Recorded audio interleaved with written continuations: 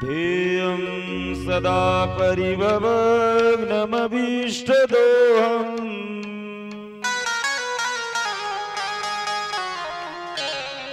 तीर्थास्पदं शिवविरञ्चिनुतं शरण्यम्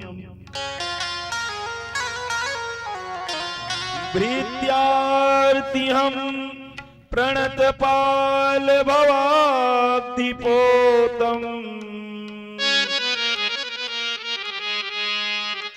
वन्दे महापुरुष ते चरणारविन्दम्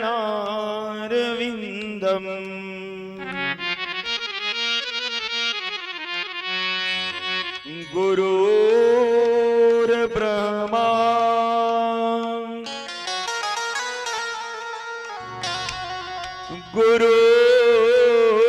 गुरुर्विष्णु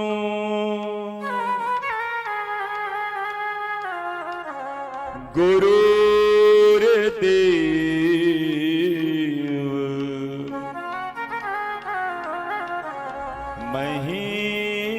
महेश्वर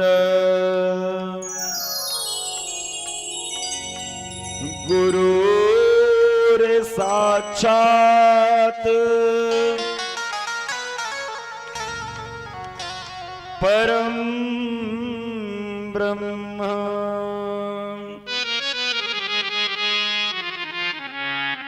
तस्मै श्री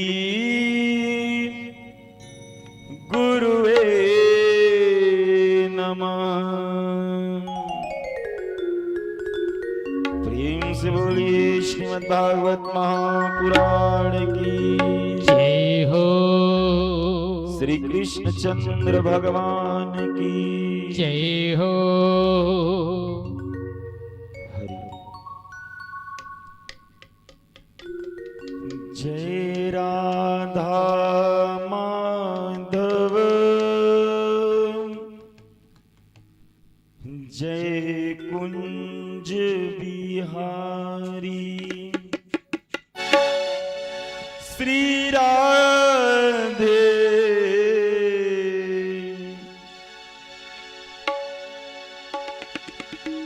जय राधा माधव जय कुंज बिहारी श्री राधे जय राधा माधव जय कुंज बिहारी जय राधा माधव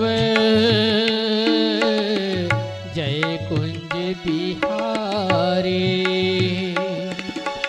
जय राधा माधव जय कुंज बिहारी जय राधा माधव जय कुंज बिहारी श्री राधे जय राधा माधव जय कुंज बिहारी जय राधा माधव जय कुंज बिहारी श्री राधे जय राधा माधव जय कुंज बिहारी जय गोपी जन वल्लभ जय गिरिवरधारी जय गोपी जन वल्लभ जय गिरिवरधारी जय राधा माधव जय कुंज बिहारी श्री राधे जय राधा माधव जय कुंज बिहारी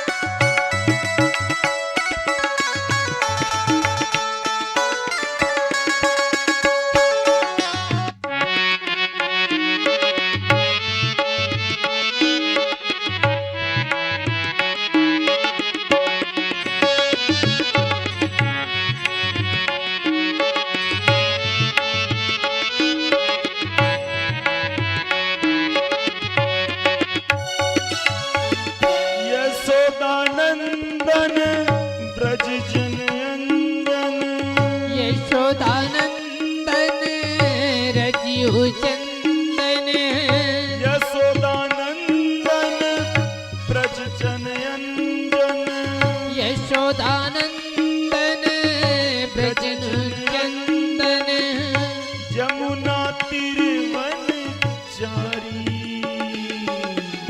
जय कृष्ण श्री राम जय राधा माधव जय कुंज बिहारी जय राधा माधव जय कुंज बिहारी श्री राधे जय राधा माधव जय कुंज बिहारी हरे राम राम राम हरे हरे हरे राम राम राम हरे हरे हरे राम राम हरे हरे हरे राम राम राम हरे हरे हरे कृष्ण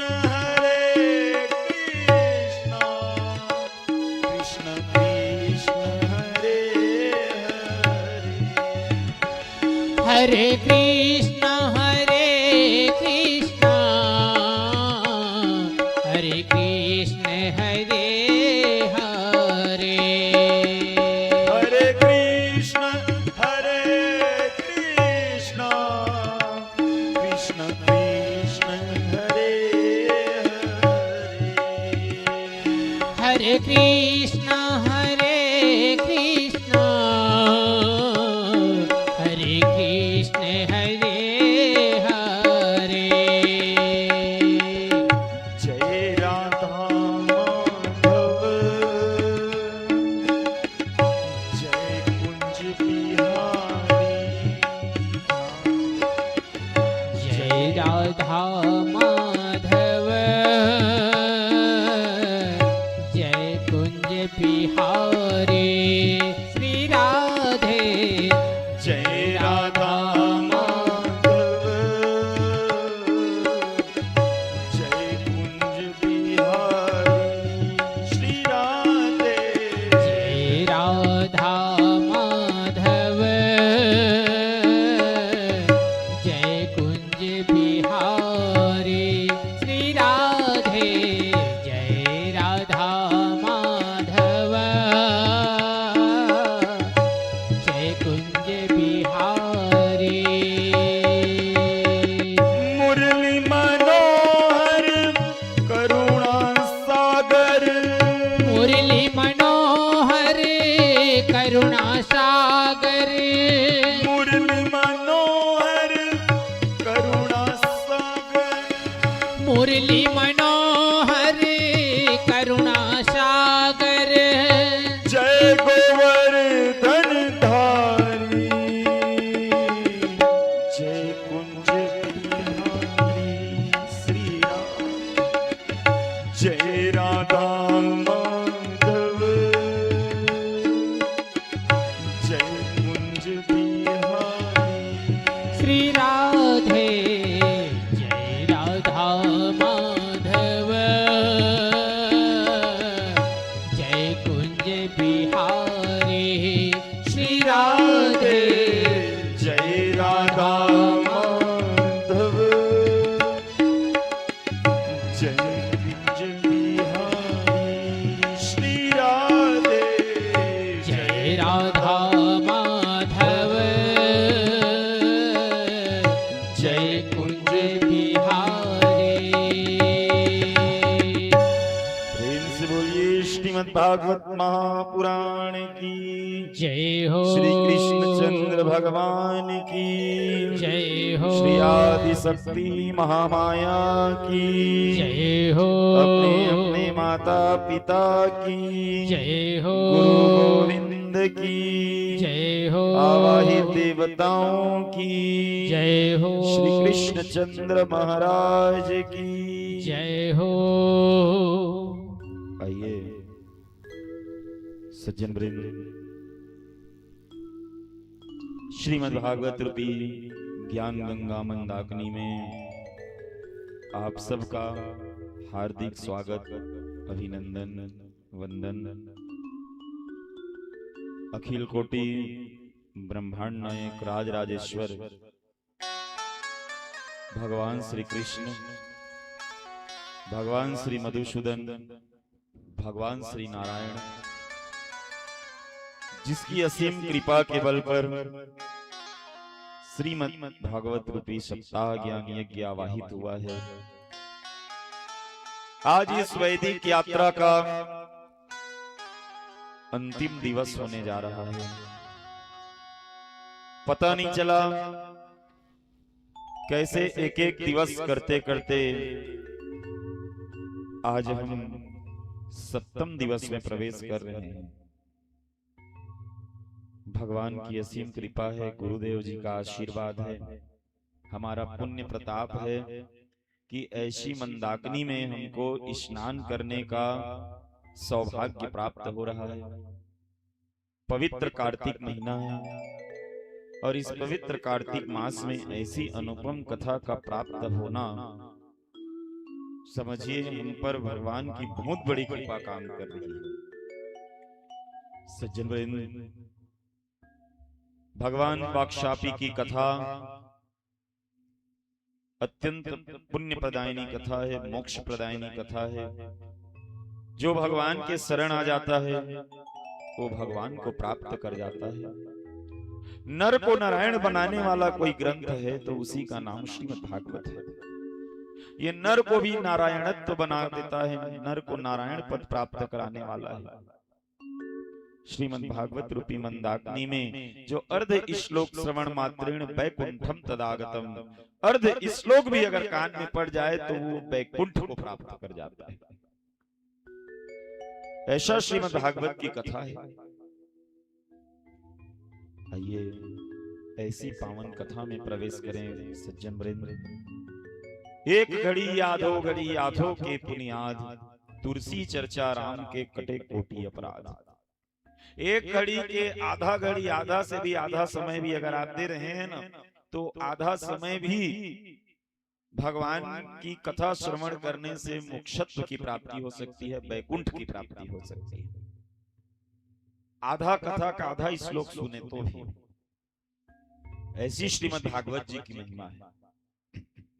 तो ऐसी पावनमयी कथा में आइए प्रवेश करें। एक एक दिवस करते करते पता नहीं चला, हमें तो ऐसा लग रहा है मानो कली कथा जो है आरंभ हुई हो और कथा जो है छूटते छूटते आज 7वें दिवस में प्रवेश कर रही है। कहा जाता है अगर बाकी आप 6 दिन कथा नहीं श्रवण कर पाए और 7वें दिवस अगर आप कथा में बैठ गए तो 7 दिवस के कथा का फल आज अंतिम दिवस की कथा देता है। बाकी 6 दिवस का जो फल है ना, वो फल भी सप्ताह ज्ञान यज्ञ के माध्यम से 7वें दिवस प्राप्त होता है। ये कथा जो है ना, सप्ताह ज्ञान यज्ञ तो है जो है, इसको संयम ज्ञान यज्ञ भी कहा जाता है। संयम, भगवान को हो सकता है आप ज्ञान से ना पा सको, ज्ञान के मार्ग में अहंकार आता है,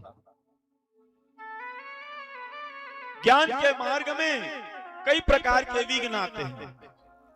हो सकता है हम ज्ञान माध्यम से भगवान को ना पा सके, इसलिए भगवान के पास में एक नया माध्यम है जिसका नाम है संयम। संयम। श्री भगवान जी की कथा ये ज्ञान यज्ञ नहीं है, संयम ज्ञान यज्ञ। यहाँ संयम सिखाया जाता है। आज 6 दिन कथा सुने हैं ना, 6 दिन का जो तोड़ है, जो रस है, वो 7वां दिवस आपको मिलता है, सप्तम दिवस में। आज का कथा जो है ना, भागवत धर्म पे चलेगा। 6 दिन कथा श्रवण करने के बाद में आपने क्या सीखा, आपने क्या जाना, आपने क्या माना, आपका कितना भक्ति आप प्राप्त किए 6 दिन कथा सुन के। 6 दिवस कथा श्रवण करने के बाद में हमारा लेवल क्या है, हम कहां पहुंचे, यही जो है सप्तम दिवस का भाव है। 14 प्रकार का धर्म होता है भैया, 14 प्रकार का धर्म, जिसमें सबसे बड़ा धर्म है परहित सरस धर्म नहीं भाई। इस दुनिया में परोपकार से बड़ा कोई धर्म नहीं होता है, सेवा से बड़ा कोई धर्म नहीं होता है। लेकिन श्रीमद् भागवत की कथा थोड़ी अलग लगती है। परोपकार से बड़ा धर्म नहीं है, ये तो पता है, लेकिन सर्वे भवन्तु सुखिनः का धर्म ही भागवत धर्म है। जिस दिन आपके मन में आ गया कि सब सुखी हो, सब संसार आनंदमय है, समझ लीजिए आपने भागवत रूपी इस ज्ञान गंगा को पा लिया। 7 दिवस कथा सुनने के बाद में ना केवल और केवल एक चीज मिलता है। 7 दिवस कथा सुने ना तो जीवन में एक चीज आना चाहिए, वो है परिवर्तन। अगर 7 दिवस हमने कथा सुना और 7 दिवस कथा सुनने के बाद में भी अगर हमारे जीवन में परिवर्तन नहीं है, तो समझ लीजिए कि भक्ति हमारे जीवन में प्रविष्ट नहीं हो पाई है। हम लोग 7 दिन तक भजन का आनंद लेते हैं, कीर्तन का आनंद लेते हैं, गायन वादन का आनंद लेते हैं, कथा का आनंद लेते हैं, राधे राधे हाथ हिलाते हैं और चले जाते हैं। भागवत की कथा यहीं तक सीमित नहीं होती है। भागवत की कथा जो है यहीं तक संयमित नहीं होती है। ये जीव कल्याण के लिए इस कथा को श्रवण किया जाता है। स्व कल्याण, समाज कल्याण इत्यादि कल्याण के लिए ही ये कथा जो है हमारे बीच में आवाहित की जाती है। और हम लोग देखें बहुत जगह जाते हैं तो बहुत सारा खर्चा और बहुत सारा बाह्य आडंबर करके लोग जो है कथा करवाते हैं, लेकिन उतना करने के बाद में भी कथा को नहीं पकड़ते, बल्कि बाह्य आडंबरों को रख के चले जाते हैं। 7 दिवस कथा सुनने के बाद में 7 दिन का क्या क्या महत्व है, क्या क्या भाव है। 7 दिन आपने कथा सुना, 7 दिन कथा सुनने के बाद अगर किसी दिन आप कहीं पे झूठ बोलने से बच गए, झूठ बोलने से बच गया, बचा लिया भगवान ने, समझ लीजिए आपने कथा को पा लिया। यही कथा का प्रभाव अगर आपको कोई गलत कर्म करने से रोक दिया कहीं पे, समझ लीजिए हमारी श्रीमद् भागवत की कथा सार्थक हो गई। श्रीमद् भागवत की कथा में अगर आपके घर में कथा करवा रहे हो, बच्चों में अच्छा संस्कार चला गया, बच्चा आज्ञाकारी निकल गया, समझ लीजिए आपका भागवत कराना सफल हो गया। श्रीमद् भागवत का आधार है, अगर आपका बुढ़ापा आपका जरा समझ जाए, सबसे दुखद इस संसार में कोई चीज है तो वो है बुढ़ापा।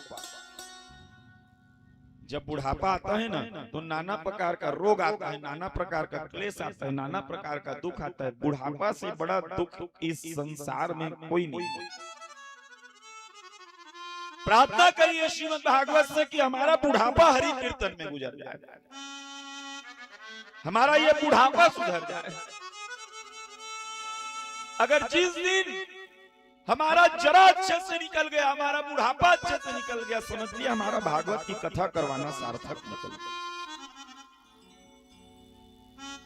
हम कहीं गलत कर्म करने से बच गए, समझ लीजिए कि हमारा भागवत करवाना सार्थक हो गया। जीव का कल्याण तो होना ही है, मोक्ष तो होना ही है, लेकिन उससे भी बड़ा चीज है इस भागवत धर्म को पाना। हम भागवत तो कराते हैं, लेकिन ये भागवत धर्म को हम लोग नहीं जानते हैं।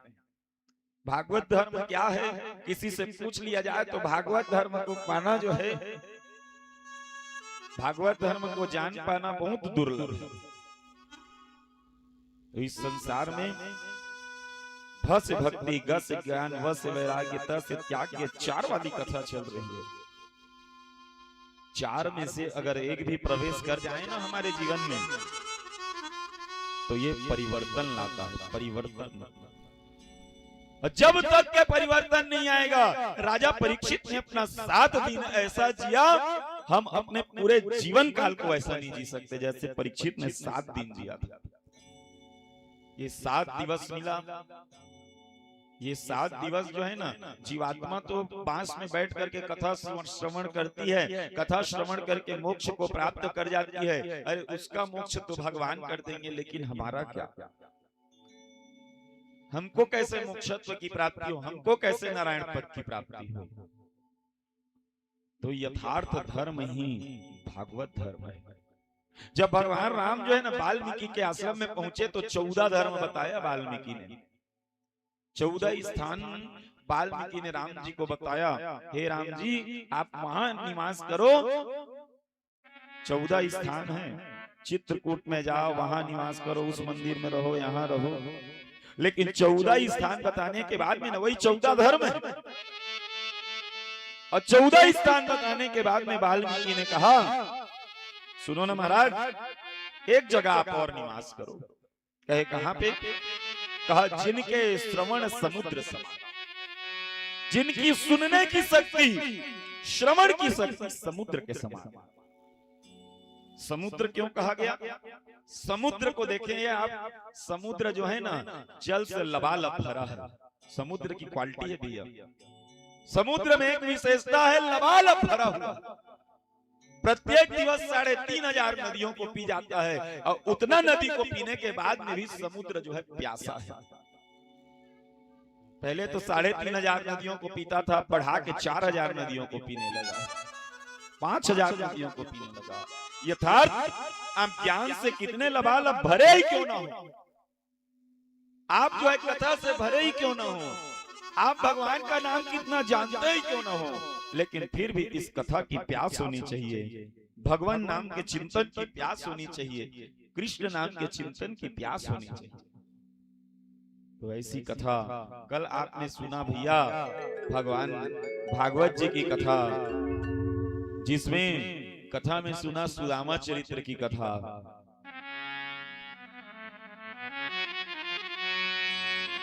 सुदामा जी महाराज, सुदामा जी की कथा जोड़ी गई इसमें। सुदामा का नाम नहीं है श्रीमद् भागवत में। सुदामा कौन है? जो भगवान को सुंदर से सुंदर दाम देना जानता है। और मैंने कल बताया था, काम ही नारी प्यारे जनी लोभ है प्रिय जनी दाम, और तिमी रघुनाथ निरंतर प्रिय लागा मोहिरा। भगवान को आप क्या दीजिए दाम में? आप भगवान के नाम को ही दाम में दीजिए, क्योंकि इस संसार में सब चीज मिल जाता है, लेकिन जगह नहीं मिलता, द्वार नहीं मिलता। कौन सा द्वार? जहां पे आपको प्रेम मिल सके। इस संसार में ऐसा हरि के द्वार के सिवा कोई दूसरा द्वार नहीं है जिस द्वार में प्रेम मिल सके। ये संसार अथाह सागर है। ये संसार के किसी दरवाजे में आप चले जाइए, आप रिश्तेदारों में चले जाइए, 2 दिन तो बहुत अच्छा बात करेंगे, तीसरा दिन रिश्तेदार के भी भाव बदल जाएंगे। लेकिन ये द्वार ऐसा है कि निरंतर आओगे तो भी इसका भाव बदलने वाला नहीं है। जो प्रेम हमारा कन्हैया बैठे बैठे लोगों में प्रवाहित करता है, जो इसके द्वार में प्रेम है, वो संसार के किसी द्वार पर नहीं। कृष्ण ने सुदामा को हृदय से लगाया, क्यों? क्योंकि भगवान के आगे में कोई अमीर नहीं, कोई गरीब नहीं, कोई निर्धन नहीं, कोई भगवान के आगे में सब समान है। समदर्शी है नाम तुम्हारो,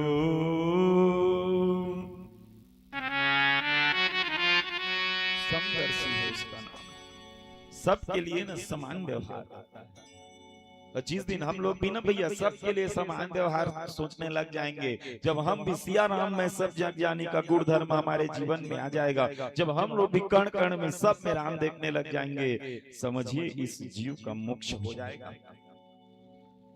इसीलिए एक कविकार बहुत अच्छे लिखते हैं, अगर आसरा रखना है ना तो गुरु या गोविंद पे रखो, जगत में आसरा नहीं रखना। सुदामा जी महाराज के पास में कितनी भी गरीबी क्यों नहीं, कितनी भी निर्धनता क्यों नहीं, लेकिन सुदामा जी ने एक चीज जो है नहीं छोड़ा महाराज, और वही सुदामा चरित्र का मेन सार तत्व है। सुदामा जी महाराज दूध जले पानी पी पी के जीवन काटे, लेकिन सुदामा जी महाराज ने अपने पूरे जीवन काल में एक चीज नहीं किया, किसी के एहसान के तले में नहीं दबे, स्वाभिमान नहीं छोड़ा। भले ही मर जाऊं तो मर जाऊं, देगा तो देगा ऊपर वाला, लेकिन कभी किसी के घर में जाकर के भिक्षा नहीं मांगी। कोई आकर के आग्रह करके महाराज है करके दे देते तो रख लेता था, लेकिन कभी किसी दरवाजे में जाकर के झोली नहीं फैलाई। सुदामा जी का जो जीवन है ना, पूरा जीवन जो है स्वाभिमान पर है। हम लोग तो थोड़ा सा परिस्थिति आता है तो हम लोग याचक बन जाते हैं, मांगने वाले बन जाते हैं। जीवन में सब चीज गिरा दीजिए, लेकिन याद रखिए एक चीज ना गिरने पाए, वो है स्वाभिमान। स्वाभिमान एहसानों के तले में खाई गई रोटी में ना कोई स्वाद नहीं रहता, उससे ज्यादा तो वो भूख का तड़प बेहतर है, भूख का तड़प बेहतर है। एहसानों की रोटी में वो स्वाद नहीं होती है। जीवन को स्वाभिमान में झोंका, भगवान के दरवाजे में गए लेकिन किसी के दरवाजे में एक रोटी नहीं मांगी सुदामा जी ने पूरे जीवन काल में। जीवन में प्रयास करिए, सुदामा बन पाना बहुत कठिन है। हम लोग तो थोड़ी सी परिस्थिति आती है तो दूसरे से मदद मांगते हैं, लेकिन सुदामा जी ने, उसकी पत्नी ने चावल भी 4 घर से मांगा तो उधार मांगा बहुत मुश्किल में, और जाकर के लौटाया। भगवत प्राप्ति कराना था इसलिए। सज्जन वृंद, ये संसार अपार है, यहाँ कोई सार नहीं। दोस्त तो मिल जाते हैं लेकिन हम सफर कोई याद नहीं। एक कविकार बहुत अच्छी लाइन लिखते हैं, 2 लाइन सुना के मैं आपको इस कथा में आज के प्रवेश करता हूं।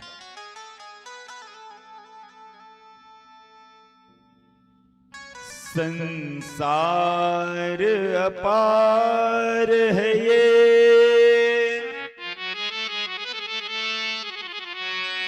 कुछ सार नहीं मिलता,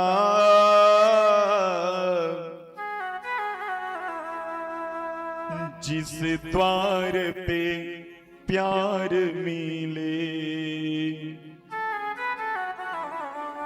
वो द्वार नहीं मिलता।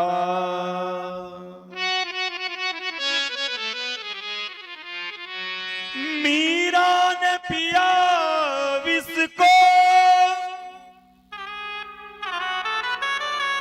मैं पी भी नहीं सकता,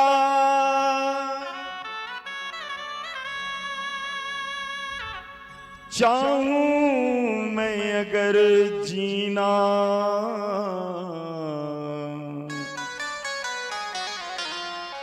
मैं जी भी नहीं सकता।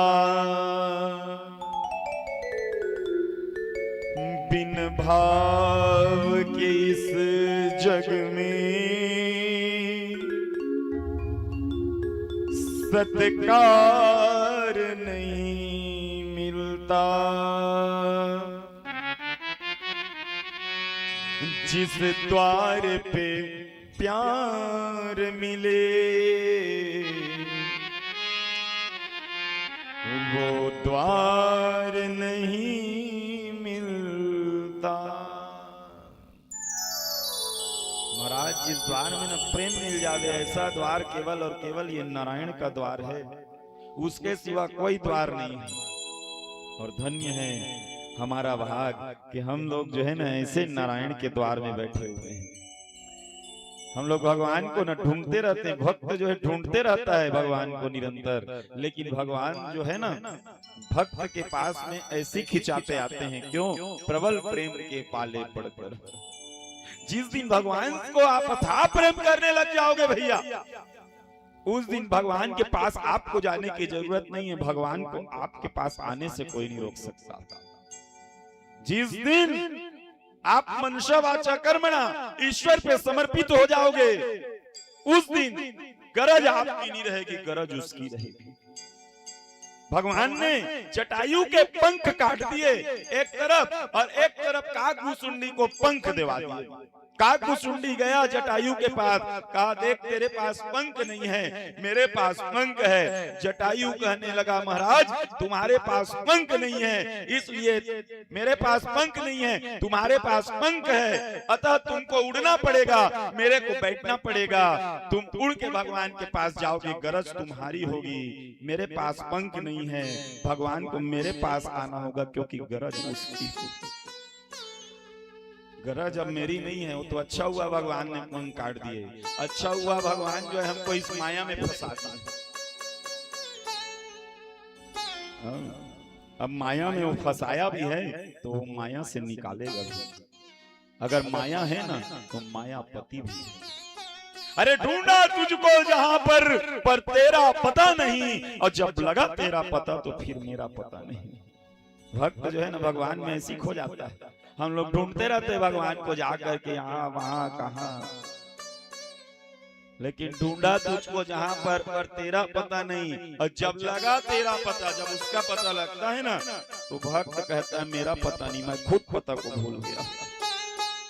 हम लोग गड़बड़वाते तो हैं, हम लोग भगवान को ढूंढने जाते हैं और ढूंढ के घूम फिर के आते हैं कहाँ पे, घर में। 3 प्रकार का गुण होता है, तो सतोगुण, एक रजोगुण और एक तमोगुण। सतोगुण जो है ना भगवान के करीब लाता है। कैसे? जैसे आपको बहुत अच्छा वृंदावन जाने का मन किया, आप चले गए, सतोगुण काम कर रहा था, वृंदावन गए, भगवान का दर्शन किए, दूसरा गुण चालू हो गया। जैसे वृंदावन पहुंचते तक सतोगुण, उसके बाद में देखा वहां का अभाव, तो रजोगुण चालू हो गया, धन लुटाने लगे, दान देने लगे, ये दूसरा गुण भी वहां पे काम करने लगा। फिर वहां से लौट करके जब घर आए, तीसरा गुण आ गया जिसका नाम है तमोगुण। घर से आते हैं वृंदावन से, फिर 7 दिन सो जाते हैं है ना। तो ये जो है 3 प्रकार का गुण, ये 3 गुण से अगर ऊपर उठा के कोई भगवत प्राप्ति कर लेवे, समझ लीजिए वही सच्चा भक्त है। हम लोग तो भगवान को ढूंढते हैं। कहाँ जाते हो आप लोग ढूंढने? गए हैं कि नहीं? एक संत बहुत अच्छा लाइन लिखते हैं, वृंदावन में ढूंढा तुझे, गोकुल में पाया है। हम लोग भगवान को ढूंढने के लिए न वृंदावन गोकुल तक चले जाते हैं, लेकिन श्याम जी से मिलने का, कन्हैया जी से मिलने का, भागवत ही बहाना है। दुनिया वाले क्या जाने, हाँ दुनिया वाले क्या जाने, मेरा रिश्ता पुराना है। श्याम जी से मिलने का,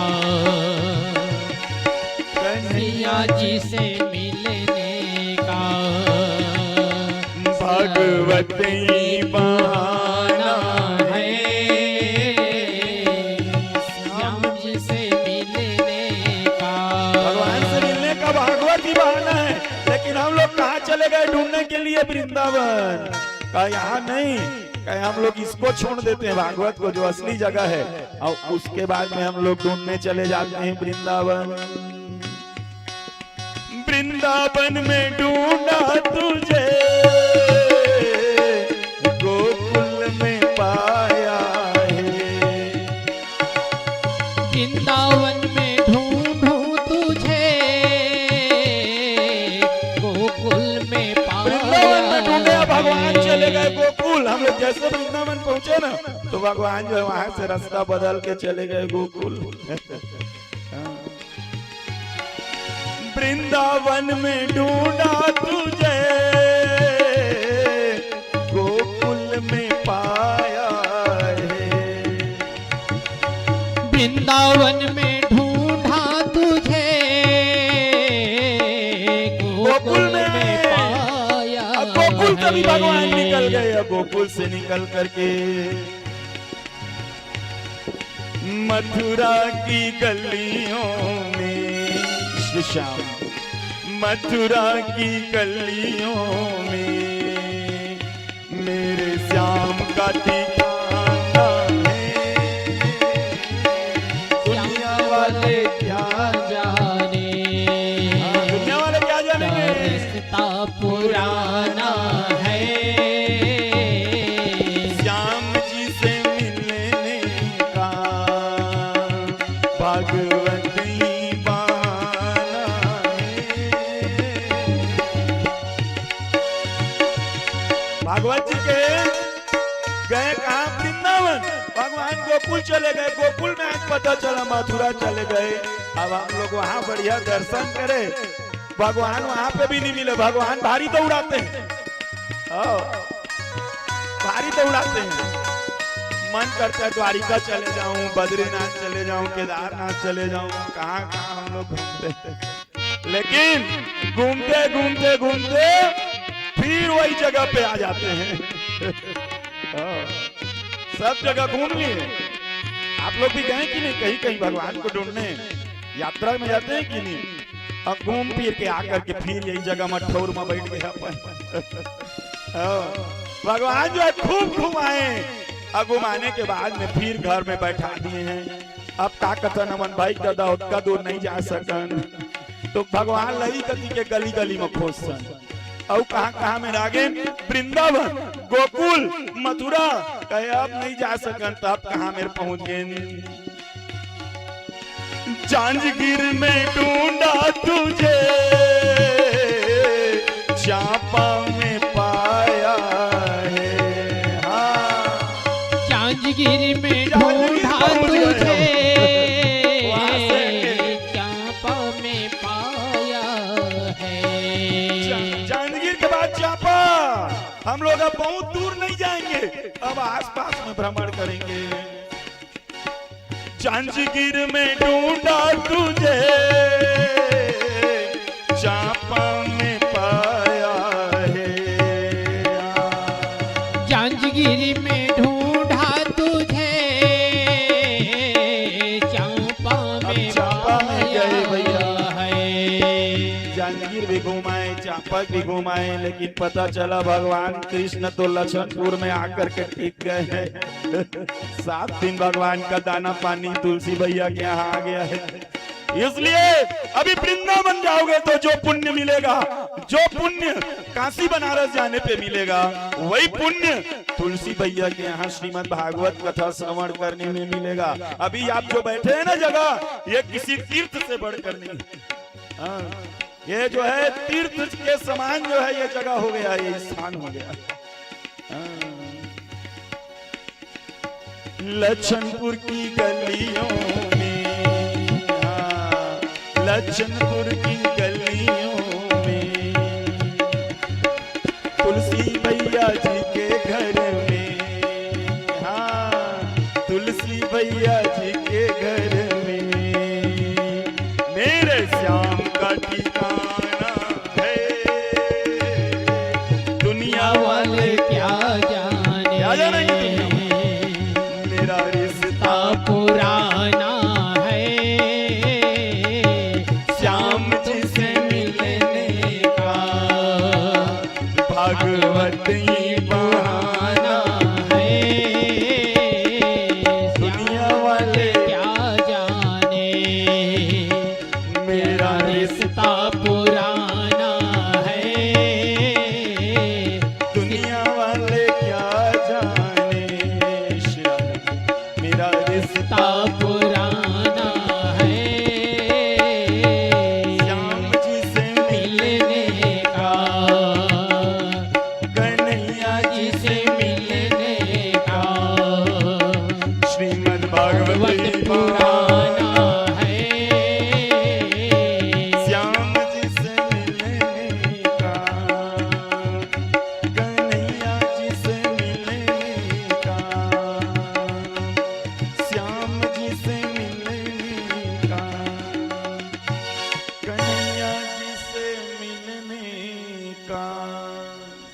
श्रीमद् भागवत ही बहाना है। प्रेम से बोलिए श्रीमद् भागवत महापुराण की जय हम हो। लोग भगवान को ना दुनिया भर में ढूंढते रहते हैं, लेकिन असल में तो भगवान जो है हमारे पास में ही बैठे रहते हैं भैया। हम लोग लाख चाहे ना तो भी भगवान से हम लोग दूर नहीं जा सकते। सज्जन वृंद, आइए कथा में प्रवेश करें। हमारा तो 1 घंटा इसी में चला गया आज है ना। भूमिका बांधते रहते हैं, आज 7वां दिन है, भूमिका ही बांधना है बस। जितना भूमिका है सब समर्पण कर देंगे आपके पास जो आता है। सज्जन वृंद, समय आ गया भगवान के बैकुंठ जाने का। जिस भगवान श्री कृष्ण को हम लोगों ने स्वागत किया, वो भगवान कृष्ण के परम धाम जाने का समय निकट आया महाराज। और उसके पहले एक कथा लेकर के हम चलते हैं। भगवान कृष्ण को आज अपनी माता की बहुत याद आने लगी है, माँ देवकी की। और महाराज माँ देवकी के पास में भगवान श्री कृष्ण और बलराम दोनों गए हैं। आज मातृत्व सुख भगवान श्री कृष्ण देवकी के पास में लेने लगे। क्षमा प्रार्थना मांगा भगवान श्री कृष्ण ने, कहा हे माँ मेरे को क्षमा कर देना, मेरे चलते मेरा जन्म तो कारावास में हुआ, लेकिन हे माँ मैंने तेरा वात्सल्य सुख नहीं प्राप्त कर पाया। हे माँ आज मुझे तेरी बहुत याद आ रही थी, इसलिए हे माँ आज का हम पूरा समय तुम्हारे लिए लेकर के आए हैं। हे माँ आज अपनी वात्सल्य सुख हमको प्रदान कर। तभी भगवान श्री कृष्ण की नजर माता के अंतरस में छिपे हुए अशांत मन पर पड़ा है। माता ऊपर ऊपर से तो पुत्र को गले लगा रही है, प्रेम कर रही है, लेकिन महाराज भगवान श्री कृष्ण को माता के हृदय में छिपे हुए अंतरंग भाव, उनका अशांत मन दिखने लगा। भगवान श्री कृष्ण पूछने लगे, हे मां लगता है तेरे मन में कुछ पीड़ा है, कुछ दुख है। तू बोल सकती है मां, तू क्या चाहती है? तुझे कुछ कमी है क्या? तुझे कुछ चाहिए क्या मां? बता मां मैं क्या सेवा करूं तेरी? मां तू जो भी कहे ना, आज मैं हर इच्छा तेरी पूरी कर दूंगा। आज मुझे तेरे चरणों में बैठने का सौभाग्य प्राप्त हुआ है। हे मां आदेश कर, तेरे मन में कुछ समस्या है या शांत मन है, तेरा कुछ प्रश्न है, बोल मां। तो मां देवकी सज्जन वृंद रोते रोते भगवान श्री कृष्ण के पास में हाथ जोड़ी है, हाथ जोड़ने लगी और महादेव की भगवान श्री कृष्ण से स्तुति करने लगी है। हे नारायण मैं जान रही हूं तू कोई और नहीं बल्कि साक्षात ब्रह्म है। हे केशव मैंने भी वो आकाशवाणी सुनी थी जिस समय मेरा विदाई हो रहा था। उस समय आकाशवाणी ने कहा था कि मेरे गर्भ से 8वें पुत्र के रूप में कोई और नहीं बल्कि साक्षात नारायण अवतार है। हे पुत्र तू भले ही मेरे पुत्र के रूप में आया है, अरे तू छोटों को बड़ा बनाने वाला है, बड़ों को छोटा बनाने वाला है। तू तो सकल ब्रह्मांड का पिता है, तू सकल ब्रह्मांड का नायक है। लेकिन हे केशव मैं ना आज तुझसे कुछ मांगना चाहती हूँ, क्या तू मेरी एक इच्छा पूरी करेगा? भगवान श्री कृष्ण कहने लगे, मां मांग मत, मां आदेश कर। मां मांगना नहीं, आदेश करना। ऐसा मत बोल मां, क्योंकि माता पिता और गुरु का ऋण ना हम करोड़ों जन्म ले लेंगे, उसके बाद में भी वो ऋण से हम मुक्त नहीं हो सकते। ए मां, तेरा ऋण है, तूने अपने गर्भ से मुझे जन्म दिया है। हे मां, तू मांग मत, तू आदेश कर। मैं और ताऊ भैया ना अपने चाम को भी खिंचवा लें, और इस चाम को खिंचवा करके इस छाल से अगर पन्ही बना लें, अब पन्ही बना करके तेरे चरणों में रख दें, तो भी हम तेरे ऋण से आजाद नहीं हो सकते, तेरे ऋण से मुक्त नहीं हो सकते। हे मां, तू मांग मत, तू आदेश कर। इस संसार में हम सब चीज कर सकते हैं, लेकिन मातृत्व ऋण, पितृत्व ऋण और गुरुत्व ऋण, ये तीन ऋण से कभी मुक्त नहीं हो सकते। माता का ऋण जो है ना, इस संसार में करोड़ों जन्म ले लोगे तो भी माता का ऋण कभी नहीं चुका पाओगे, पिता का ऋण कभी भी नहीं चुका पाओगे। एक सेठ जी हैं जिन्होंने कोई काशी में एक मंदिर बनवाया भगवान शंकर का, मेरे को जगह का नाम स्मृति में नहीं है, याद नहीं आ रहा है। और संकल्प लेने के समय में ना संकल्प लिया कि मैं जो है अपने मातृत्व ऋण से मुक्त होने के लिए इस मंदिर को बनवा रहा हूं करके, तो जैसे ही संकल्प हुआ ना, तो मंदिर जो है आधा जमीन में धंस गया, धरती में धंस गया मंदिर जो है। इस संसार में कुछ भी कर ले भैया, कितने भी यत्न क्यों ना कर लें, लेकिन माता पिता का ऋण, गुरु का ऋण कई जन्म लेने के बाद में भी कोई जो है उस ऋण से मुक्त नहीं हो सकता। भगवान श्री कृष्ण स्वयं कहने लगे, नमो अनंताय बृहते नमः। महाराज भगवान श्री कृष्ण जो है अपनी मां से कहने लगे, सुन मां, अगर हम लोग छाल भी खिंचवा देना, अपनी चमड़ी से तेरा जूती भी बनवा दे, तो भी इस ऋण से मुक्त नहीं हो सकते।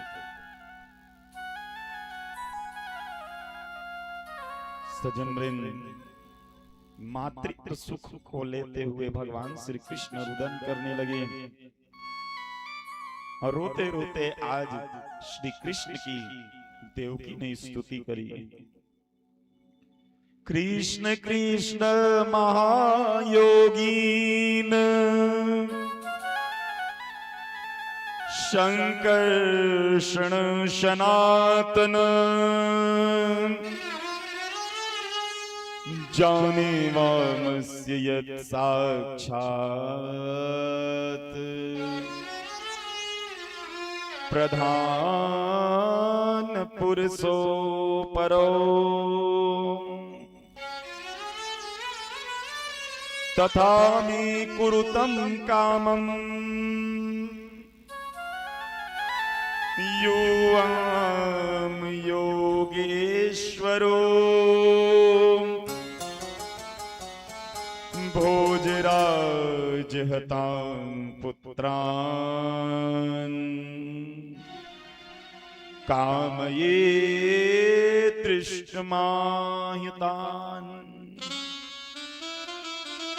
मां देवकी ने स्तुति करी, कहा पुत्र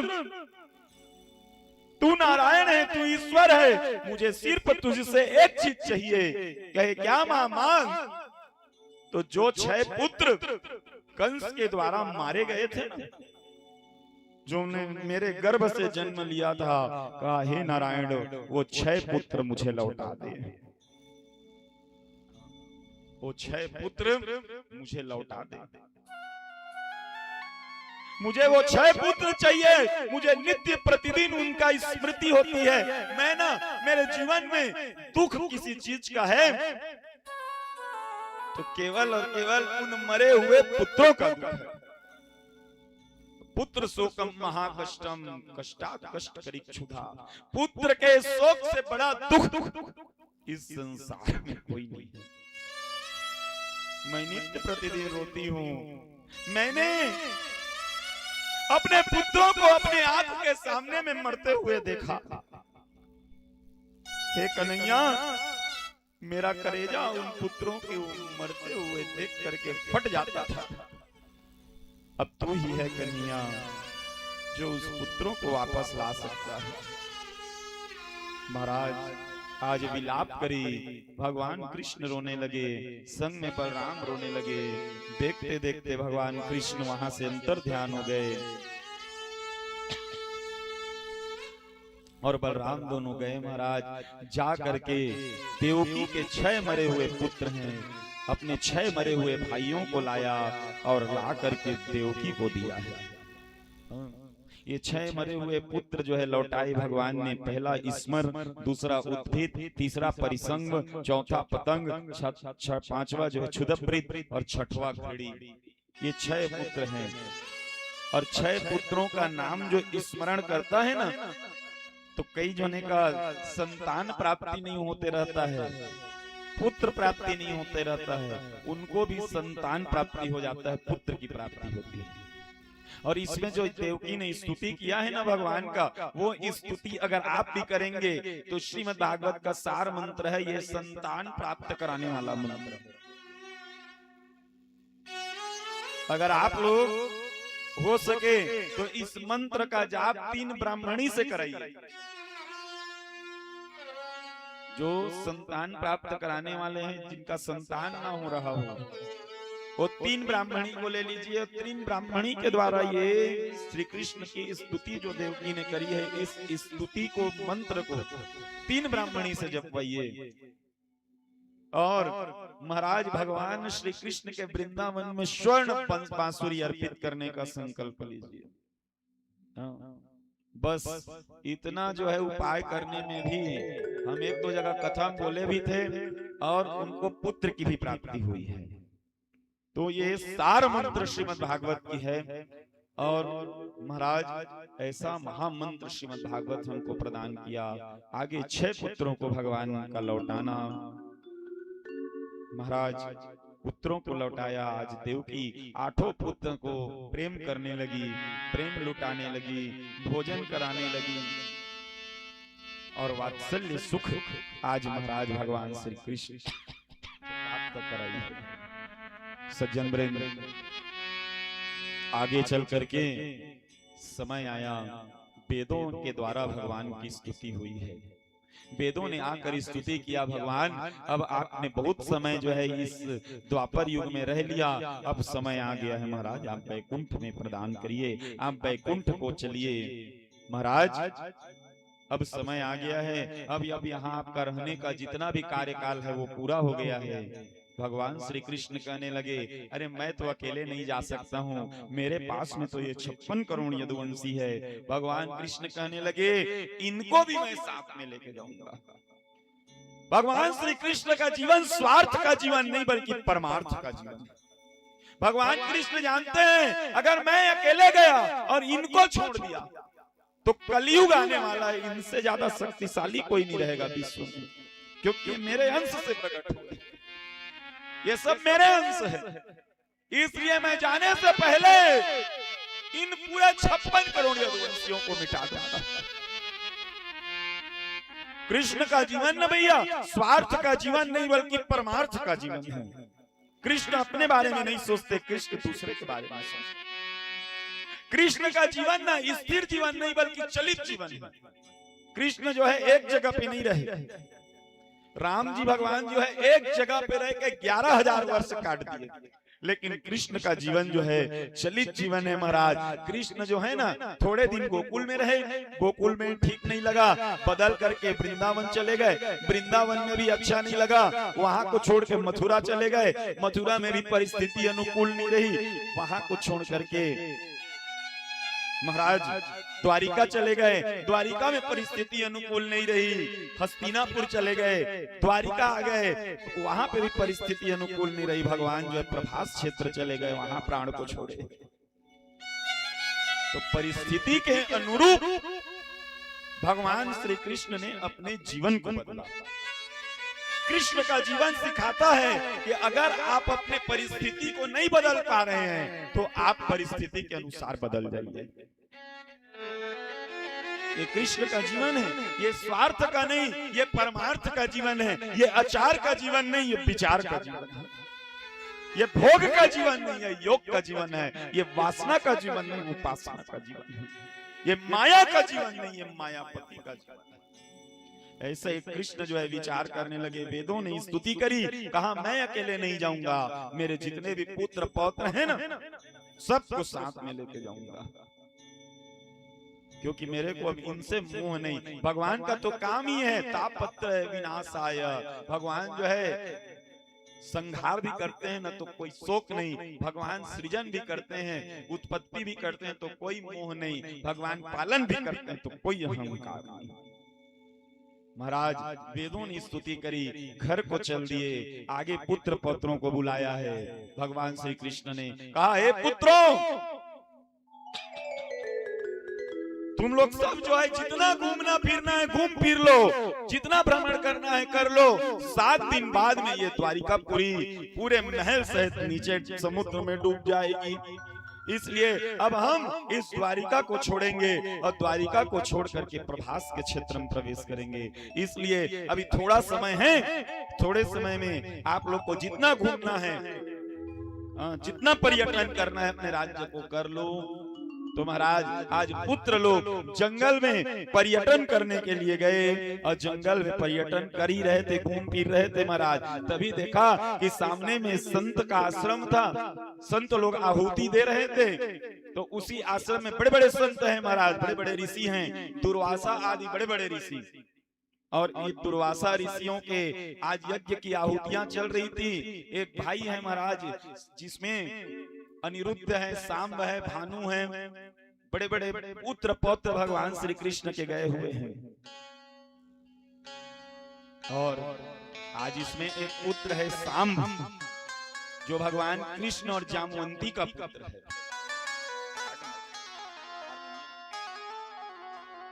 कृष्ण और जामवंती का पुत्र है जिसका नाम है सांब। और ये सांब जो है ना महाराज, ये गया है, देखा दूर से यज्ञ चल रहा था, दौड़ते दौड़ते आया, एक भाई से कहा, सुनो भाई, अरे सामने में यज्ञ चल रहा है, बड़े बड़े ऋषि आए हैं, पहुंच वाले लोग हैं, दुर्वासा गौतम आदि बड़े बड़े ऋषि हैं वहां पे, तो चलो ना एक काम करते हैं, उन लोग का परीक्षा लेते हैं। अब विनाश काले च विपरीत बुद्धि, विनाश के समय में ना इंसान की बुद्धि विपरीत हो जाती है। तो एक भाई को साथ में लिया और लेकर के परीक्षा लेने के लिए चला गया महाराज। एक भाई को जनाना वेश धारण कराया, मटका बांधा पेट में, उदर में, और पहुंच गया और संतों की सभा में जाकर के सांब जो है प्रश्न करने लगा। ऋषियों, आप लोग तो बहुत ज्ञानी हो, आप लोग महात्मा हो, आप लोग निकालदर्शी हो, ये मेरी लुगाई है, पत्नी है, बताओ ये पत्नी जो है मेरे गर्भ से है, इसके गर्भ से पुत्र होगा कि पुत्री होगी? बताओ महाराज, इसके गर्भ से क्या होगा, पुत्र के पुत्री? संतों ने ध्यान लगा करके देखा, पता चल गया महाराज ये आया हुआ है वो छल कर रहा है। त्रिकालदर्शी संत दुर्वासा, पता चल गया आया हुआ है, परीक्षा लेने आया है, क्रोधित हो गए, प्रचंड क्रोध में आने लगे दुर्वासा और जल लिया हाथ में, कहा, अरे कृष्ण के नालायक संतानों, जिस कृष्ण ने अपने पूजा करते करते पूरा जीवन संतों के चरणों में लगा दिया, उसी संतों का तुम परीक्षा लेने के लिए आए हो? हाँ, उसी संतों का परीक्षा ले रहे हो? महाराज दुर्वासा क्रोध में आ गया, कहा, तुझे जानना है ना कि इससे जो है जनाना वेशधारी तेरे भाई से पुत्र होगा या पुत्री? तो सुन, ना तो इससे पुत्र होगा और ना तो इससे पुत्री होगी, तो फिर क्या होगा महाराज? कहे एवं प्रलप्या मुनियस्तनुच कुपिता नृपः जानस्यति वो मदाम मूसलम कूलनाशनम। कहे ना तो इससे पुत्र होगा ना तो इससे पुत्री होगी, एक लोहे का मूसल पैदा होगा जो तेरे 56 करोड़ यदुवंशियों को नाश कर देगा। जानिस्यति वो मंदा मूसलम कुलनाशनम। इससे पुत्र पुत्री नहीं होगी बल्कि 56 करोड़ यदुवंशियों का संहार करने वाला, नाश करने वाला एक लोहे का मूसल पैदा होगा। महाराज डर गया, शाम छींटा पड़ गया जल का। देखा जनाना वेशधारी महाराज निकाला तो देखा मटका जो है वो लोहे के मूसल में बन गया था। सांब डर गया, डरते डरते उग्रसेन के पास में पहुंचा। महाराज कहा देखो लोहे का मूसल मेरे गर्भ में बंध गया है। महाराज मुझे ऋषियों का श्राप लग गया कि आज से ये लोहे के मूसल से हमारा संहार हो जाएगा। उग्रसेन महाराज आए, तलवार निकाली, महाराज उस गर्भ से उस लोहे के मूसल को काट करके बाहर निकाला। बाहर निकाल करके पीसने लगे। इतना पीसा कि लोहे का चूर्ण आटे के चूर्ण के समान हो गया और जा करके महाराज समुद्र में फेंकने लगे। समुद्र में फेंका गया। समुद्र भी जो है पाप को रख नहीं पाया। संतों का श्राप भी जो है रिटर्न करने लगा, वापस करने लगा। वापस आ करके महाराज वहीं जो है किनारे में सिमटने लगा और इसी लोहे के चूर्ण से एक घास उत्पन्न होने लगा जिसका नाम एरका। ये बहुत तीव्र घास होता है, अगर छोटा सा भी चुभ जाए ना तो आदमी जो है कट जाता है। इससे घिसते घिसते घिसते छोटा सा मूसल बच गया था। कितना को घिसे लोहे को, कितना भी घिसिए लोहे का छोटा सा कील बच ही जाता है। महाराज कील बच गया। उग्र सेनाएं बीच समुद्र में गए, कील को फेंका महाराज, कील फेंका।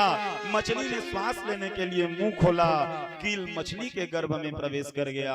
आगे चल करके मछुआरा का आना, जाल बिछाया और जाल बिछा करके मछली हाथ में आई। मछली हाथ में आई महाराज, घर गया, मछली काटा, वही लोहे का वो कील निकला।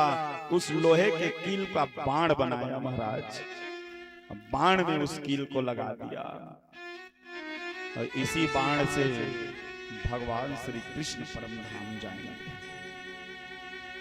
महाराज आज द्वारिका की नगरी वीरान होने लगी, सुनसान लगने लगा।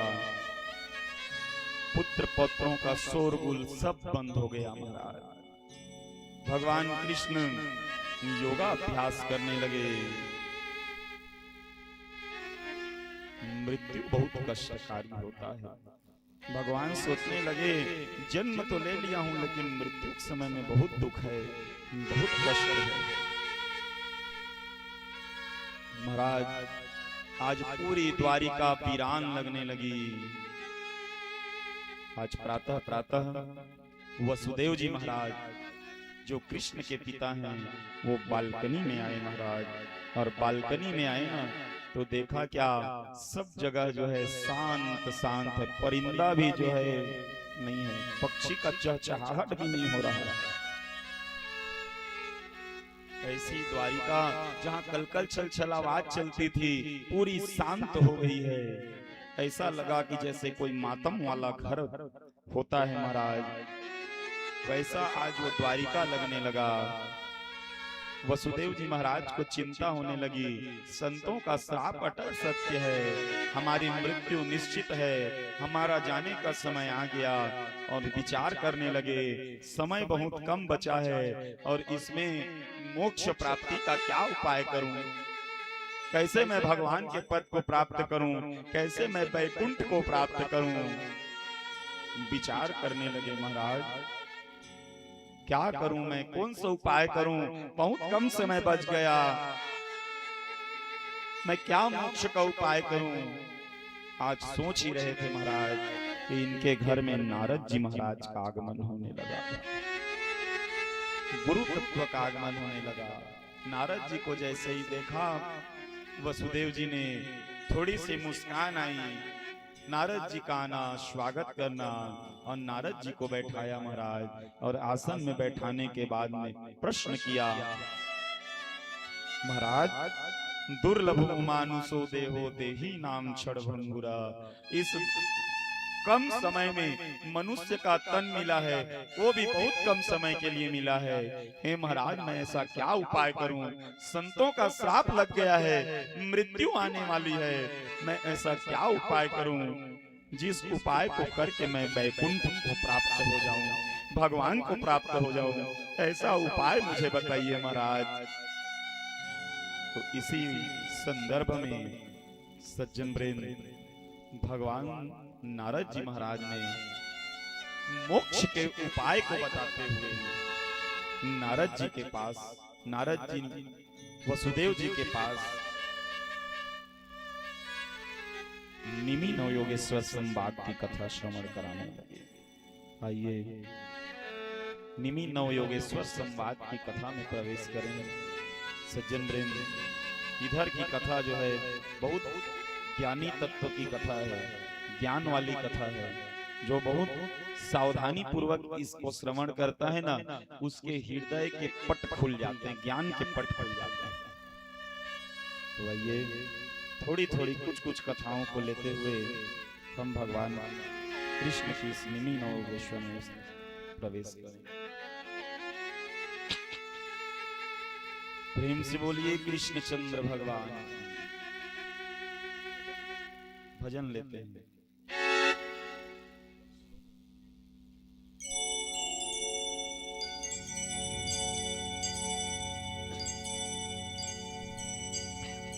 बोले बांके बिहारी लाल की जय।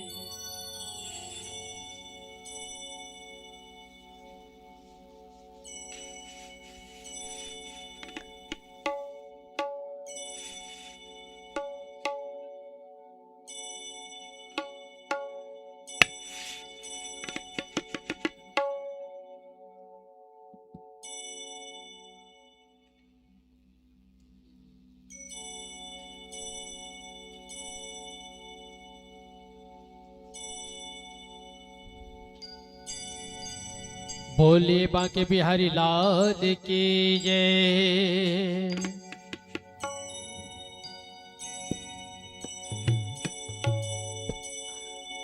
मत होना मन बावरे उदास,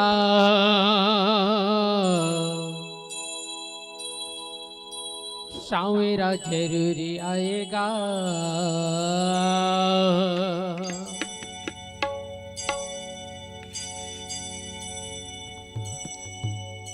मत हो न मन पाओ रे उदास, सावरा जरूर आएगा। मत हो न मन पाओ रे उदास, सावरा जरूर आएगा। मन में रखना विश्वास, सावरा जरूर आएगा।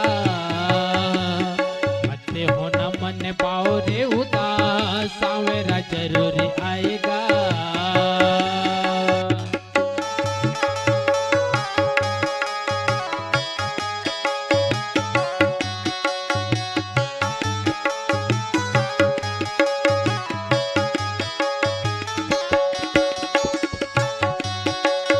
डोल नैया तेरे हाथों में न पतवार हो, राहे अनजाने और घोरे अंधकार हो। डोल नैया तेरे हाथों में न पतवार हो, राहे अनजाने और घोरे अंधकार हो।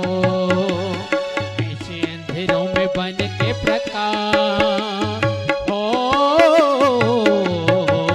ऐसे अंधेरों में बन के प्रकाश, सावेरा जरूर आएगा। मत हो न मेरे बावरे उदास, सावेरा जरूर आएगा।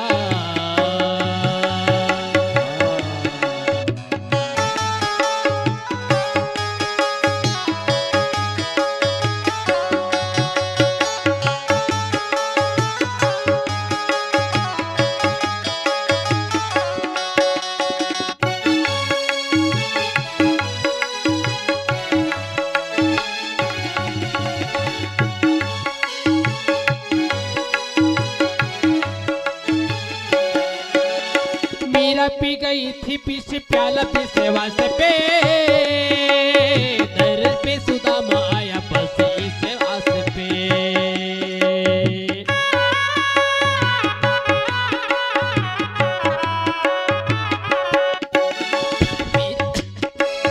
मीरा पी गई थी पीछ प्याला भी सेवा से पे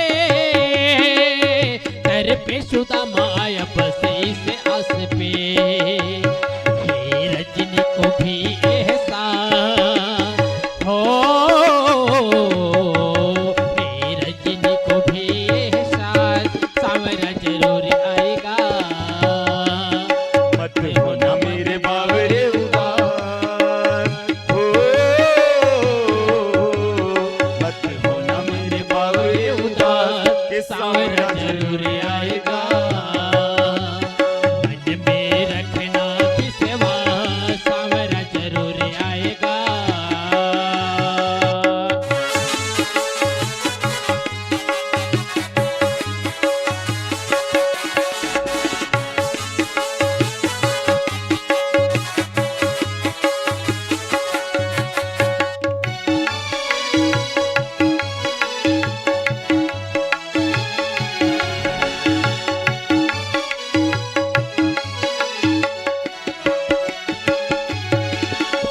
जिसे था मैं के बारे उसका न छोड़ता भक्तों का सावरा भरोसा न तोड़ता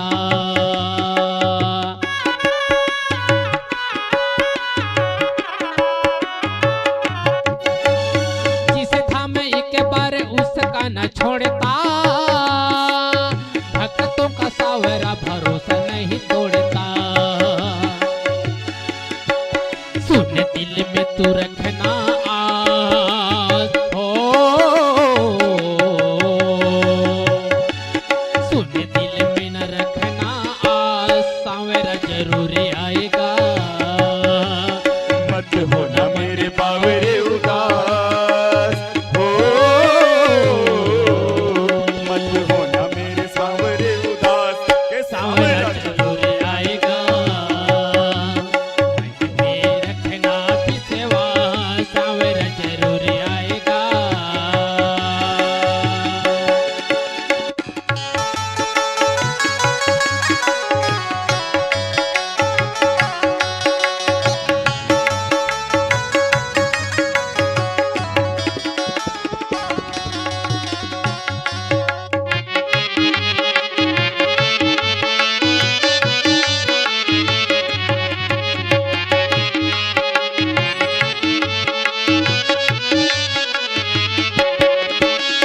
बोले नैया तेरे हाथों में न पतवारे हो राहे अन जाने और घोरे अंधकार हो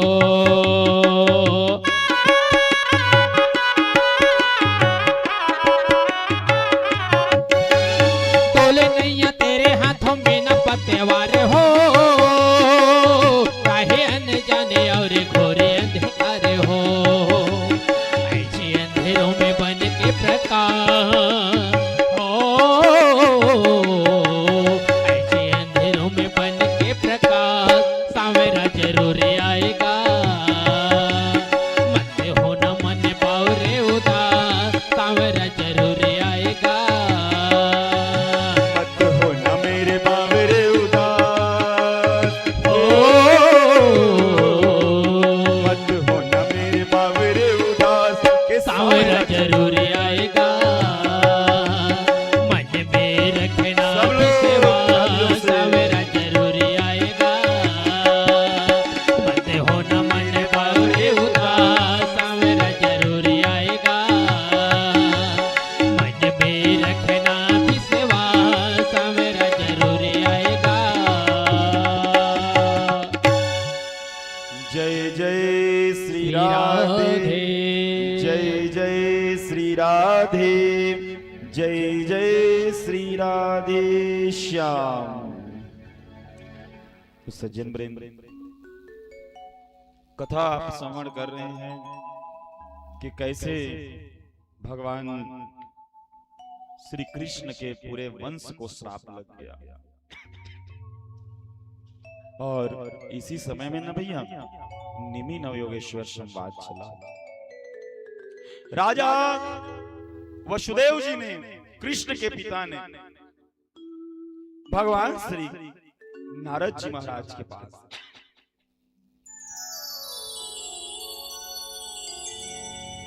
के पास में प्रश्न किया है कि महाराज बताइए, मृत्यु तो निकट है, इस मृत्यु से लड़ने का क्या उपाय है, मोक्ष प्राप्ति का साधन क्या है।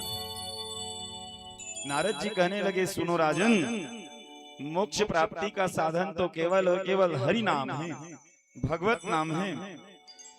तो राजा वसुदेव जी कहने लगे कि मैंने तो बहुत हरि नाम किया है महाराज, बहुत पुण्य किया है, बहुत दान धर्म किया है, तो महाराज इतना काफी नहीं है क्या कि मेरा मोक्ष हो जाए, मुझे जो है नारायण पद प्राप्त हो जाए।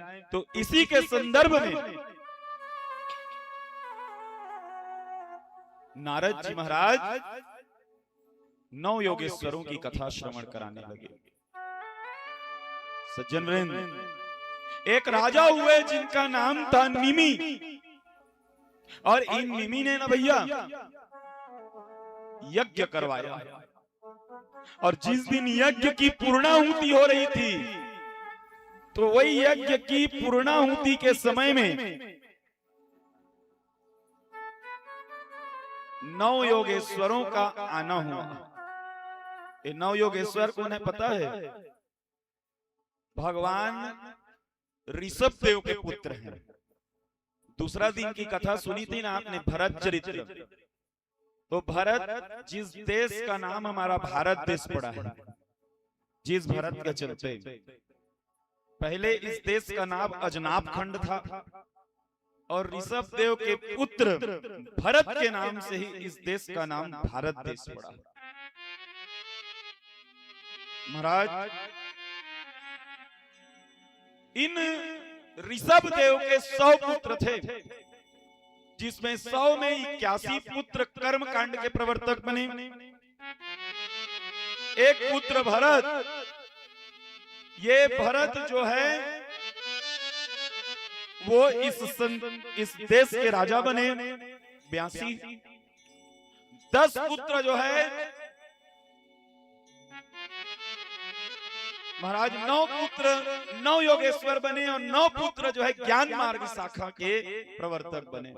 ऐसे करते 100 पुत्र बने। तो इन 9 योगेश्वरों का आना निमि के यहाँ हुआ, यज्ञ की पूर्णाहुति हो रही थी।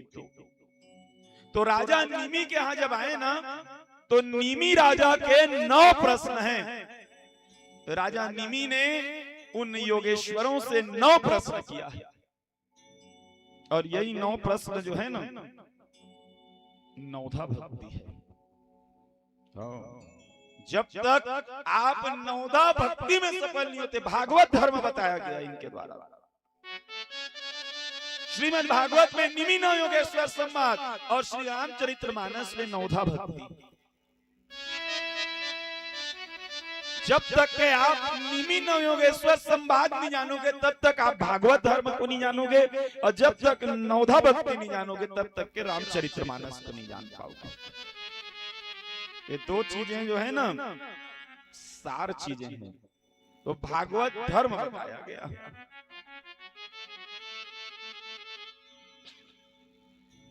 राजा निमि ने प्रश्न किया 9 योगेश्वर, कहा महाराज मैं यज्ञ करवा रहा हूं, पूर्णाहुति हो रही है, तो महाराज ये बताइए कि मेरा मोक्ष कैसे होगा, मोक्ष कौन प्राप्त करता है, सबसे पहले तो वो बताइए। तो कहा राजन, जो भगवान का सेवा अच्छे से करता है, पूजा अच्छे से करता है, मोक्ष प्राप्त करता है। जो भगवान की यज्ञ करवाता है, पूजा पाठ करता है, जो दान देता है। तो कहा महाराज, तो ऐसे में तो मोक्ष जब होगा, तो मोक्ष में सबसे पहला मोक्ष मेरा होगा।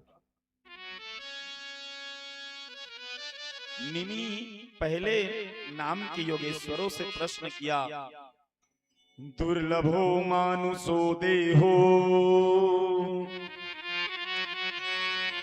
देहि नाम क्षणभंगुर तत्रापि दुर्लभम मन्ये वैकुंठम प्रिय दर्शनम। महाराज बताइए, हो भाग मानुष तन पावा, बहुत मुश्किल में जाके मनुष्य का तन मिलता है, और इस मनुष्य के कम समय में कैसे मोक्ष को प्राप्त किया जाता है। राजा निमि से पहला नाम का योगेश्वर है कवि नाम का योगेश्वर। ये कवि नाम का योगेश्वर जो है इसके प्रश्न का उत्तर देने लगा। सुनो न राजन, आपने यज्ञ तो कराया है, और इस यज्ञ में आपने भगवान की भारी सेवा भी करी, पूजा भी करी, लेकिन एक बात बोलूं मैं महाराज, बोलिए ना महाराज, ये जो यज्ञ जो चल रहा है ना, तो इस यज्ञ में मोक्षत्व तो मिलेगा, लेकिन इस मोक्षत्व के लिए ना लंबी लाइन लगी हुई है, लंबी लाइन मोक्ष प्राप्ति के लिए। और लंबी लाइन में ना राजन तुम आखिरी नंबर में हो। नारायण धाम की प्राप्ति के लिए लाइन लगी है, और उस लाइन में तुम आखिरी नंबर में हो। अब सोचो, जजमान है मुख्य। निमि कहने लगा, महाराज मैं जो है इस यज्ञ को करवाया हूं, और ये क्या बोल रहे हो आप, मैं आखिरी नंबर में? जब मैं आखिरी नंबर में हूं तो फिर पहले नंबर पर।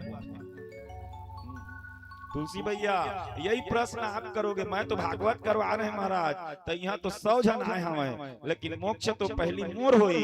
काबा के भागवत मैं करवाया हो तो भगवान ला पहली मैं पाऊंगा, असंभव। कहा भगवान को प्राप्त करने वाला यही निमि नव योगेश्वर संवाद कहता है। निमि ने भी यही प्रश्न किया था।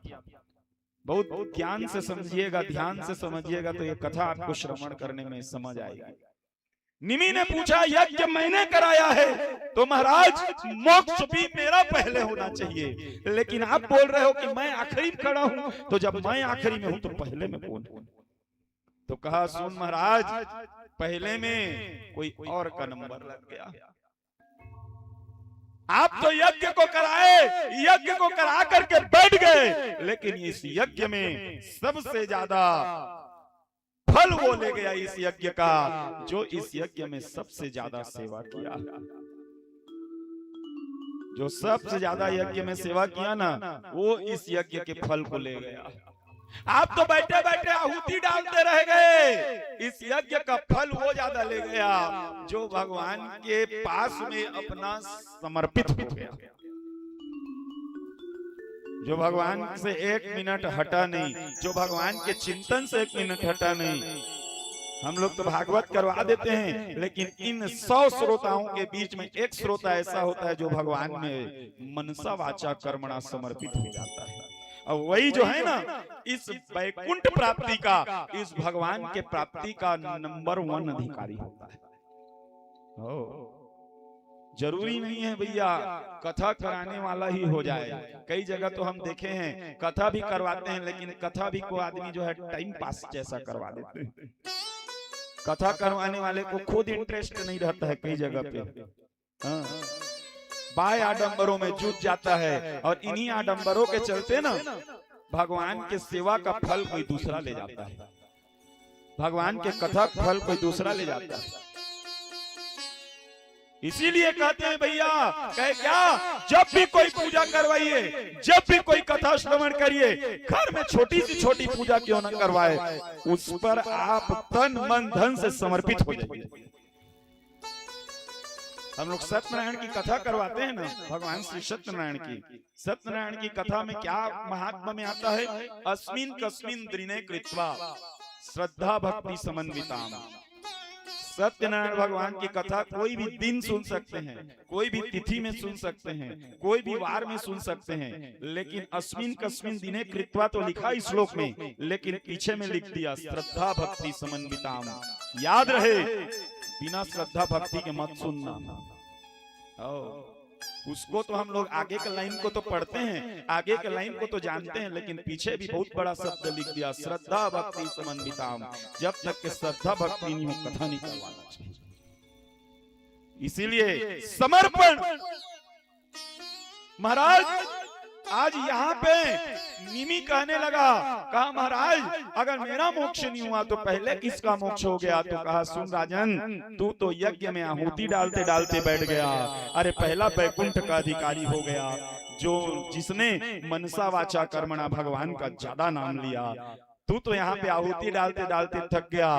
पहले दर्शन का अधिकारी तो वो हो गया जो भगवान के यहाँ पुष्प तोड़ के लाता था, जो भगवान में तुलसी पत्र चढ़ाता था, जो जोत की देखभाली करता था, जो आए हुए अतिथियों को पानी पिलाता था। महाराज अनन्य प्रकार की सेवाएं जो होती है इस भागवत जी में, इस यज्ञ में, तो जो अनन्य प्रकार की सेवा में सबसे ज्यादा अपना योगदान दिया, कहा भगवान के दर्शन का वैकुंठ प्राप्ति का अधिकारी वो पहले हो गया। ये सार चीज है, समझिएगा इस चीज को। ये जो है सब सत्संग का कथा है। जरा सा भी भटकेंगे ना तो ये समझ नहीं आएगा, जरा सा भी हमारा ध्यान गया इधर उधर तो ये नहीं समझ आएगा। ये कथा थोड़ी अलग लेवल पे चलती है। इसीलिए भैया जब भी हम कुछ कर्म यज्ञ करने जा रहे हो तो वहां पे ये निमि न योगेश्वर भक्त संवाद न भैया, ये श्रीमद् भागवत कथा का आखिरी साधन देता है। अभी तक आप कथा श्रवण करते आ रहे हो ना, तो कथा में क्या क्या साधन देखा आपने, क्या क्या साधन सुना? किसी ने भक्ति के माध्यम से भगवान को पाया, साधन बना भक्ति। किसी ने ज्ञान के माध्यम से भगवान को पाया, साधन बना ज्ञान। किसी ने वैराग्य के माध्यम से भगवान को पाया, किसी ने त्याग के माध्यम से भगवान को पाया, किसी ने सांख्य के माध्यम से भगवान को पाया, किसी ने प्रेम के माध्यम से भगवान को पाया। लेकिन श्रीमद् भागवत अपनी अंतिम साधन देने जा रहा है। गौर से श्रवण करिएगा। इतना साधन आप नहीं अपनाए होंगे, कोई बात नहीं, ये आखिरी वाला साधन अपना लीजिए। आखिरी साधन, 6 साधन आपने नहीं अपनाया, कोई बात नहीं, 7वां साधन अपना लीजिए। और ये साधन श्रीमद् भागवत का अंतिम साधन है, इसके बाद कोई साधन नहीं। जो निमि न योगेश्वर संवाद में नारद जी महाराज ने वसुदेव जी महाराज को दिया, करोति यद सकलम यज्ञम परस्मै नारायणेति समर्पये। करोति यद सकलम यज्ञम, कोई भी प्रकार का यज्ञ करो, कोई भी पूजा करो, कोई भी जप करो, साधन एक ही अपनाओ, जिस साधन का नाम है समर्पण। ये श्रीमद् भागवत का अंतिम साधन है, समर्पण। भगवान को सिर्फ बस इतना बोल दो, तन मन धन सब कुछ है तेरा, तेरा तुझको अर्पण क्या लागे है मेरा। मेरा तो इस संसार में कुछ है भी नहीं, मैं जो भी हूँ, जैसा भी हूँ, जिस प्रकार का हूँ, मैं तुझ पे अपने आप को समर्पित करना चाहता हूँ। हे प्रभु, मैं जैसा भी हूँ तू मुझे स्वीकार कर ले। भगवान के पास में न जानामि योगम जपम न पूजा, ना मुझे जप आता है, न योग आता है, न पूजा आता है, कुछ नहीं आता मुझे। यहाँ तक के तेरा नाम भी नहीं आता है, बोल दीजिए भगवान। बस मैं जो भी हूँ, जैसा भी हूँ ना, तेरे पास में सरेंडर होना चाहता हूँ, तेरे पास में समर्पित होना चाहता हूँ। हे प्रभु, मैं कैसा भी हूँ, मुझे तू स्वीकार कर। और यही श्रीमद् भागवत का भागवत धर्म है, श्रीमद् भागवत का भागवत धर्म। महाराज जो इस चीज को धारण करके यहाँ से चला गया, समझ लीजिए इससे बड़ी आध्यात्मिकता कोई नहीं है। आध्यात्मिकता बनना नहीं पड़ेगा, समझ लीजिए आज से हमको सिर्फ भगवान में एक ही चीज सेवा करनी है, वो है समर्पण। कुछ नहीं करना आता, कोई बात नहीं। भगवान की कथा में तो खाली बैठने से ही दर्शन हो जाता है भगवान का, बैठने से। कथा सुने बाप मन बैठ गए है ना, समझ लो भगवान मतलब मिले से आपसे कोई नहीं रोक सके। भगवान सबके हिसाब बराबर करते। एक आके 2 घंटा बैठे है ना, बराबर भगवान हो 2 घंटा के हिसाब करते। जितना समय आपने भगवान को दिया है ना, उससे कहीं ज्यादा समय भगवान आपको देंगे। तो सज्जन आगे भगवान के इस कीर्तन की चर्चा चली, भगवान के मनन की चर्चा चली। वसुदेव जी ने पूछा, महाराज ये बताइए, श्रीमद् भागवत का भागवत धर्म का बता दिए, भगवान का रूप कैसा है बताइए, भगवान की माया कैसी है बताइए, भगवान कैसे कैसे अवतार लेते हैं बताइए। पूरा कथा सुना भैया 9 दिन तक के। निमि नौ योगेश्वर से 9 प्रश्न किया, हम तो एक प्रश्न करेंगे, एक प्रश्न का उत्तर में आज पूरा दिन भर कथा चली जाएगी। एक प्रश्न में खाली इसका 9 प्रश्न है, 9 प्रश्न में 9 दिन की कथा भी कम पड़ जाएगी। निमि नौ योगेश्वर संवाद जब भी कथा श्रवण करिए तो आचार्य से निमि नौ योगेश्वर संवाद जरूर श्रवण करिए। मैं अनेक अनेक जगह पे गया जहां पे मैं इस कथा को बहुत ज्यादा बोलता हूं। अभी किरारी में भी हमारा कथा हुआ तो निमि नौ योगेश्वर संवाद जो है मेरा 2 घंटा खाली निमि नौ योगेश्वर में मेरा चला गया था। सज्जन वृंद, ये कथा ऐसी कथा है निमि नौ योगेश्वर की, ये भागवत धर्म सिखाता है। और आप ना घर में जा करके ये निमि नौ योगेश्वर संवाद जरूर समझिएगा।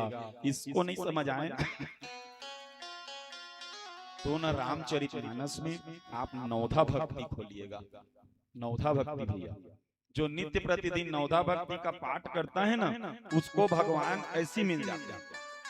आप कुछ मत करिए, भगवान का नाम नहीं जानते कोई बात नहीं, भगवान की एक कथा भी नहीं सुन पाते कोई बात नहीं, भगवान का पूजा नहीं आता है कोई बात नहीं, आप ना घर में नित्य प्रतिदिन रोज रोज नवधा भक्ति का पाठ किया करें। नवधा भक्ति का, नवधा भक्ति किसने गाया है पता है आप लोग को? भगवान राम ने सबरी के पास में गाया। जब सबरी के गुरुदेव मतंग ऋषि जाने लगे ना, तो सबरी रोने लगी, कहा प्रभु आप चले जाएंगे तो इस जीव का कल्याण कैसे होगा। सबरी से मतंग ने कहा, सुन एक दिन भगवान तेरे पास आएंगे। हे सबरी, यही 9 प्रकार की तेरे में भक्ति जो रहेगी ना, तो एक दिन देखना भगवान जो है तेरे से प्रसन्न हो जाएंगे।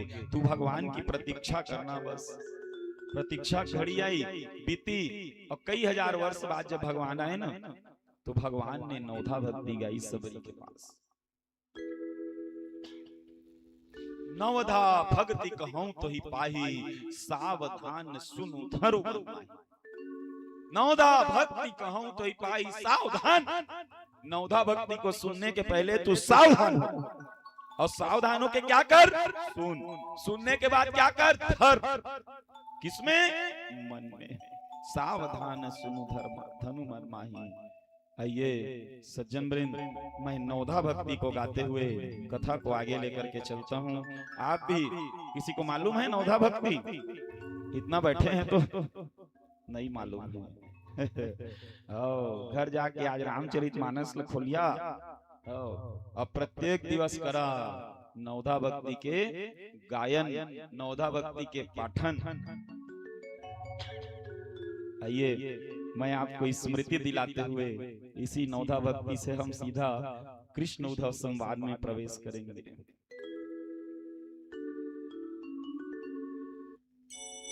प्रथम भगति संतन कर संगा, दूसर रति मम कथा प्रसंगा।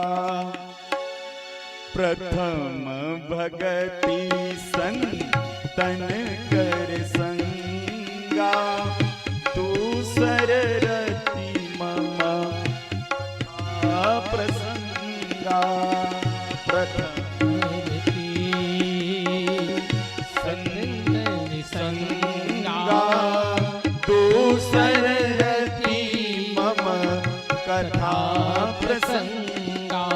गुरुपद पंकज सेवा, तीसरी भक्ति अमान। गुरुपद पंकज सेवा, तीसरी भक्ति अमान।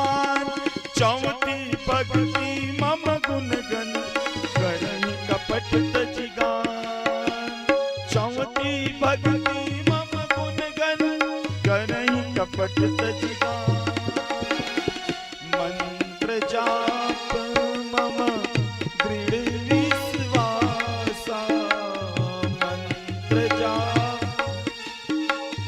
दृढ़ विश्वासा पंचम वचन सुवेद प्रकाशा पंचम वचन सुरेश पिपासा सठगम शील विरत बहुकर्मा सठगम शील विरत बहुकर्मा निरत निरंतर सज्जन धर्मा भक्त निरंतर सज्जन धर्मा सातवां मोई मैं सम जग देखा सातवां मोई मैं सम जग देखा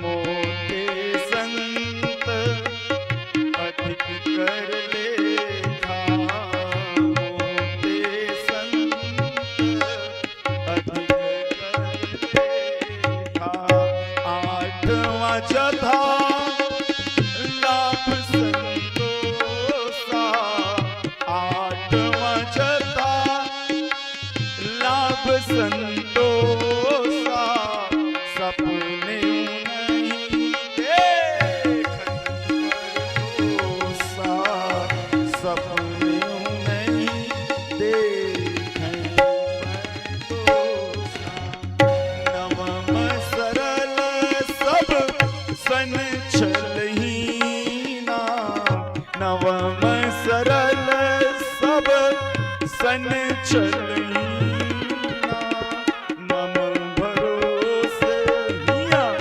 दर्शन दीना मम भरोसे हिया दर्शन दीना मम भरोसे हिया दर्शन दीना।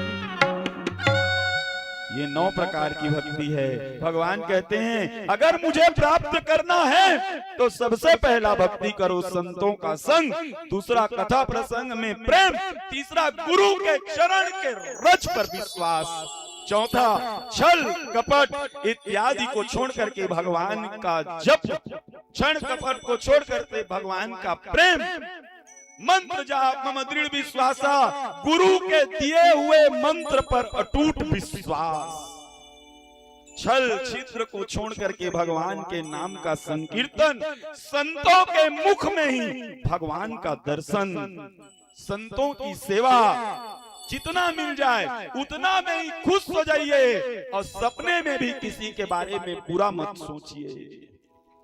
महाराज जो इन सब को छोड़ करके भगवान को पाता है वही जो है भगवान को प्राप्त करता है। तो ये 9 प्रकार की भक्ति है। अगर आप लोग भी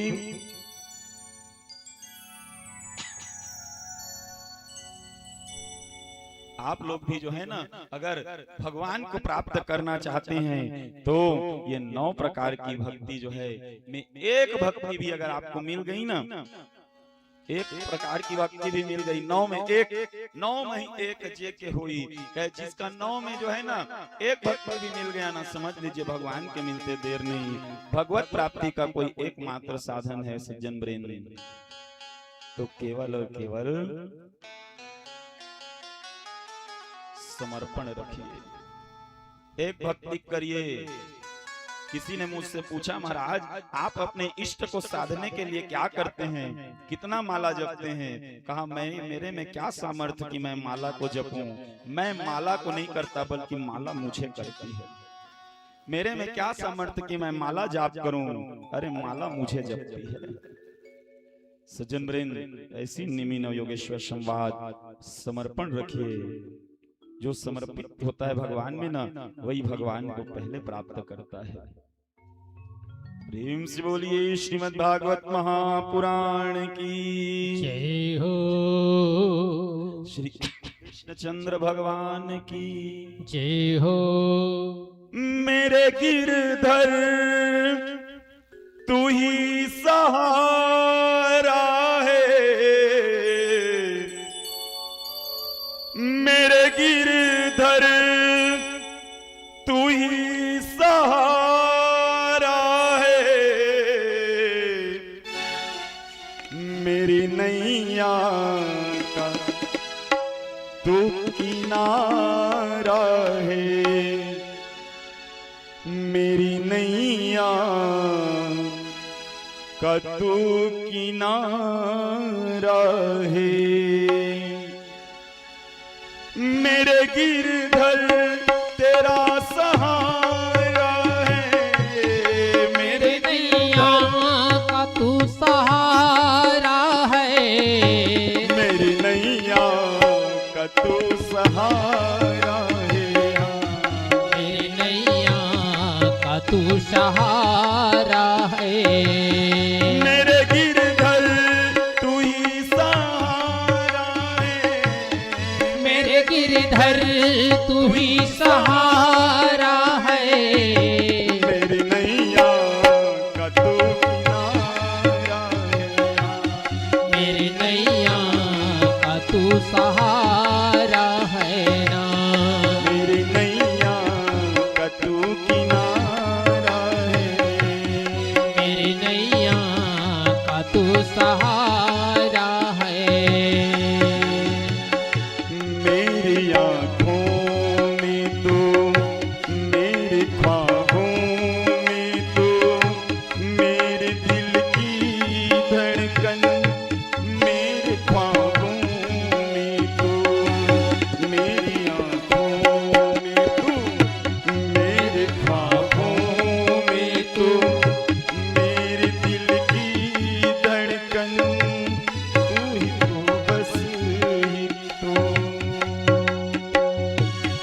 मेरे गिरधर तू ही सहारा है, मेरे गिरधर तू ही सहारा है, मेरे गिरधर तू ही सहारा है, मेरे गिरधर तू ही सहारा है, मेरी नैया का तू किनारा है, मेरे नैया का तू सहारा है, मेरी नैया का तू किनारा है, मेरे नैया का तू जय जय श्री सहारा राधे। है।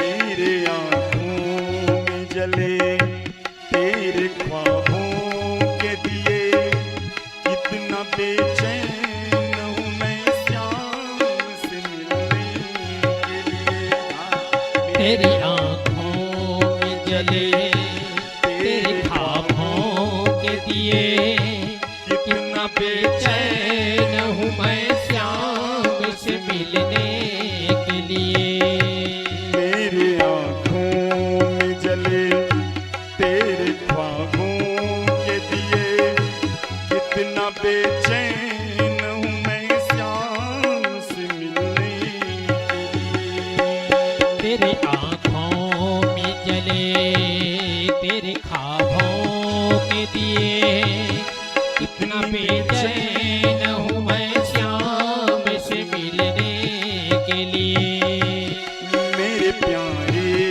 कान्हा जो तू एक बार मिले, चैन आ जाए मुझे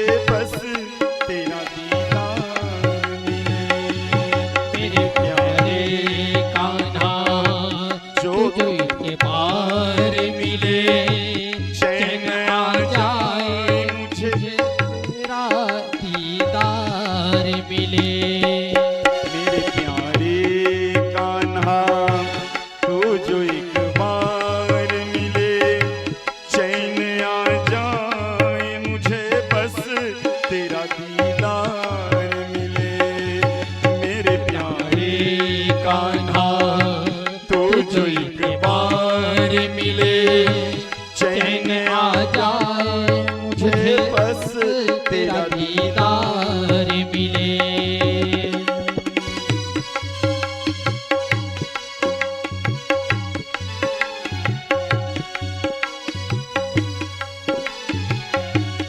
मेरे गिरधर तू ही सहारा है, मेरा गिरधर तू ही सहारा है, मेरे गिरधर तू ही सहारा है, मेरे गिरधर तू ही सहारा है।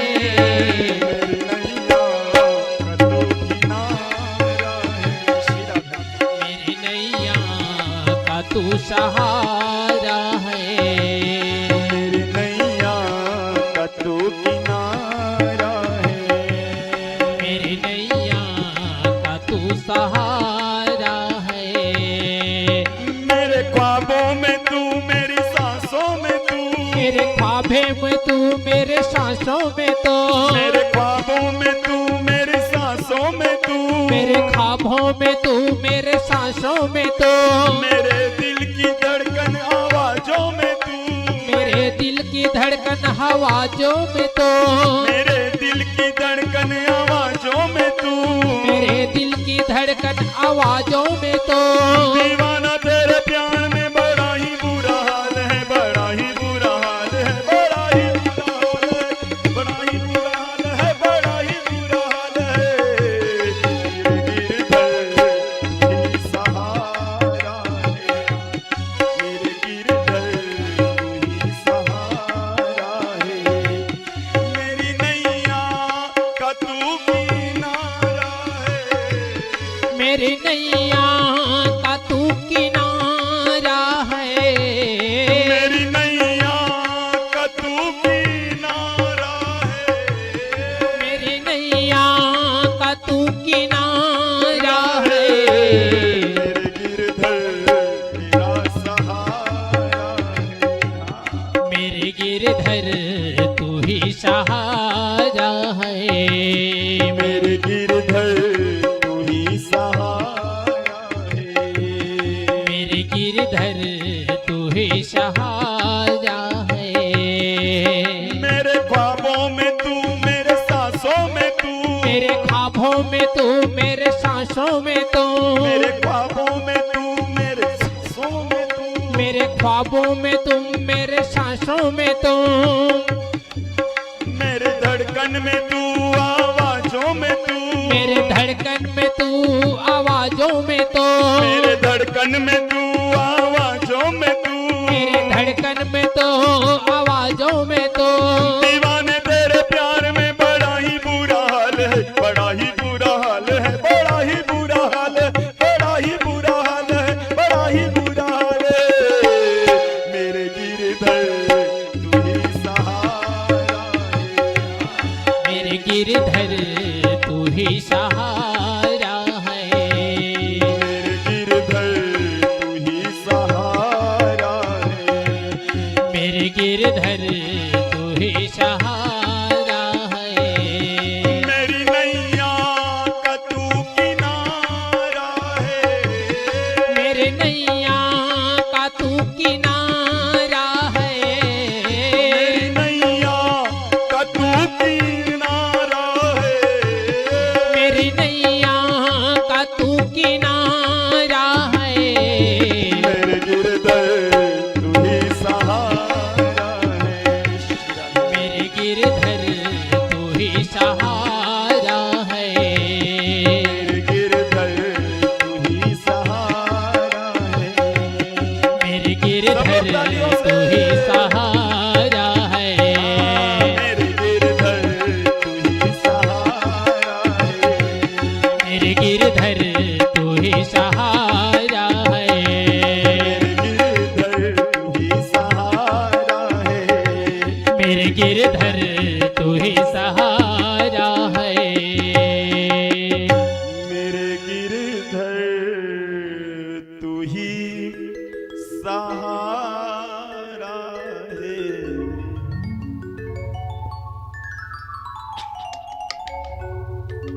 बोलिए श्री लक्ष्मी नारायण भगवान की जय हो, पुराण की जय हो। जय जय श्री राधे।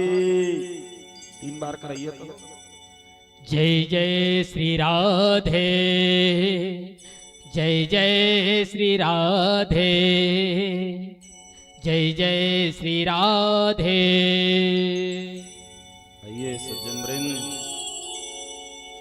आप कथा श्रवण करें।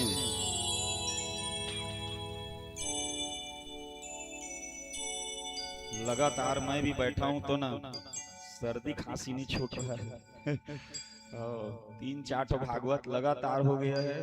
देवी भागवत से शुरू किए हैं, कनेटी से, वहीं से सर्दी पकड़ा है। अभी अकलतरी में थे तो ना वहां ज्यादा पकड़ा है, और यहाँ के जाने के बाद में ना 2 दिन का रेस्ट है, फिर 12 द्वार में है, तो 2 दिन में ठीक होना पड़ेगा।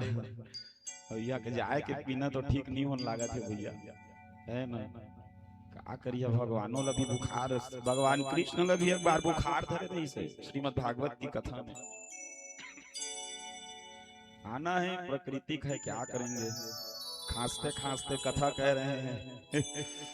सज्जन वृंद, ये कथा आगे बढ़ी।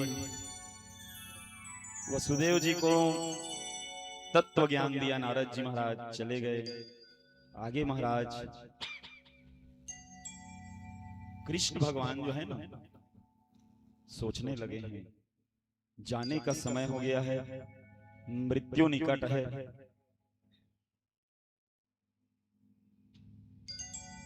और मृत्यु में बड़ा कष्ट है। 1000 बिच्छू के डंक मारने जितना दर्द, बिच्छू के 1000 बिच्छू के डंक मारने में जितना पीड़ा होगा ना, उतना पीड़ा इस शरीर से प्राण के निकलने में होता है। श्री गरुड़ पुराण ऐसा कहती है। प्राण भी जो है इस शरीर से ऐसे नहीं निकलता है भैया। तो सज्जन वृंद, भगवान कृष्ण को भी आज डर लगने लगा कि मैं जो है मृत्यु सैया में जब जाऊंगा तो प्राण कैसे निकलेगा। महाराज भगवान सोचने लगे सगुण माध्यम से जाऊंगा ना तो ज्यादा दर्द होगा, तो एक काम करता हूं, मैं निर्गुण माध्यम से जाता हूं, क्योंकि निर्गुण में कष्ट नहीं है। तब भगवान सोच ही रहे थे कि मैं सगुण से जाऊं, निर्गुण से जाऊं, कैसे जाऊं। उसी समय में भगवान कृष्ण के यहाँ उद्धव जी का आगमन हुआ है। वृषणवंशियों के श्रेष्ठ उद्धव जी महाराज। और उद्धव जी महाराज जब आए ना भैया, भगवान से आलिंगन किए भगवान ने, और उद्धव जी महाराज के पास भगवान श्री कृष्ण का प्रश्न है।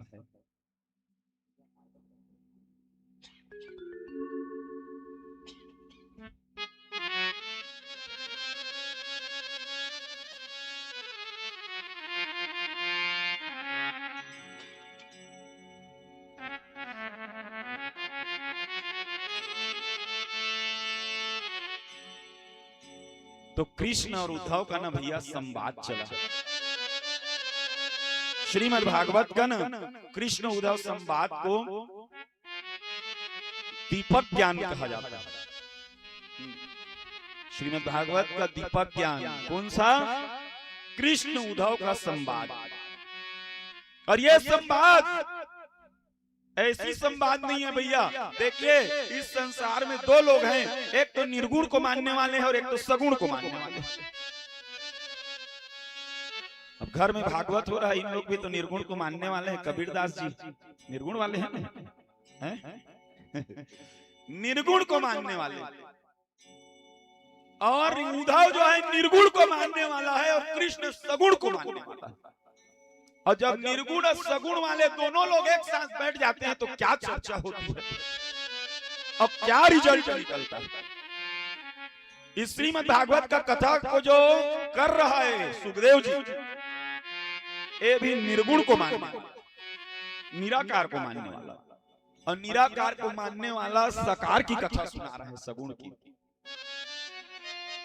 अभी तक आप जितना कथाकार देख लो, निर्गुण वाला सगुण में आ गया है, लेकिन सगुण वाला अब तक निर्गुण में नहीं गया है। क्योंकि सगुण में एक विशेष प्रधान है, वो है रस। रस। निर्गुण का आरंभ कैसे हुआ? निर्गुण का आरंभ वैसे तो हमारा जैसे जो शिवलिंग है इत्यादि है निराकार रहता है, शिवलिंग जो है शालिग्राम है, लेकिन कई जगह निर्गुण को मानना आरंभ किया गया। उसका कारण एक था, जैसे पुराने समय में मंदिर इत्यादि हुआ करते थे ना, तो कर्म कांड या सगुण की पूजा या कथा करवाने में ना पैसा खर्चा करना पड़ता है।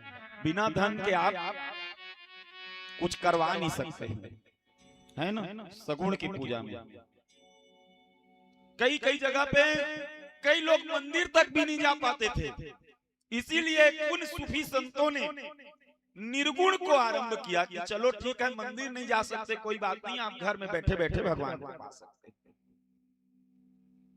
घर में बैठे बैठे। लेकिन हम लोग उनकी वाणी को नहीं समझ पाते। जैसे कबीरदास जी की उल्टी वाणी, हाँ, भीगे पानी बरसे कंबल भीगे पानी, कबीरदास जी की उल्टी वाणी। कबीरदास जी की वाणी कभी सीधी नहीं रही है, उल्टी वाणी। तो बहुत मुश्किल में निराकार जो है समझ आता है, और निराकार के माध्यम में ना कष्ट है थोड़ा। निर्गुण को मानने जाओगे ना तो बहुत ज्ञानी बनना पड़ेगा, बहुत कष्ट है निर्गुण के माध्यम में। और सगुण के माध्यम में बस भगवान का नाम जपन करो, हो गया। तो निर्गुण और सगुण लोग बैठने लगे। भगवान कृष्ण उद्धव से कहने लगे, हे उद्धव, मैं जो है ना अब इस संसार से, इस लोक से जाने का समय हो गया है। तो हे उद्धव, मैं ना निर्गुण से होता हुआ जाना चाहता हूं, क्योंकि निर्गुण से प्राण निकलने में कष्ट कम है। भगवान कृष्ण कहने लगे, निर्गुण से मैं जाऊंगा ना तो मुझे कष्ट कम होगा। उद्धव कहने लगे, तुझे कैसे पता केशव कि निर्गुण माध्यम में कष्ट कम है? कहा, केशव, निर्गुण माध्यम में प्राण छोड़ने में कष्ट ज्यादा है, तू निर्गुण से मत जा, तू सगुण से जा। भगवान श्री कृष्ण कहने लगे, सगुण में एक चीज तो है। कहे क्या? कहे दर्द है। सगुण माध्यम से मैं जाऊं ना तो दर्द है, दर्द, अब मैं पीड़ा नहीं सहन कर सकता। तो इन दोनों का चर्चा चला महाराज, बहुत सारी चर्चा चली। काल के बारे में भगवान श्री कृष्ण ने विवरण दिया, मृत्यु के बारे में विवरण दिया, और इसी संदर्भ में भगवान श्री कृष्ण ने उद्धव जी महाराज को अवधूतोपाख्यान की कथा श्रवण कराई। और ये श्रीमद् भागवत की मेरे हिसाब से अभी की कथा में मैं अंतिम कथा है, तो इसको बड़े ध्यान से श्रवण करिएगा। अवधूतोपाख्यान की कथा। अवधूतोपाख्यान कहने का अर्थ है राजा यदु और भगवान दत्तात्रेय की कथा श्रवण कराई। अब कथा जुड़ गई है कहां पे? दत्तात्रेय में आगे। दत्तात्रेय का नाम सुना है कभी? भगवान दत्तात्रेय अत्रि अनुसुईया के पुत्र हुए, जिनका नाम दत्तात्रेय था। महाराज ब्रह्मा विष्णु महेश तीनों का परीक्षा लेना अनुसुईया के पास में, और इन्हीं के गर्भ से दत्तात्रेय महाराज का नाम। दत्तात्रेय महाराज जो है ना भैया, वो योगी है, योगी। दत्तात्रेय महाराज जो है, महाराज घूमते घूमते एक दिन यदु के राज्य में प्रवेश किए। ये यदु कौन है? ये यदु है भगवान कृष्ण का जहां से वंश आरंभ हुआ है, यदु वंश, ययाति का पुत्र। यदु का मतलब यादव नहीं होता है, यदु का अर्थ ये भी क्षत्रिय है। भगवान जो है क्षत्रिय है, क्षत्रिय वंश में आए हैं भगवान। ययाति के दो पुत्र थे, यदु जी महाराज और पुरुरवा। बहुत सारा कहानी, वैसे तो कई पुत्र थे महाराज, कई रानियों से, लेकिन यदु से ना ययाति जो है अपनी आयु मांगा। 100 वर्ष की आयु पूर्ण हो गई ययाति की, बुढ़ापा आने लगा, फिर भी भोग विलास नहीं गया था ययाति का। तो इस यदु से मांगा, कहते तेरा जो युवावस्था है ना, तेरी जवानी है, वो मुझे दे दे। लेकिन यदु ने मना कर दिया।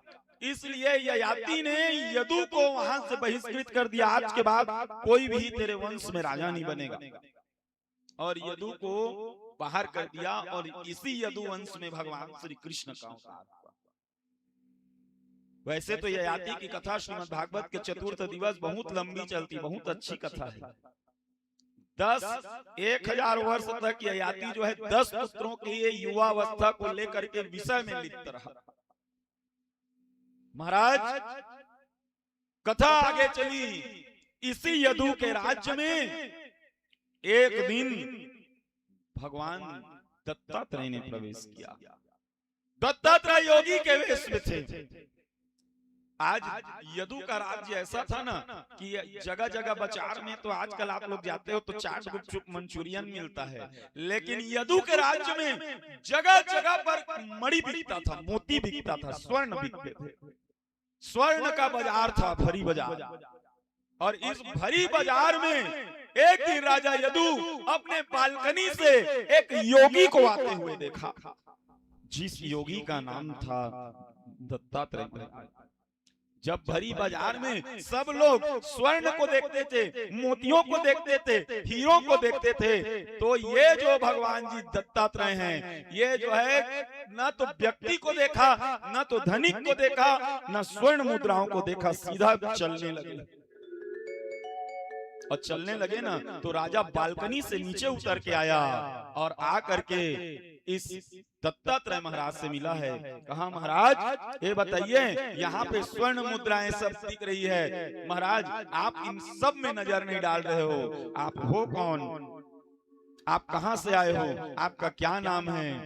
दत्तात्रेय कहने लगा भैया मैं योगी हूँ, तुम्हारा बाजार में मैं घुस गया था, ये तो भोगियों का बाजार था, मुझे मेरे लायक कुछ मिला नहीं, इसलिए मैं इस बाजार से निकल करके पुनः वापस जा रहा हूं। आगे चल करके यदु का दत्तात्रेय महाराज के शरण में जाना, कहे महाराज एक बार आप मेरे घर चलिए, एक बार अपना चरण कदम मेरे घर में, मेरे निवास स्थान में रख दीजिए। निवास स्थान में लेकर के आया और दत्तात्रेय महाराज का खूब सेवा करते हुए, पूजा अर्चन करते हुए राजा यदु दत्तात्रेय के चरणों में बैठा और उसने प्रश्न किया। और दत्तात्रेय महाराज ने अपने जीवन का अनुभव यदु जी महाराज को बताया। और ये जो है ना श्रीमद् भागवत का बहुत सार तत्व है। दत्तात्रेय महाराज कहने लगे सुनो राजन यदु, मैंने ना अपने पूरे जीवन काल में 24 गुरु बनाया है। 24 शिक्षा गुरु, दीक्षा गुरु तो एक ही होना चाहिए। मैंने 24 गुरुओं का सानिध्य लिया, 24 लोगों से मैंने सीखा। तो कहा महाराज 24 गुरु आपने बनाया? कहे किन किन को गुरु बनाया महाराज? मेरे तो जानने की उत्कंठा हो रही है, मैं जानना चाहता हूँ। हे महाराज बताइए आपने किसको किसको गुरु बनाया, क्यों बनाया, किस लिए बनाया? आप जो है अपना अनुभव मुझे प्रदान करिए। आपने क्या अनुभव लिया उन गुरुओं से? दत्तात्रेय महाराज जो है कथा श्रवण कराने लगे। सुनो राजन, मैंने 24 गुरु बनाया। कहे किसको? पृथ्वी वायु आकाश मापो अग्नि चंद्रमा रवि कपोतो अजगर सिंधो पतंगो मधु कृत गजः मधुआहारिणो मीनो पिंगला कुररोभक अभ्रक कुमारी सरकृत सर्प उर्णनाभि शुपेस्कृत। सुनो महाराज, मैंने किसको गुरु बनाया? मैंने बनाया सबसे पहला गुरु पृथ्वी। महाराज पृथ्वी गुरु बने, पृथ्वी से आपने क्या सीखा? पृथ्वी से सीखा महाराज मैंने क्षमा करना, पृथ्वी से सीखा मैंने सहनशीलता। पृथ्वी जो है ना नित्य प्रतिदिन रक्त से सिंचित होती रहती है, नाना प्रकार के पाप को सहती रहती है, इत्यादि विष्ठाएं सहती रहती है। कोई महाराज पृथ्वी पर नाना अत्याचार करता है, सहते रहती है। पृथ्वी जो है ना कभी किसी को कोई जवाब नहीं देती। मैंने पृथ्वी से सीखा क्षमा करना, पृथ्वी से सीखा सहनशीलता। महाराज मैंने आकाश को हृदय बनाया, आकाश को गुरु बनाया। जैसे आकाश विशाल है, हर जगह आकाश, हर जगह आसमान जो है एक छत्र राज है आसमान का, सब पे बराबर प्रेम बिछाता है, सबके पास बराबर जाता है। आसमान जो है ना, यहाँ पे भी देखिए तो आसमान, दिल्ली में भी देखिए तो आसमान, अमेरिका में भी देखिए तो आसमान। इसी तरह ना महाराज प्रत्येक का हृदय विशाल होना चाहिए सबके लिए। आसमान का ना हृदय विशाल है। जिस प्रकार आसमान में हमने विशालता देखी, उसी प्रकार ना महाराज हमारे जीवन में विशालता होनी चाहिए। पृथ्वी, वायु, आकाश, मैंने ना महाराज सूर्योस चंद्रमा रवि, मैंने सूर्य से दीक्षा ली। सूर्य से आपने क्या सीखा महाराज? सूर्य से सीखा महाराज। मैंने एक दिन सूर्य को एकटक देखा। मैं सोचा ये सूर्य के इतने प्रकाश करने का, सूर्य के विश्व पूजित रहने का रहस्य क्या है? सूर्य को मैं एकटक देखता रहा तो मैं एक चीज समझा महाराज। कहे क्या? सूर्य जो है ना इसलिए विश्व पूजित नहीं है कि वो ग्रह है, सूर्य इसलिए विश्व पूजित नहीं है कि वो भगवान है, सूर्य इसलिए विश्व पूजित नहीं है कि वो दिखता है, ग्रह है, भगवान है। सूर्य इसलिए विश्व पूजित है महाराज क्योंकि वो अपने निज धर्म का पालन करता है। सूर्य सब कुछ छोड़ सकता है लेकिन एक चीज नहीं छोड़ता, वो है अपना निज धर्म। सूर्य इसलिए पूजित नहीं है कि भगवान है, सूर्य इसलिए पूजित नहीं है ग्रह है, सूर्य की पूजा इसलिए होती है कि सूर्य अपने निज धर्म का पालन करता है। महाराज सूर्य को देखो आप, सूर्य ना अपने समय में उदय हो जाता है। कभी ये नहीं देखता कि लोग जो है लोटे में जल लेके खड़े हों तो मैं उदय हूं। सूर्य कभी विदाई समारोह रखे तो मैं जाऊं करके नहीं सोचता कि लोग मेरा विदाई समारोह रखे तो मैं जाऊं। सूर्य अपने समय पर उदय होता है, अपने समय पे अस्त हो जाता है। और जीवन में अगर आपको भी प्रसिद्धि पानी है, आपको भी उन्नति पानी है, आपको भी सूर्य के जैसे प्रकाशमान होना है, तो आप अपने निज धर्म का पालन करिए। डेली की दिनचर्या को आप सही रखिए। अपनी डेली की जो दिनचर्या है ना उसको आप सही कर लीजिए। आप दुनिया में आपको कोई नहीं हरा सकता। इतना टाइम मेरे को नहाना है, इतना टाइम स्नान करना है, इतना टाइम खाना है, इतना टाइम नाश्ता करना है, इतना टाइम पूजा करना है, इतना टाइम पढ़ना है।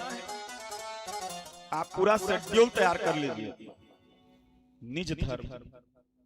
भरत जी महाराज जब राम से मिलने जाते हैं ना, और निज धर्म में कई प्रकार की बाधाएं आती है। भगवान भरत जी महाराज जब राम से मिलने गए ना भैया, तो 5 प्रकार का विघ्न आया है।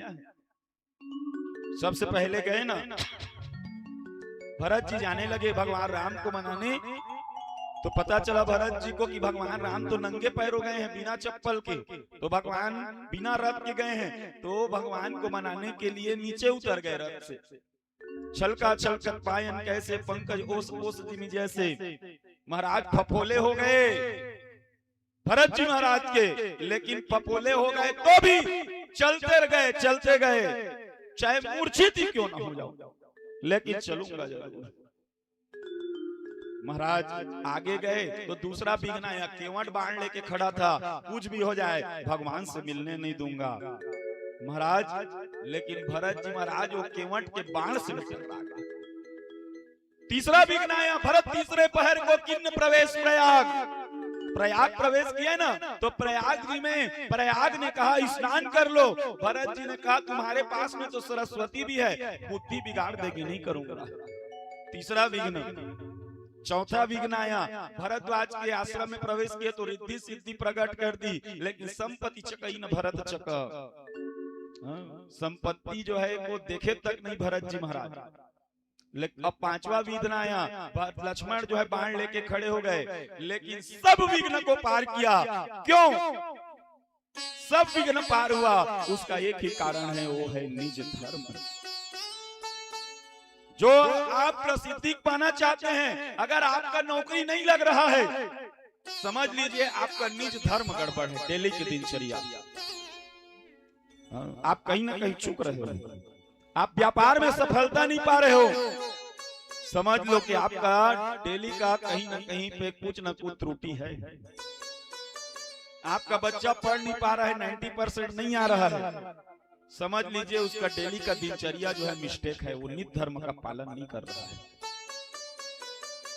निज धर्म, जो अपने निज धर्म को पालन करता है, सूर्य इसलिए पूजित नहीं है कि वो महाराज ग्रह या भगवान है, सूर्य इसलिए पूजित है क्योंकि वो अपने स्वधर्म का पालन करता है।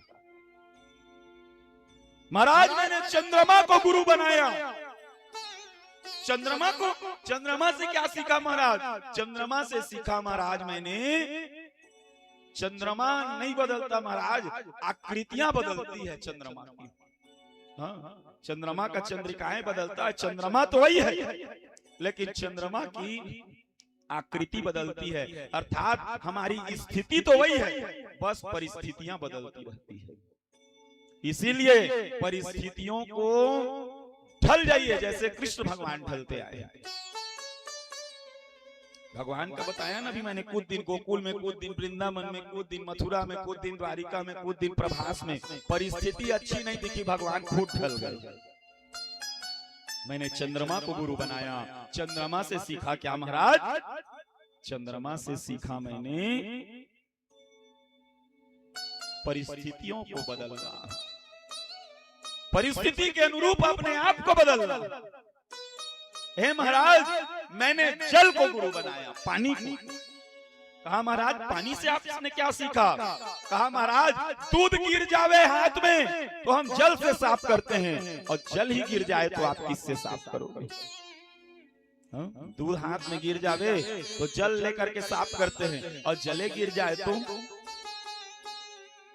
जल गिर जाए तो साफ करने की आवश्यकता नहीं। अर्थात जल से मैंने सीखा पवित्रता। जीवन में सब कुछ छूट जावे, लेकिन एक चीज मत छोड़िए, वो है पवित्रता। कलयुग में यही चीज तो अभी भंग हो रही है। क्या पवित्रता? हम लोग ज्यादातर पवित्र नहीं रह पाते, हमेशा पवित्र रहिए। जल से मैंने सीखा पवित्रता। कहा महाराज कपोतो अजगरो सिंधु, मैंने अजगर को गुरु बनाया। अजगर से क्या सीखा महाराज? अजगर से सीखा मैंने, अजगर को देखें आप, अजगर जो है ना, कुछ खाने को मिल जाता है तो खा लेता है, और नहीं मिलता है ना तो कई दिन तक वैसे पड़ा रहता है।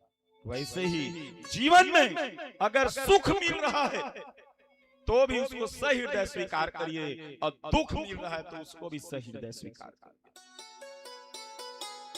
अजगर से सीखा मैंने, सुखे दुखे समय कृत्वा लाभा लाभौ जया जयो।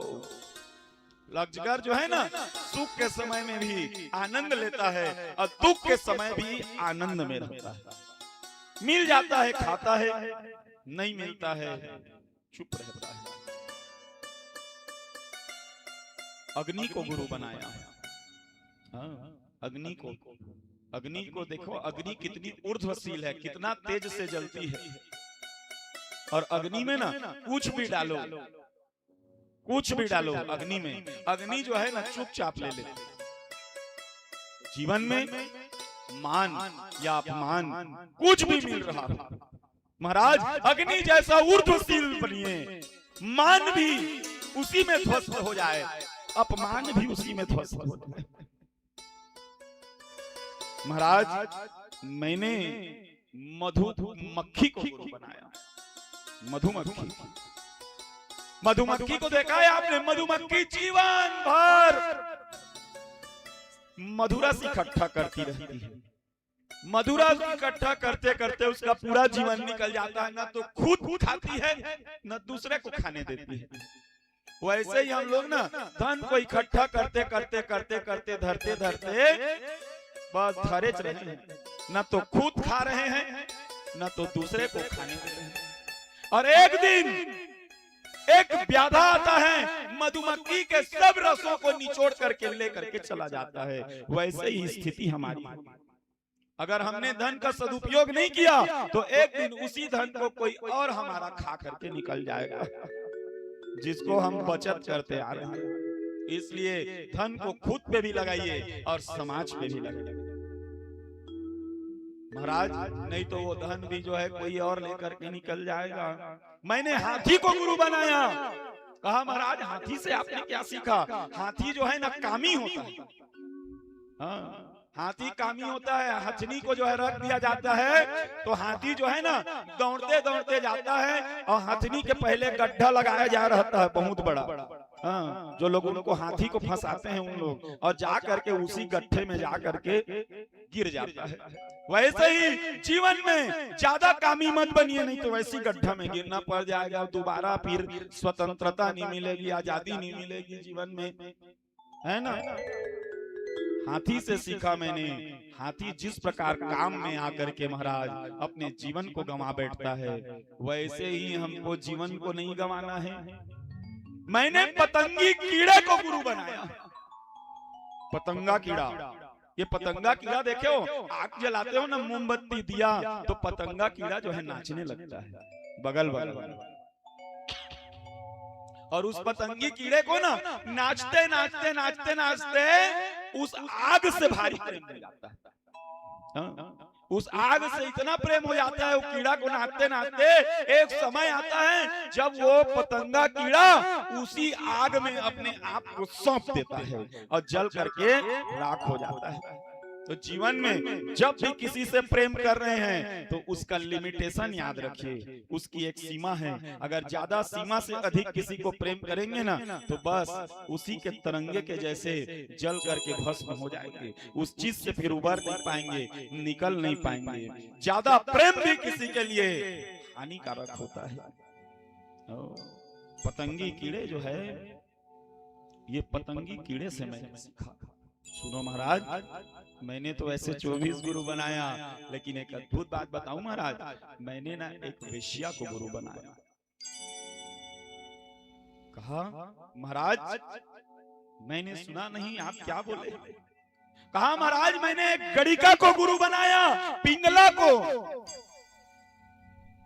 कहने लगे महाराज पिंगला को गुरु बनाया? अरे पिंगला गड़िका को गुरु बनाया, गड़िका अजामिल ब्याद गीत। अरे महाराज ये लोग तो अधम के श्रेणी में आते हैं, लेकिन महाराज आपने अधम जाति के लोगों को गुरु बना लिया। कहा महाराज ये तो अचरज भरी बात है, मुझे इसकी कथा श्रवण कराइए ना। दत्तात्रेय कहने लगे राजन उत्सुकता में मत आओ, सुनो मैं जो है ना इस गड़िका को क्यों गुरु बनाया, ध्यान दे करके सुनना।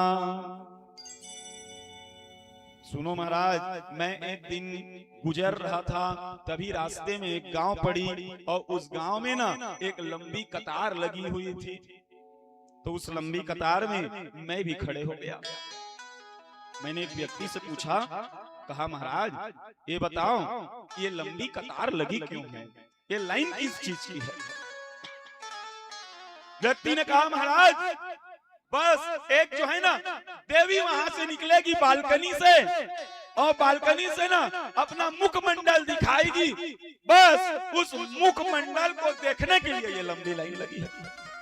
महाराज उस युवती के मुखमंडल से सुंदर इस विश्व में कुछ नहीं है। अगर महाराज आपने वो नहीं देखा तो समझ लीजिए आपका मानव जीवन व्यर्थ हो गया। हे महाराज ये पूरी लंबी लाइन वहां बालकनी से निकलने वाले उस युवती के लिए है। दत्तात्रेय जी कहने लगे, दत्तात्रेय की उत्सुकता और बढ़ने लगी। महाराज मैं भी उसी लाइन में खड़े हो गया, मैं भी तो देखूं। कि महाराज ऐसी कौन है, कौन सी देवी वहां से निकलने वाली है। महाराज आज दत्तात्रेय उसी लाइन में खड़े हो गए। समय गुजा, मध्य रात्रि हुई और आधी रात जैसी हुई तो बालकनी का दरवाजा खुला महाराज।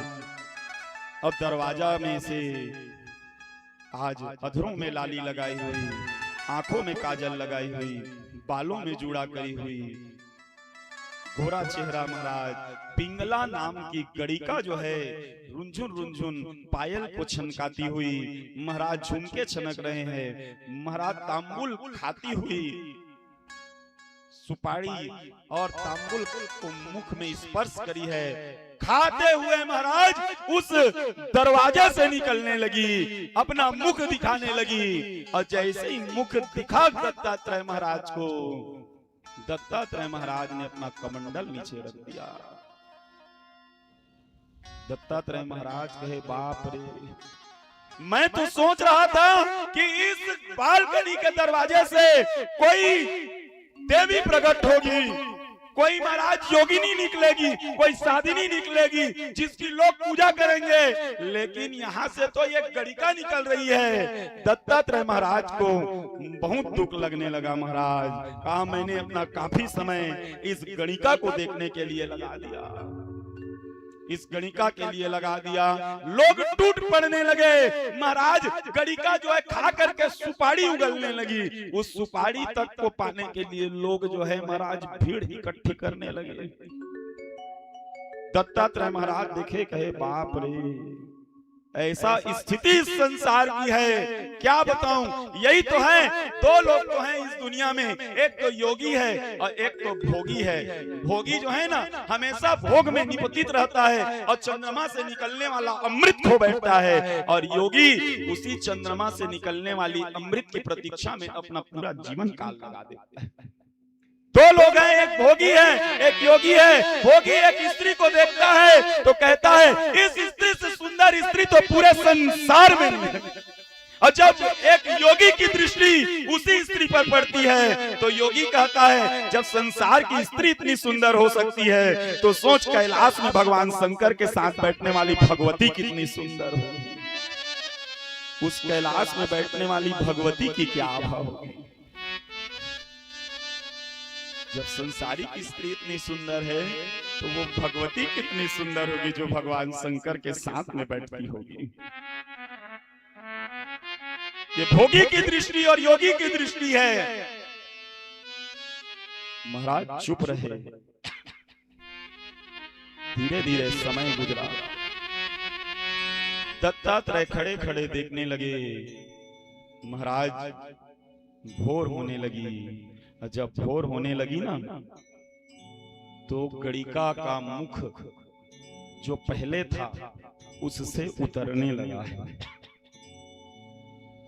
गणिका जो है सब कोई जब चले गए ना तो उसके बाद में गणिका का मुख जो पहले था वैसा नहीं दिखा महाराज, थोड़ी निराशा दिखी। और जब ऐसी निराशा जो है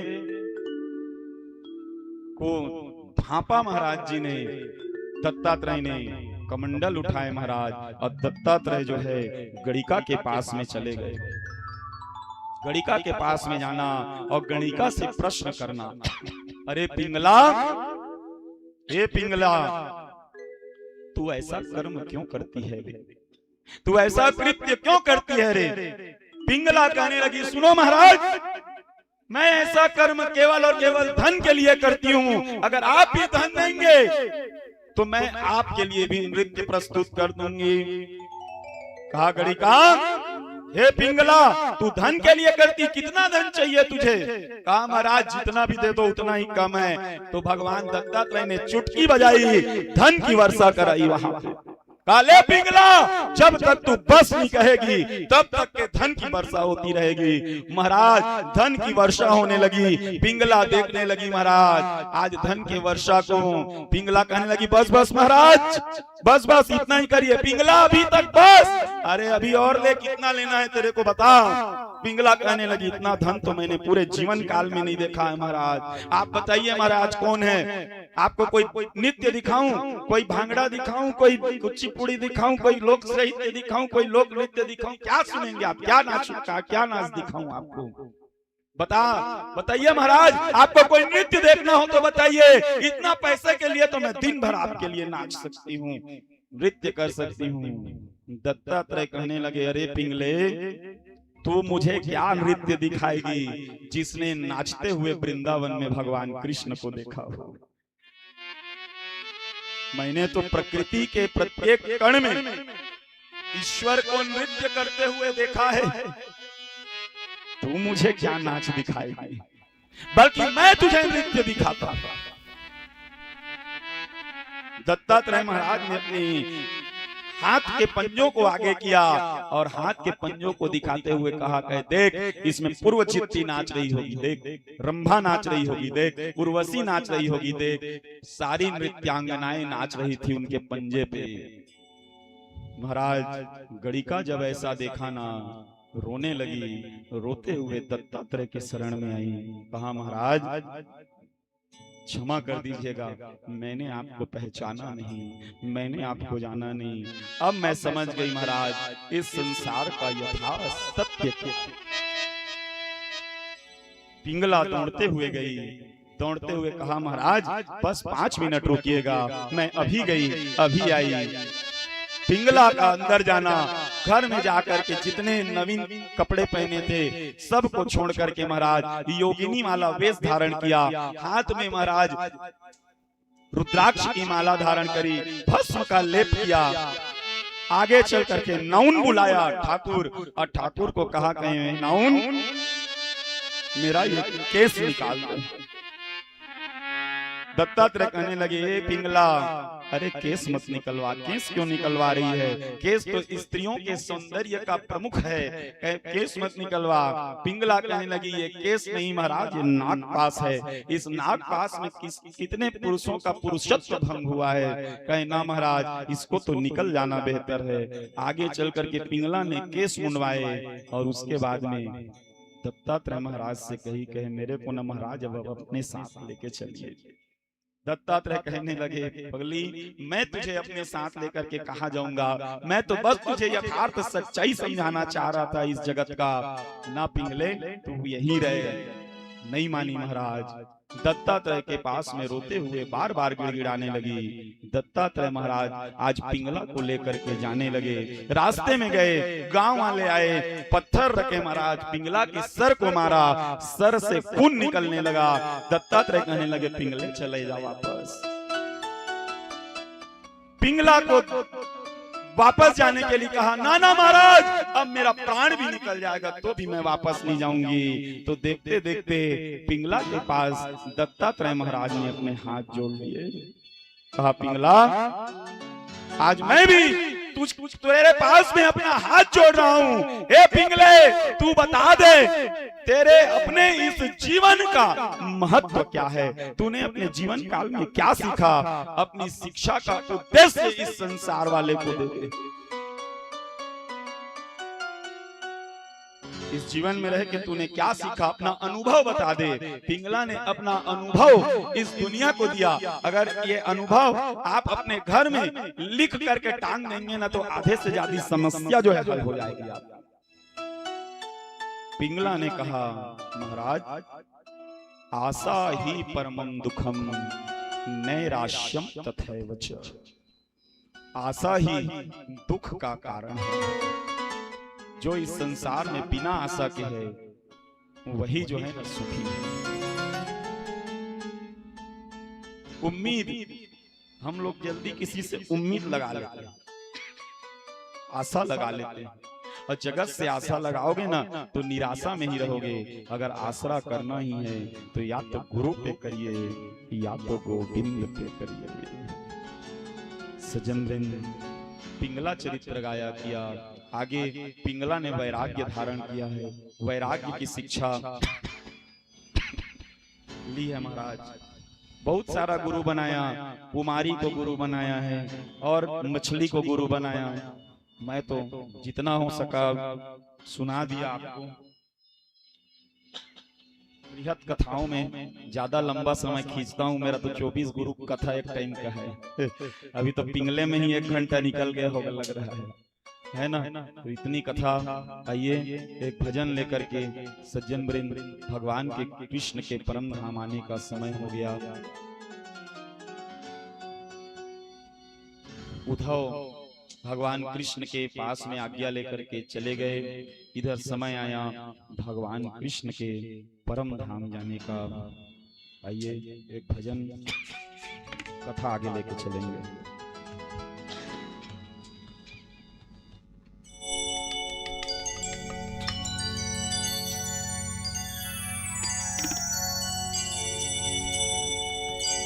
बोले बाके बिहारी लाल की जय, सावरा सरकार की जय।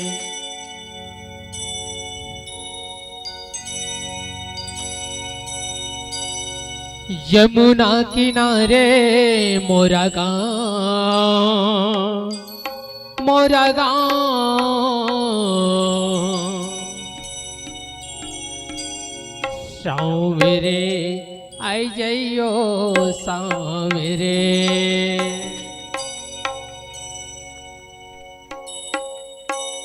सांवरे आई जइयो सांवरे, सांवरे आई जइयो सांवरे। जमुना किनारे मोरा गाँव, मोरा गाँव। सांवरे आई जइयो सांवरे, सांवरे आई जइयो सांवरे।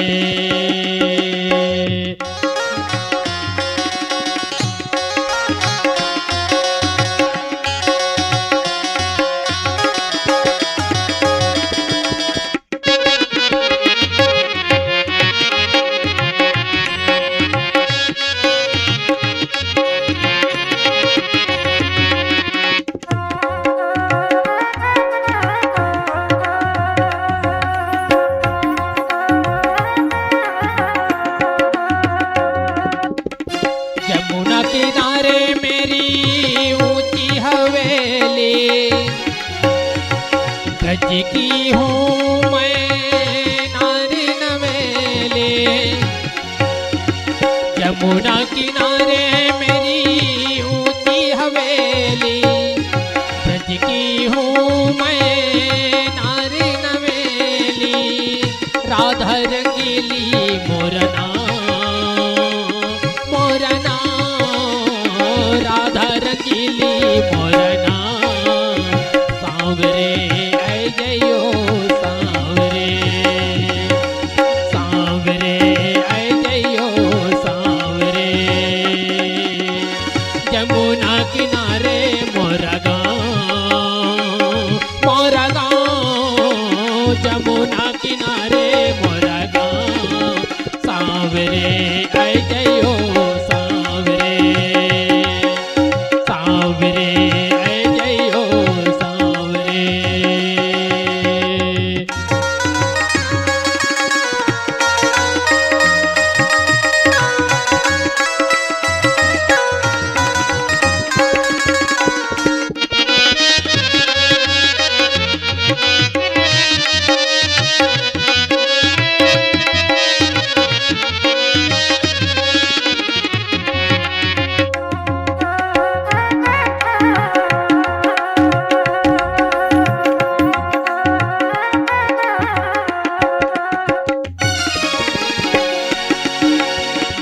मल की ऐसी लाल करा जो, मल की ऐसी लाल करा जो। घिस घिस चंदन रोज लगाओ, घिस घिस चंदन रोज लगाओ। पूजन करूं सुबह शाम, सुबह शाम पूजा करूंगी सुबह शाम। सांवरे आई जइयो सांवरे, सांवरे आई जइयो सांवरे। जमुना किनारे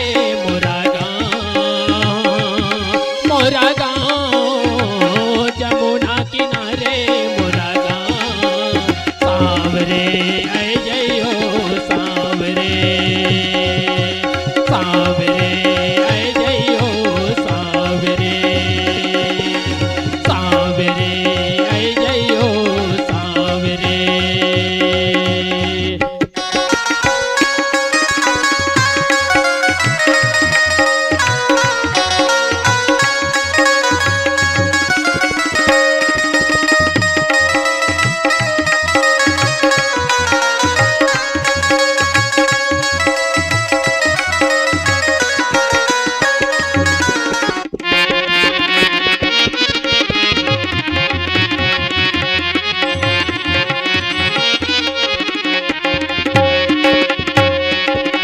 जमुना किनारे मेरी ऊंची हवेली जमुना किनारे मेरी ऊंची हवेली ब्रज की हूँ मैं नारी नवेली ब्रज की हूँ मैं नारी नवेली राधा रंगीली मोरना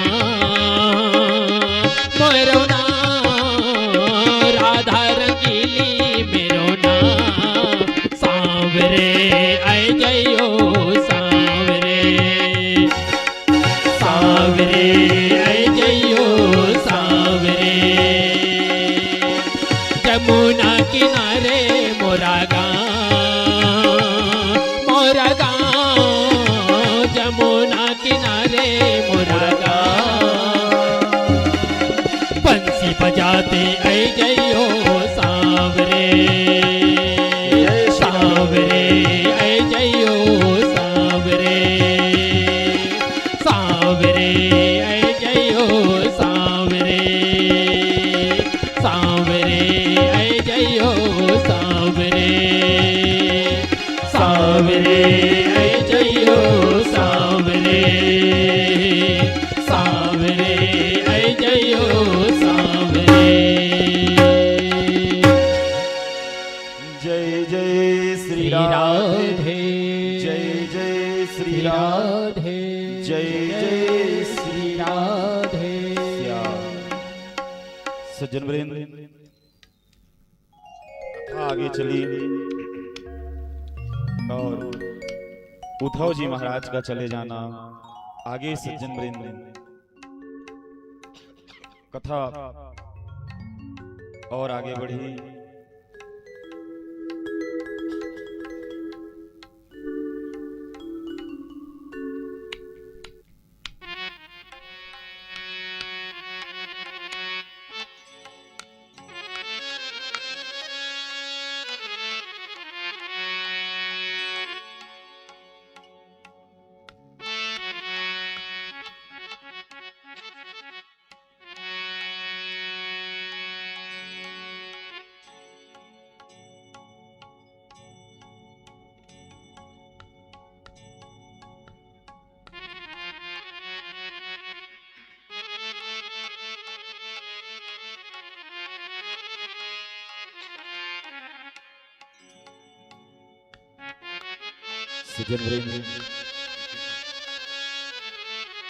इतना कहने के बाद में सुखदेव जी आगे कथा श्रवण कराने लगे। इधर आया समय भगवान के परम धाम जाने का। भगवान परम धाम की यात्रा पहले आज पुत्रों को भी श्राप लगा हुआ है भगवान के कृष्ण के वंश को। महाराज भगवान कृष्ण द्वारिका को छोड़ करके प्रभास के क्षेत्र में प्रवेश किए और जैसे ही प्रभास के क्षेत्र में प्रवेश किए ना तो क्षेत्र बदल गया और क्षेत्र के बदलने के बाद में महाराज पुत्रों ने आज मदिरा का ढक्कन खोला और मदिरा का ढक्कन खुला महाराज। इधर जो पुत्र गंगा जल पीने वाले थे वो लोग पूरा जो है मदिरा पान करने लगे हैं और ऐसा मदिरा पान हुआ महाराज। पुत्रों ने मदिरा का ढक्कन खोला भगवान कृष्ण आए, पुत्र मदिरा ना पियो। अरे तुम गंगा जल पीने वाले हो, तुम पंचामृत पीने वाले हो, तुम चरणामृत पीने वाले हो, ना पियो महाराज। लेकिन नहीं माना महाराज। आज जगह जगह पर मदिरा बौछार होने लगा यदुवंशियों के बीच में। भगवान कृष्ण समझाने लगे तो एक पुत्र जो है मदिरा के नशे में धुत क्रोध में आने लगा, और क्रोध में आकर के एरका का घास उखाड़ा है। वही एरका का घास महाराज, जिस एरका के घास से जो श्राप लगा था ना लोहे का मूसल, उसी के चूर्ण से ये एरका का घास बना है। और एरका का घास उखाड़ा और भगवान कृष्ण पे ही प्रहार करने लगा। बलराम जी आकर के हाथ रोके तो देखते ही देखते महाराज पुत्र को जब एरका का घास पकड़े देखे तो भगवान कृष्ण ने भी एरका का वही घास उखाड़ा। एक तरफ पुत्र का हाथ बलराम जी पकड़ने लगे, एक तरफ भगवान कृष्ण का हाथ पकड़ने लगे। अरे तुम लोग मेरे ही पुत्र हो, मेरे ही भाई बंधु हो, अगर ऐसा लड़ोगे तो कैसे बनेगा? अरे मत लड़ो, इस मदिरा को यही छोड़ दो। भगवान कृष्ण बलराम जी समझाने लगे, कहे देखो ना भैया, ये पुत्र मेरे वंशज लोग ऐसा कृत्य कर रहे हैं। अरे आने वाले समाज मेरे को क्या बोलेगा, आने वाला लोग मेरे को क्या बोलेंगे कि कृष्ण के संतानों ने मदिरा पान किया। देखते देखते भगवान श्री कृष्ण की ओर से कुछ दल उठने लगा, इधर से कुछ दल उठने लगा, और सब लोगों ने एरका का घास उखाड़ा। और महाराज एक एरके के घास से एक भाई ने आज दूसरे भाई के मस्तक को काट डाला है। भगवान कृष्ण का हृदय फट गया, आज रक्त सिंचित होने लगा। महाराज देखते देखते यदुवंशियों के बीच में घमासान युद्ध आरंभ हो गया। एरका का घास उखाड़ने लगे, एक एक एक एक कटने लगे हैं। भगवान कृष्ण को बलराम खींचने लगे, एक कन्हैया तू यहाँ से चल, तू ये नहीं देख पाएगा। भगवान कृष्ण रोने लगे, भैया अरे मेरे वंश, मेरे ही पुत्र, मेरे ही पौत्र देखो क्या करने जा रहे हैं। अरे मत मारो रे, मत काटो रे। विलाप हुआ, भगवान बलराम जी खींचते हुए कृष्ण को ले जाने लगे, और इधर एक एक एक एक करते करते 56 करोड़ यदुवंशी कट कट करके मरने लगे। महाराज आगे बलराम जी महाराज श्री कृष्ण के पास में अकेले में लेकर के जाना, एक पीपल का वृक्ष था, वहीं पे भगवान कृष्ण को खड़े हुए महाराज रोने लगे भगवान कृष्ण। और रोते हुए आज बलराम जी ने देखा और हाथ जोड़ लिया है। कहा केशव तू तो सृष्टि का सृजन करता है, पालन करता है, संहार करता है। हे केशव अब मेरे भी जाने का समय हो गया है। हे केशव अब तू मुझे भी आज्ञा दे, अब मैं भी जाना चाहता हूँ। भगवान कृष्ण कहने लगे ना ना भैया, इस संसार में अरे आप नहीं, मुझे पहले जाने दीजिए, आप बाद में जाइएगा। भगवान कृष्ण कहने लगे, बलराम कहने लगे ना ना भैया, इस संसार में आया मैं हूँ, जाऊंगा भी मैं। जो पहले आता है कन्हैया वो पहले जाता है, नियम नहीं भंग करेंगे। कहे मैं पहले जाऊंगा। भगवान कृष्ण आज रोने लगे भाई को देख करके। कहा भैया क्षमा करना, अगर जाने अनजाने में मुझसे गलती हो गई होगी।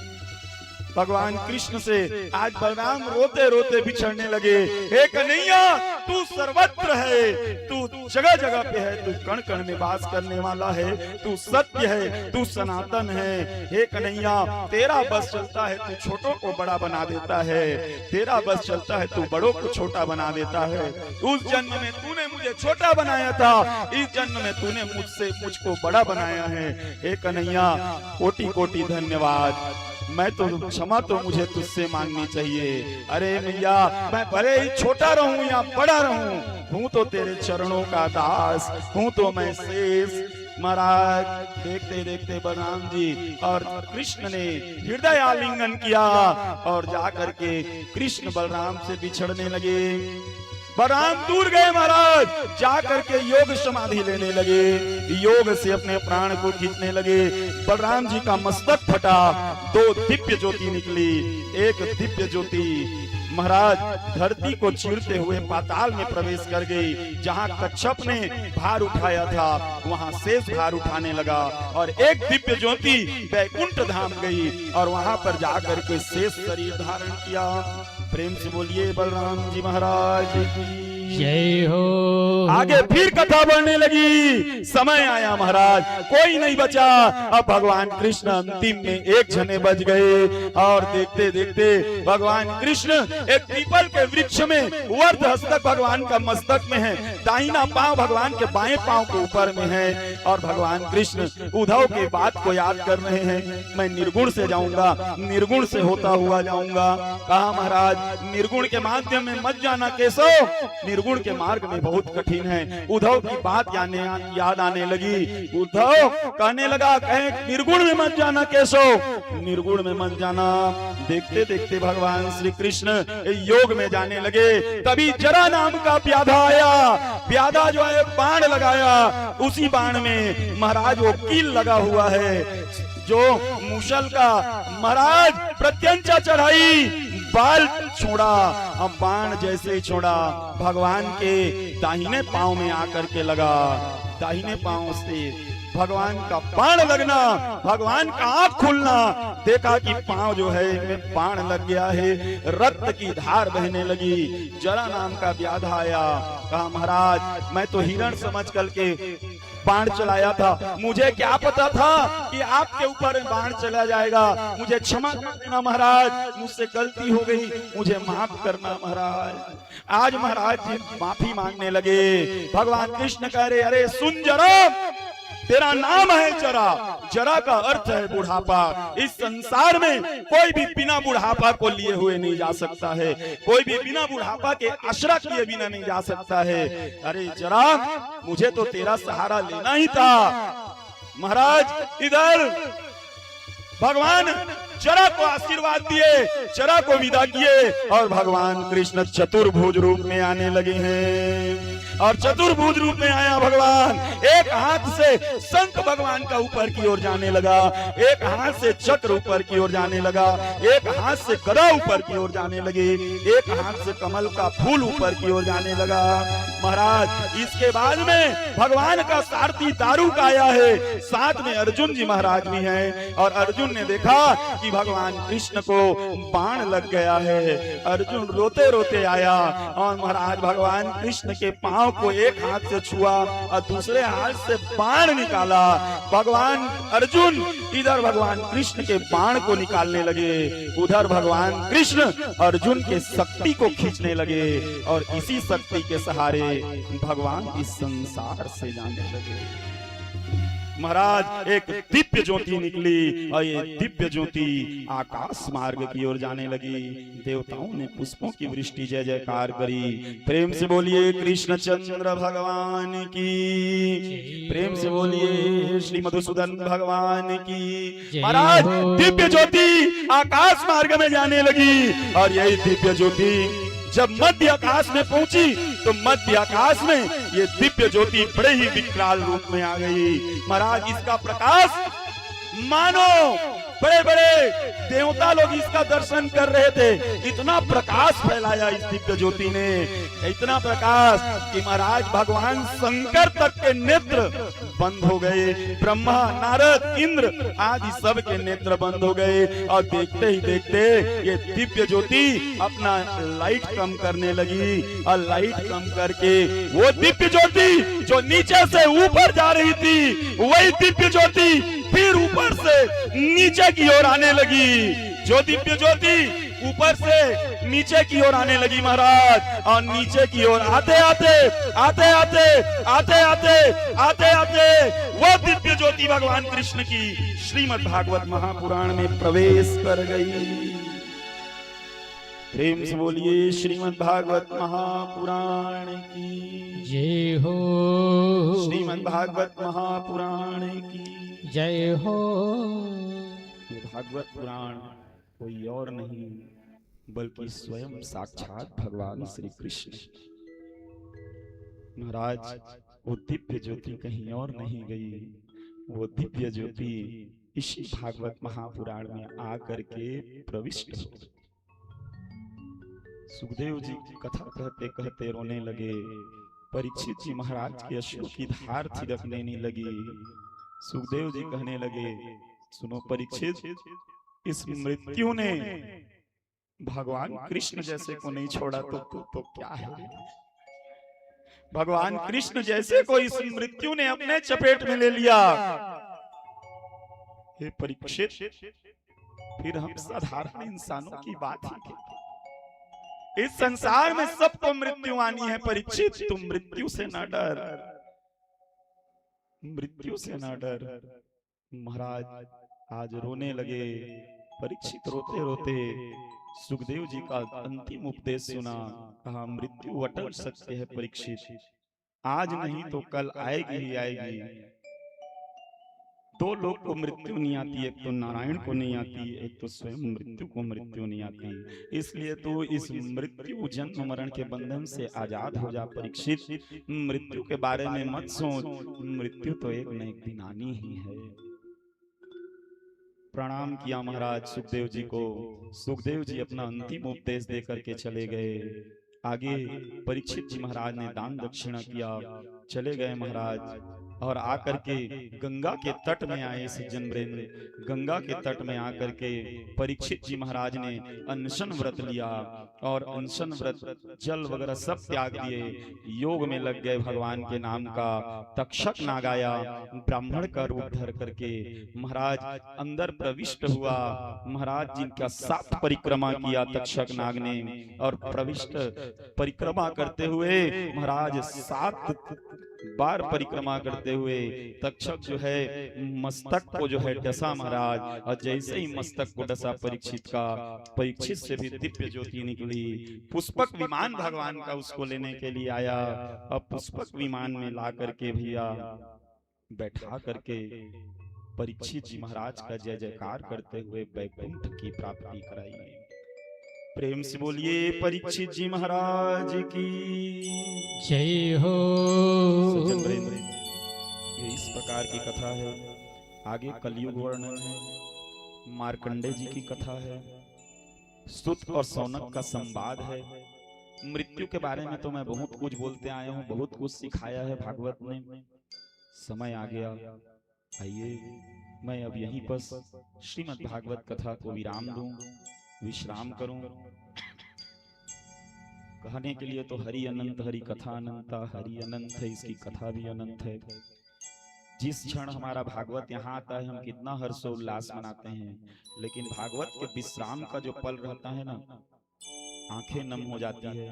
ऐसी पावन में कथा, क्योंकि ये साक्षात भगवत स्वरूप है, साक्षात भगवान स्वरूप है। महाराज जब परीक्षित को लेकर के जाने लगे ना, तो परीक्षित को लेकर के जा रहे थे जय जयकार बुलाते हुए पुष्पक विमान में। तो ब्रह्मा ने सुना, कहे महाराज ये पहला कोई है जिसका पुष्पक विमान लेकर के जय जयकार बुलाते जा रही, इसने क्या किया था? तो महाराज सुनने में आया, ध्यान लगा करके देखा तो इसने तो भागवत जी की कथा श्रवण करी थी।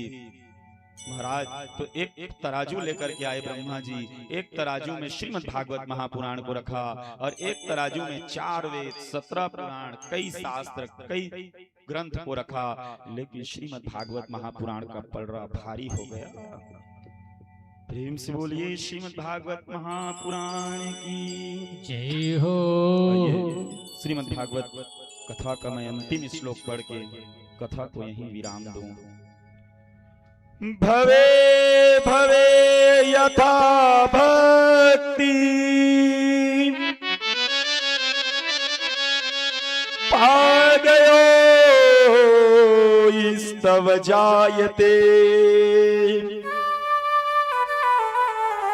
यथा कुरुष देव नाथम स्त्वं नो यत् प्रभो। नाम संकीर्तनम यस्य सर्व पाप प्रणाशनम, प्रणामो दुख समनस्तम, नमामि हरि परम। जिन भगवान के नामों का संकीर्तन सारे पापों को सर्वथा नष्ट कर देता है, और जिन भगवान के चरणों में आत्मसमर्पण, उनके चरणों में प्रणति सर्वदा के लिए सब प्रकार के दुखों को शांत कर देती है, ऐसे परम तत्व स्वरूप श्री हरि को मैं बारंबार नमस्कार करता हूँ, मैं प्रणाम करता हूँ। भगवान, आप मुझे भक्ति प्रदान कीजिए, आप मुझे शक्ति प्रदान कीजिए। प्रेम से बोलिए श्रीमद् भागवत महापुराण की जय हो।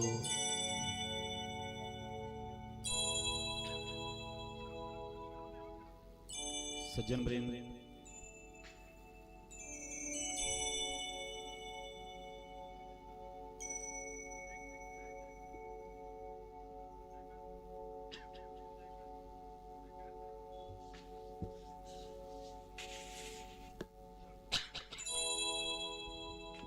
सज्जन वृंद, कथा तो अनंत है, ऐसी कथा आपको मिल पाई और श्रवण कर पाए आप,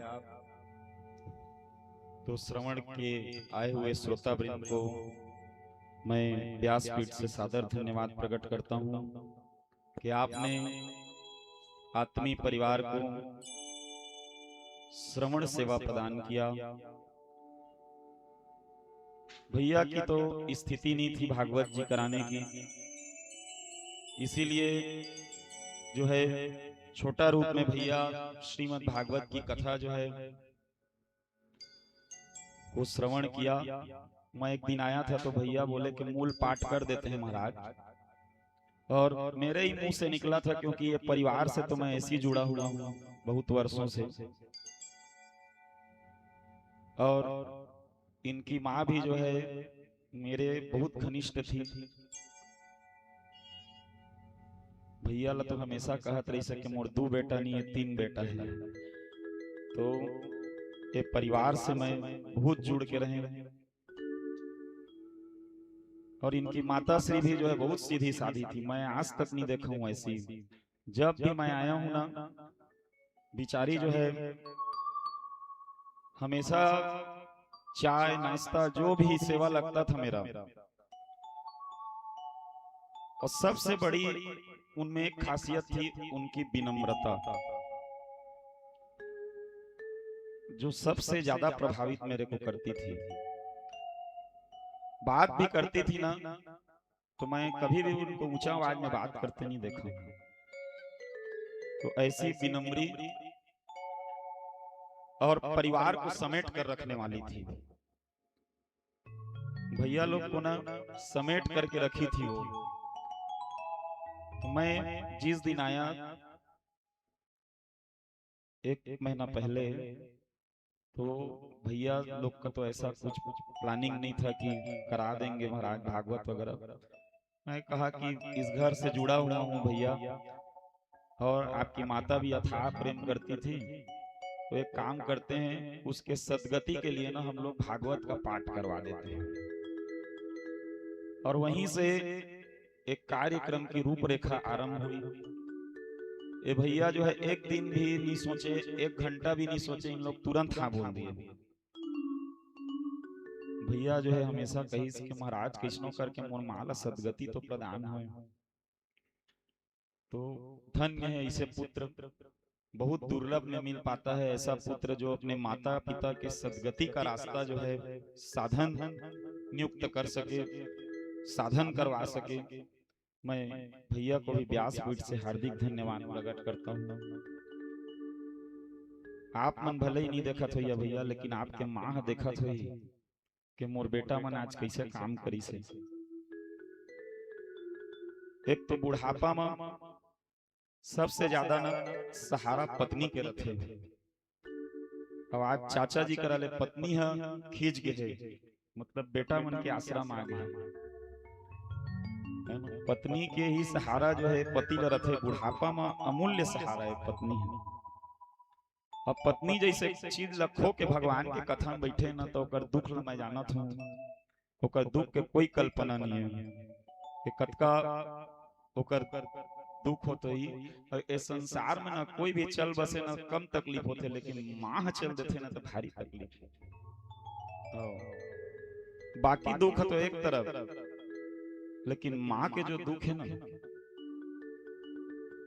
वो दुख के कोई कल्पना नहीं करे जा सकत है, जेकर से माता छीन जाए।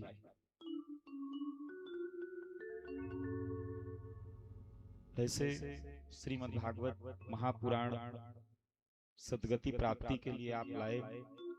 मैं भगवान नारायण से करबद्ध प्रार्थना करूंगा कि माता स्वर्गीय मान कुंवर साहू जी, इनको भगवान नारायण परम पद की प्राप्ति करावे, अपना पद देवे। मैं व्यासत्व में तो हूं ही, लेकिन मैं अपने को इस परिवार का भी एक सदस्य मानता हूं। इसलिए मैं भगवान से, इन आत्मी परिवार से भी, इनके तरफ से भी करबद्ध निवेदन करूंगा कि हे नारायण, माता जी को आप नारायण पद प्राप्त कराइए, अपने हृदय में स्थान दीजिए। माता जी को मोक्ष प्राप्ति कराइए। यथार्थ भगवत की कथा श्रवण करने से तो हर का कल्याण हो जाता है, लेकिन हमने इस भगवत का उद्देश्य ही मोक्ष प्राप्ति श्रवण का चुना है। हे नारायण, आप भगवत धाम की प्राप्ति भी माता श्री को कराइए। सज्जन वृंद, मैं भी यही बगल गांव से ही हूँ, उमरेली से, और कथा तो मुझे भी उतना नहीं आता है, जितना बन सका आपको कथा श्रवण करा दिया हूँ। चूंकि समय कम है, दिवाली का भी चल रहा था त्योहार, तो हम छोटी छोटी कथा को लेकर के कथा किए हैं। लेकिन भैया के यहाँ दो चीज मैं बहुत अच्छा किया हूँ। एक तो मैं भैया के घर में पाठ को भी बहुत अच्छा से करा दिया हूँ, और बच गया जितना कथा तो उतना हम लोग कथा भी कर दिए हैं। तो अभी हम लोग किरारी वाले भैया लोग भी बैठे हैं, हमारे चाचा जी श्रीमान राम प्रसाद साहू जी। अभी इनके यहाँ भागवत करने के बाद मैं यहाँ से जुड़ा हुआ हूँ, और वो चाचा ही हैं, वो अंकल ही हैं, जिनके द्वारा ही मैं इस परिवार से जुड़ा हूँ। मैं तो नहीं जानता था, लेकिन अनन्य लोग हैं, और इनसे बहुत ज्यादा लछनपुर से जुड़ गया। लछनपुर में तो अब मेरे बहुत पहचान के हो गए, तो सब संपर्क होता है, ईश्वर सबको एक दूसरे को जोड़ता है। और अंकल राम प्रसाद जी साहू जी के यहाँ से भी परिवार वाले ने भी बहुत सहयोग दिया है श्रवण के लिए। यहाँ पे अंकल भी बेचारे शुरू दिन से यहाँ पे 7 दिन तत्पर हैं। हमारे प्रकाश भैया हैं, इनका परिवार है, जो 7 दिवस तक यहीं पूरा तत्पर रहा, सेवा दिया। भैया, सेवा कभी भी खाली नहीं जाता है। भगवान के आप लोगों ने जितना इस परिवार को सहयोग किया है ना, जितना सेवा दिया है ना, ये भगवान जो है ना आपको उतना सब रिटर्न करेगा, है ना। सेवा कभी भी खाली नहीं जाए, पूजा कभी भी खाली नहीं जाए, वंदना कभी भी खाली नहीं जाए, है ना। जितना हम भगवान के प्रति समर्पित रहन ना, भगवान ओतके कन हमला समर्पण भाव करके रिटर्न भी करते, वापस भी करते। तो मैं इनका भी धन्यवाद प्रकट करता हूँ। साथ में मेरे संगीत वाले भैया लोग आए हैं, इन लोग को भी मैं जल्दी जल्दी बुला डाला हूँ, है ना। तो मैं यही कहूँगा भैया लोग भी ध्यान नहीं देंगे, भाई छोटा सा परिवार है इन लोग का, और करा डाले हैं। तो आप लोग के सहयोग से ही संपन्न हुआ है। भैया की स्थिति तो मैं जान रहा हूँ कैसा है, और आप लोग का भी बहुत धन्यवाद। भले ही एक भागवत इसने कर दे, लेकिन भगवान है कर फल भी आप मतलब जरूर प्रदान करी। मैं भैया के परिवार से भी कोई त्रुटि हो गई हुई तो ध्यान मत दिया, और मैं व्यासत्व से भी कहूंगा कि अगर मेरे से त्रुटि हो गई होगी तो भी आप लोग ध्यान मत दीजिएगा, है ना। और आइए सज्जन वृंद, समय हो गया है, ज्यादा बोलूंगा तो मैं तो बोल नहीं पाता हूँ, और हर जगह भागवत में भी किरारी में धड़ धड़ धड़ धड़ रो के आया हूँ, है ना। यहाँ एक तो आत्मीय परिवार लोग ऐसे भी दुख में हैं, मेरा काम है सांत्वना प्रदान करना, है ना। देखिए भैया, परीक्षित जैसे को भी मृत्यु ने डस लिया। मृत्यु काल चक्र सब वाणी है एक दिन, इसलिए हमको मृत्यु को न स्वीकार करना सीखना चाहिए, है ना। तो मृत्यु को स्वीकार करिए। जैसे आपके माँ आपके घर ला पूरा बांध के रखे रही से, वैसे ही आप मन भी एक घर परिवार ला पूरा बांध के चला, रोक के चला। माता तो अब देव स्वरूपा हो गए, है ना। जब तक के हमने शरीर में रथन न, सबके लिए छल कपट ये वो दुनिया भर के करत रथन, लेकिन जैसे ये शरीर से प्राण निकल जाते ना, तो आत्मा शुद्ध तत्व हो जाते, देव तत्व हो जाते। तो ये आत्मा भी जो है ना देव तत्व हो गया है। हमेशा माता के मान सम्मान करत रहा, पूजा करत रहा, नाम लेत रहा, स्मृति में हमेशा बना के रखा, है ना। और इसी के साथ में आइए मैं प्रकाश भैया से 2 मिनट कहूंगा, 2 मिनट संबोधन करके अभी की इस कथा को विश्राम करें।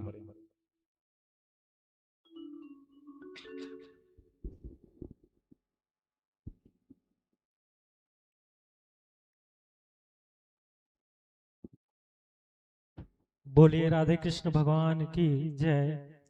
परम सम्मानीय आचार्य महोदय, यदि हमसे कुछ भी भूल चूक हो तो हम समस्त परिवार वाले आपका हमेशा आभारी रहेंगे।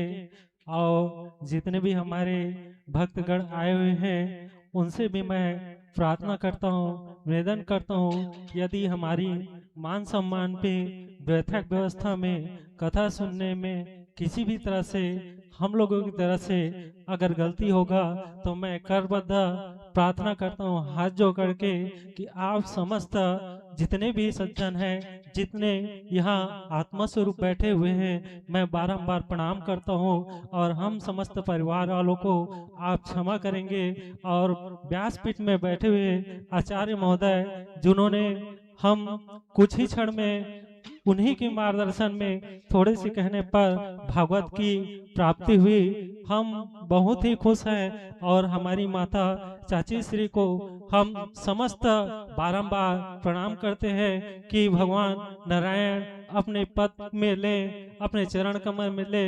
और समस्त से मैं पुनः क्षमा करता हूँ और महाराज जी से मैं बारंबार क्षमा प्रार्थना हूँ, यदि हमसे पूजा में, कथा में, व्रत में अगर किसी भी प्रकार से हम आपके को अगर गलत हुआ हो उसे हमें क्षमा करेंगे। और भविष्य में हम आपका आशीर्वाद सदा, आपका आशीर्वाद हम पर बना रहे, ऐसी मैं लालसा करता हूँ। और भगवत प्रेम हम सबके हृदय में बना रहे, ऐसी सभी कामना करते हुए मैं बारंबार आचार्य महोदय एवं समस्त देव आत्मा जितने भी हमारे पधारे हुए सौर मंडल, तारागण, सोरस मातृका, भागवत, महापुराण, कान्हा, सभी को हम परिवार की तरफ से स्वमेव बारंबार कोटि कोटि प्रणाम करते हैं। अखिल ब्रह्मांड भगवान साथ में हमारे संगीत कुछ ही क्षण में इनसे भी निवेदन किया, भैया हम लोग थोड़ा गरीब हैं, आप आकर के हमारा मदद कीजिए। और उन्होंने भी हम लोगों को संगीत में बहुत ही अच्छा हम लोगों को यहाँ पर भागवत में सहयोग दे, मैं उनसे भी क्षमा मांगता हूँ, उनका भी धन्यवाद करता हूँ जिन्होंने हम लोगों का यहाँ पर थोड़े विनम्र करने पर भी हमारा जो है यहाँ पर कार्यक्रम को अच्छे से किए। बोले राधे कृष्ण भगवान की जय। जय। इसके बाद चढ़ोतरी। आप लोग जो भी दान चढ़ोतरी करना चाहते हैं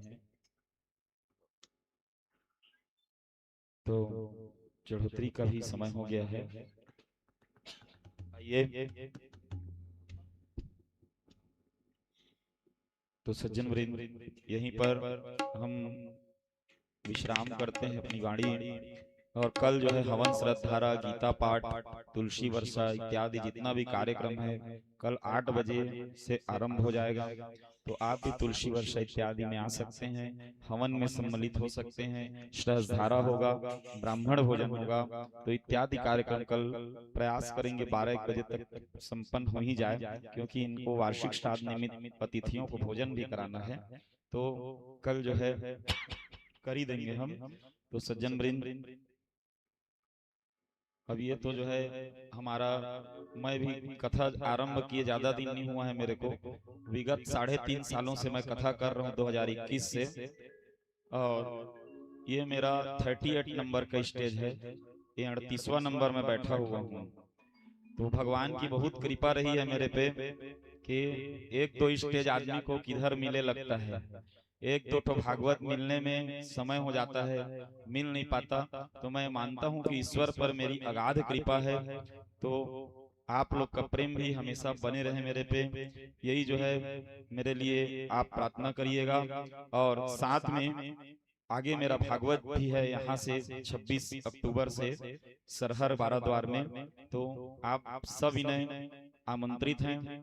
जहाँ तक भैया ने आज सेवा किया है महतारी यूट्यूब चैनल के माध्यम से, तो जहाँ जहाँ तक मेरी आवाज जा रही हो, जहाँ जहाँ तक मेरा वक्तव्य जा रहा हो, तो उन सब से निवेदन है कि आप सब जो है सरहर ग्राम में कथा श्रवण करने के लिए अवश्य पहुँचे।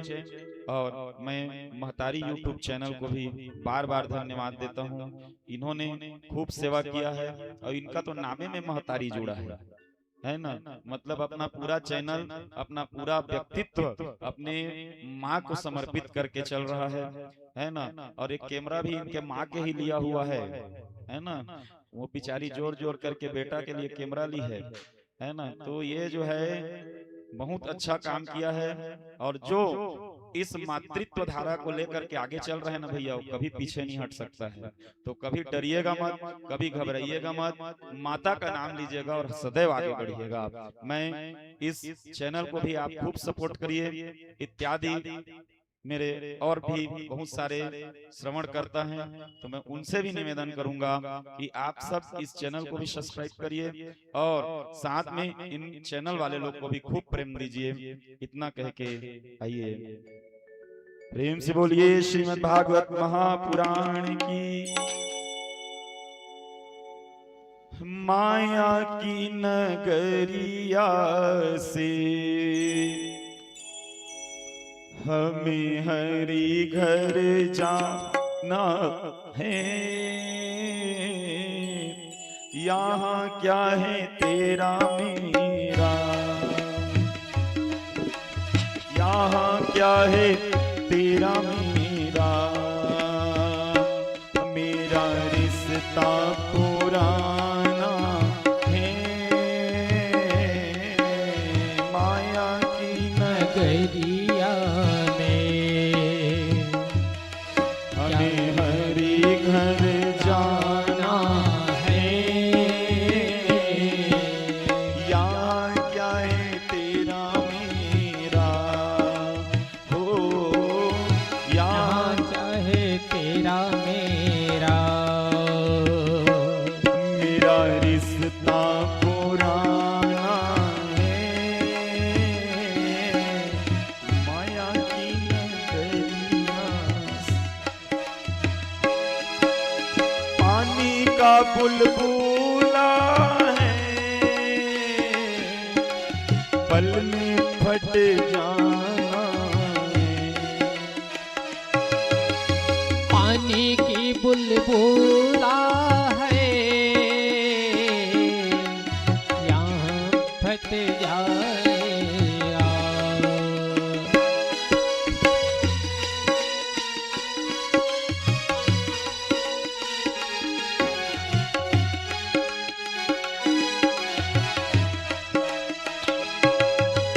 पानी का बुलबुला है, यहाँ फट जाना है, पानी का बुलबुला है, यहाँ फट जाना है।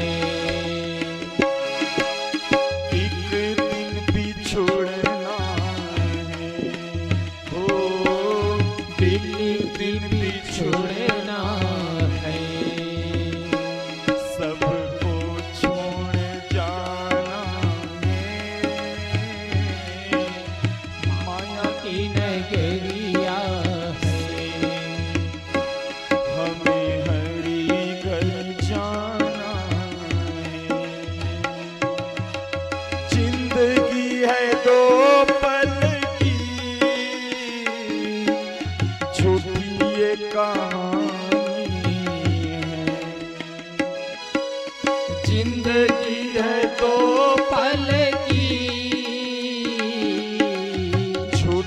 ये कहानी है,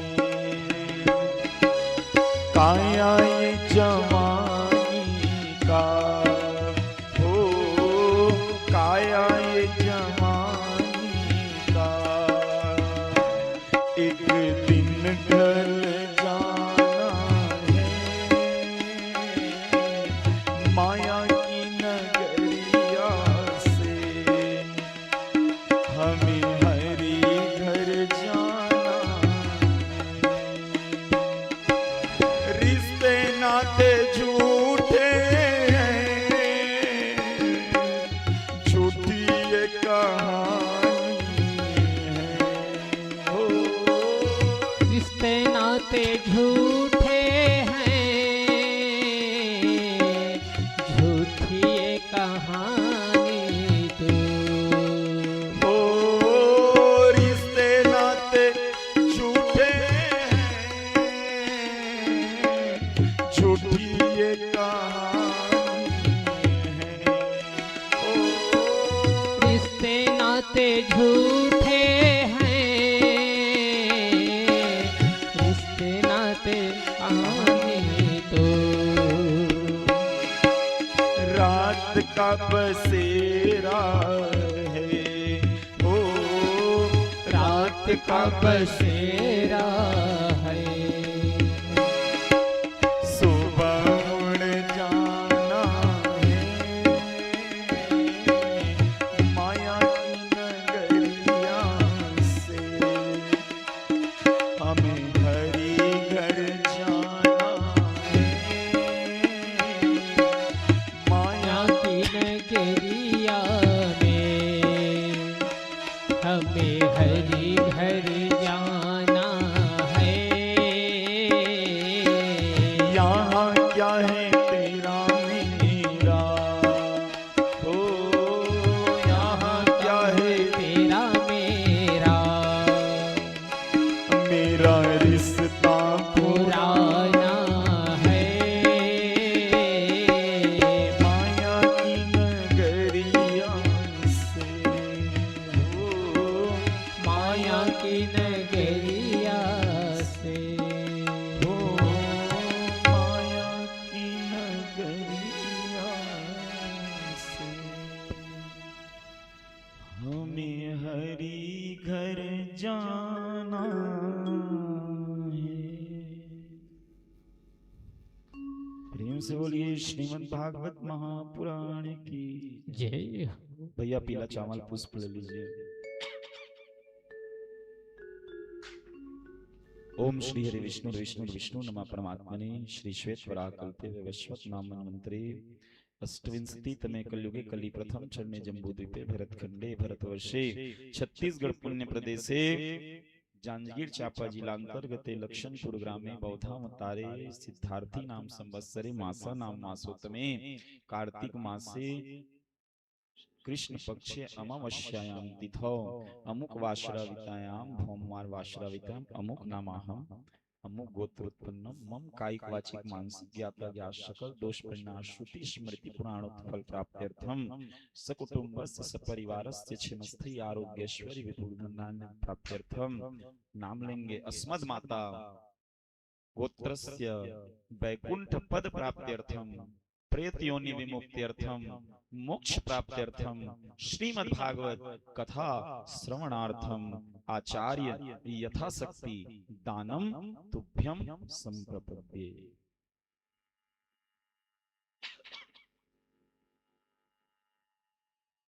और जिन जिन माता बहन भाई लोग को दान देना हो वो भी जो है आकर के दान देते जाएंगे भैया। देखिए दान दिए धन ना घटे, सरिता घटे न नीर, गौ के पियाए जल ना घटे, कहेगा ये दास कबीर, है ना। गौ के पिलाने से जल की कमी नहीं होती है, दान देने से धन नहीं घटता है। जितना पुण्य रहता है ना वो आचार्य के पास रहता है, तो अपना अपना जो है दान दे दे करके देते जाएंगे।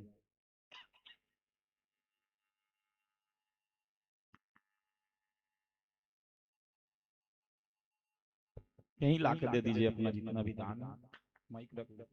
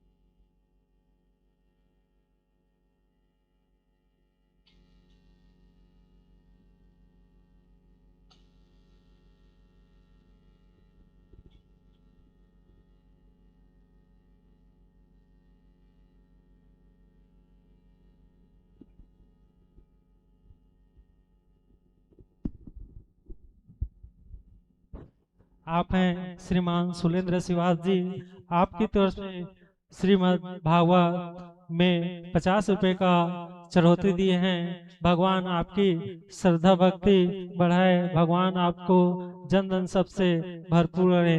बोले राधा कृष्ण भगवान की जय।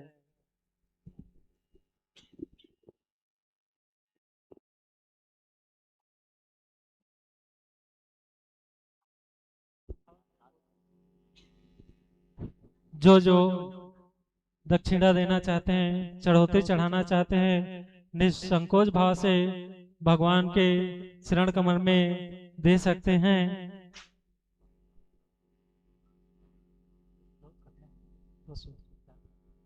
आप हैं श्रीमान साधुराम यादव जी, आपके तरफ से आपके परिवार की तरफ से 201 रुपया भगवान के श्री चरण कमल में अर्पण किए हैं। बोल आपकी श्रद्धा भक्ति की जय, आपके कुटुंब परिवार की जय।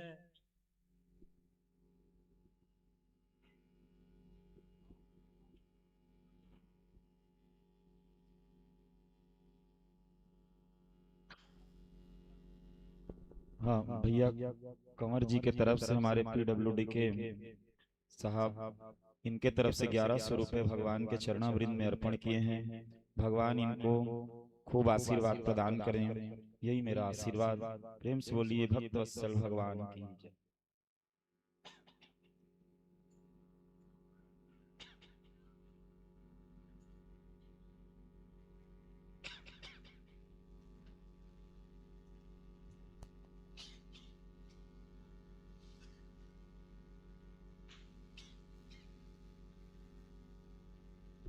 आप हैं श्रीमान प्यारेलाल साहू जी औरई से, आप भगवान के श्री चरण कमल में 101 रुपया चढ़ोतरी। भगवान आपको सदा खुश रहे, आपके कुटुंब परिवार सदा भरापूर रहे। बोलिए राधे कृष्ण भगवान की जय।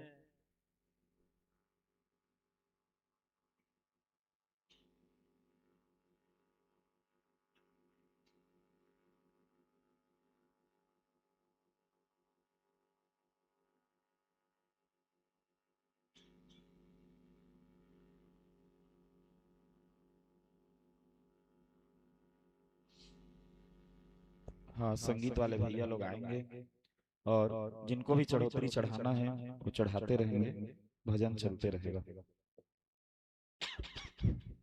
आइए, दान देने से दान घटता नहीं है बल्कि बढ़ता है। आपकी स्वेच्छा से आप पुष्प फूल पैसा जो भी अर्पण करना चाहते हैं भगवान की चढ़ोतरी में अर्पण कर सकते हैं।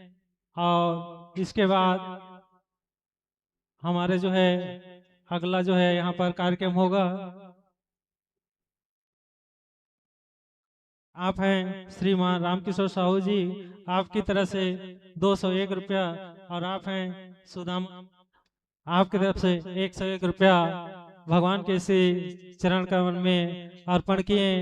बोल आपकी श्रद्धा भक्ति की जय। आप हैं श्रीमती सुशीला साहू, आपकी तरफ से भगवान की चढ़ोतरी में 50 रुपया चढ़ौती किए हैं। बोल आपकी श्रद्धा भक्ति की जय, आपकी कुटुंब परिवार की जय।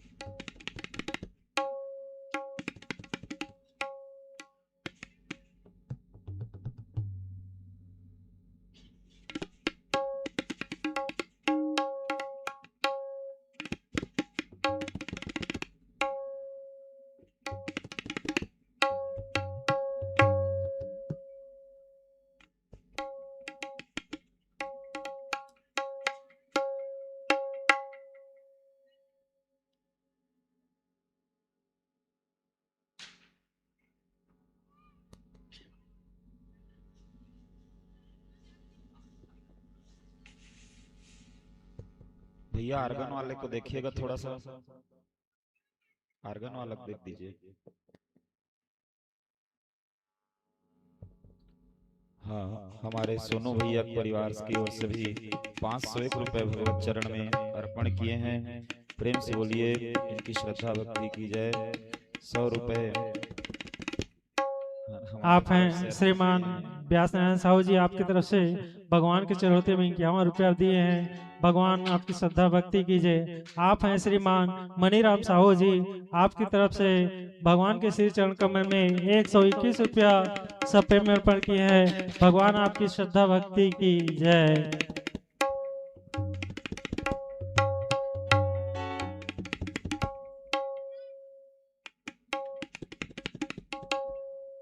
चलिए आप सब जो है एक भजन का आनंद लीजिए, आरती होगी उसके पश्चात, और जिनको चढ़ोतरी करना है वो करते जाएंगे और बाकी आप कल भी कर सकते हैं। श्रद्धारक समय चढ़ोतरी जो है हम लोग और करा देंगे, जिनको जिनको नहीं किए हैं वो लोग।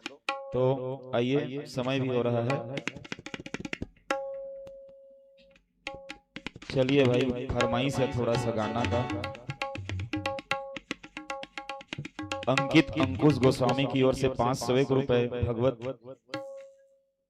हाँ, अंकित और अंकुश की ओर से भगवान की चरणों में, भगवत की चरणों में 501 रुपए अर्पित किए हैं। प्रेम से बोली इनकी श्रद्धा भक्ति की जय, इनके कुल परिवार की जय। चलिए फरमाइश आ रहा है, मीठा मीठा प्यारा प्यारा। थोड़ा इस बार वादक लोग कम है, तो हम लोग जिधर भी जाते हैं ना तो मीठा मीठा प्यारा प्यारा गाते हैं ना भैया, तो बच्चे लोग तक मेरे को फोन करते हैं। रामफल साहू की तरफ से 101 रुपया। प्रेम से बोलिए इनकी श्रद्धा भक्ति की जय। बच्चे लोग जो है ना मेरे को कॉल करते हैं, बोलते हैं महाराज आप लोग आपका ना वो मीठा मीठा प्यारा प्यारा गाना ना सुनने में बहुत आनंद आता है। कई लोग को तो मैं स्टेज से वीडियो बना बना के भेजता हूँ। तो बहुत चला है, तो भगवान कृपा हुई है। मेरा 2-3 चीजें जो है ना लोगों का अक्सर कॉल आता है, यहाँ पे भी मैं नहीं करा पाया। एक तो राधे राधे 54 का फोन आता है भारी, एक तो मेरा पुष्पांजलि है आदि देवम जगत कारणम। मैं तो लगता है सबसे ज्यादा मेरा कथा से भी ज्यादा कोई को पसंद आया है ना तो वो पुष्पांजलि है। जगह में मैं ना जितने जगह में गया हूँ ना भैया, कम से कम 20-25 लोग को खाली मैं पुष्पांजलि को बांट के आता हूँ। इतना पुष्पांजलि चला है। तो 2-4 चीजें ना बहुत प्रेम देता है मेरे को, ये अच्छा लगता है। मेरा गला तो अभी थोड़ा सा बैठा हुआ है, तो जिस गला में हूँ उसी गला में आपको सुना दे रहा हूँ।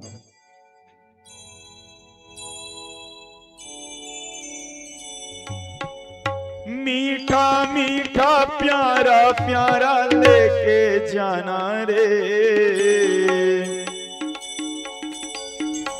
सब लोग ताली बजाते हुए भैया खड़े हो जाइए। मीठा मीठा प्यारा प्यारा लेके जाना रे, मीठा मीठा प्यारा प्यारा लेके जाना रे, लेके जाना रे, लेके जाना रे हरि का नाम लेके जाना रे, लेके जाना रे हरि के नाम लेके जाना रे, लेके जाना रे हरि का नाम लेके जाना रे, लेके जाना रे हरि का नाम लेके जाना रे।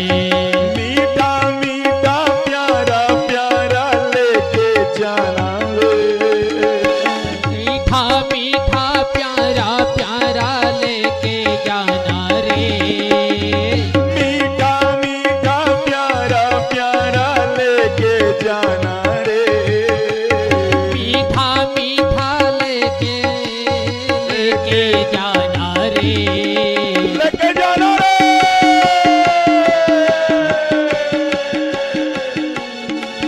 लेके जाना रे हरि का नाम लेके जाना रे, लेके जाना रे हरि के नाम लेके जाना रे, लेके जाना रे हरि के नाम लेके जाना रे, लेके जाना रे हरि का नाम लेके जाना रे, लेके जाना रे हरि का नाम लेके जाना रे।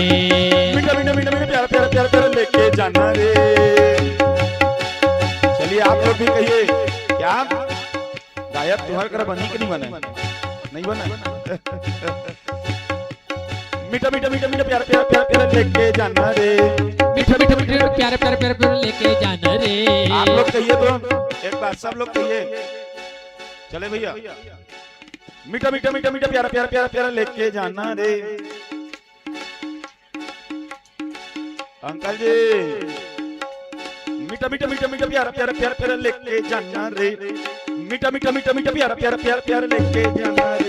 लेके जाना रे हरि का नाम लेके जाना रे, लेके जाना रे हरि का नाम लेके जाना रे, लेके जाना रे हरि का नाम लेके जाना रे, लेके जाना रे हरि का नाम लेके जाना रे।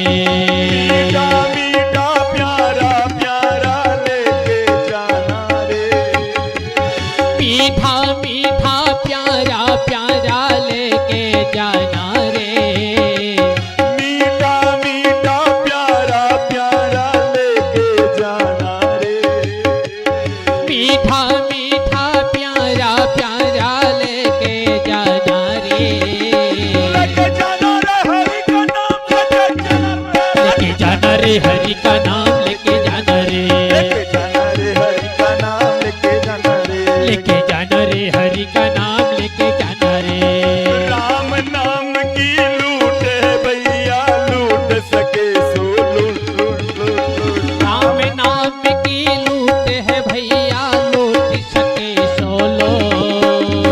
राम नाम की लूट है भैया, लूट सके सो लूट। राम नाम की लूट है भैया, लूट सके सोलो। अंत काल पछताएगा जब प्राण जाएगा छोड़। अंत काल पछताएगा जब प्राण जाएगा छोड़। लेके जाना रे। जय जय श्री राधे, जय जय श्री राधे। सब लोग राधे राधे, राधे राधे राधे राधे, राधे राधे राधे राधे, राधे राधे।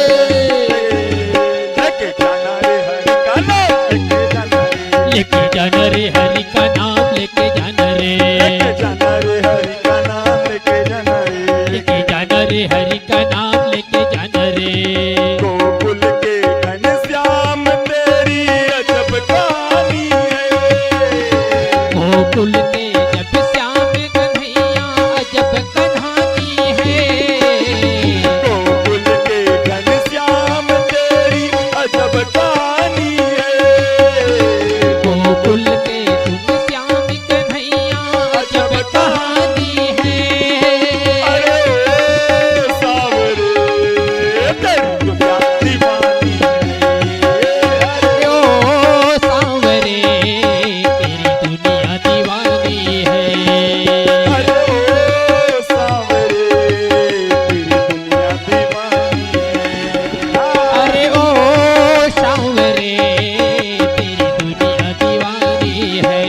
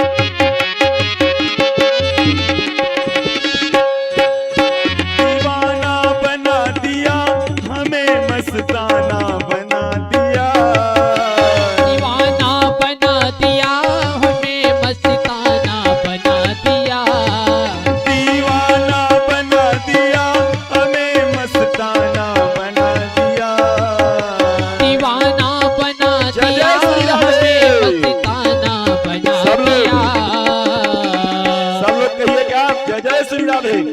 हाथ ऊपर, ताली। दीवाना बना दिया हमें, मस्ताना बना दिया, दीवाना बना दिया हमें, मस्ताना बना दिया। बनवारी ओ गिरधारी ओ बनवारी दीवाना बना दिया, बनवारी तेरी यारी ने दीवाना बना दिया। दीवाना बना दिया हमें, मस्ताना बना दिया, दीवाना बना दिया हमें, मस्ताना बना दिया। बनवारी ओ गिरधारी ओ बनवारी तेरी यारी ने दीवाना बना दिया, बनवारी तेरी यारी ने दीवाना बना दिया।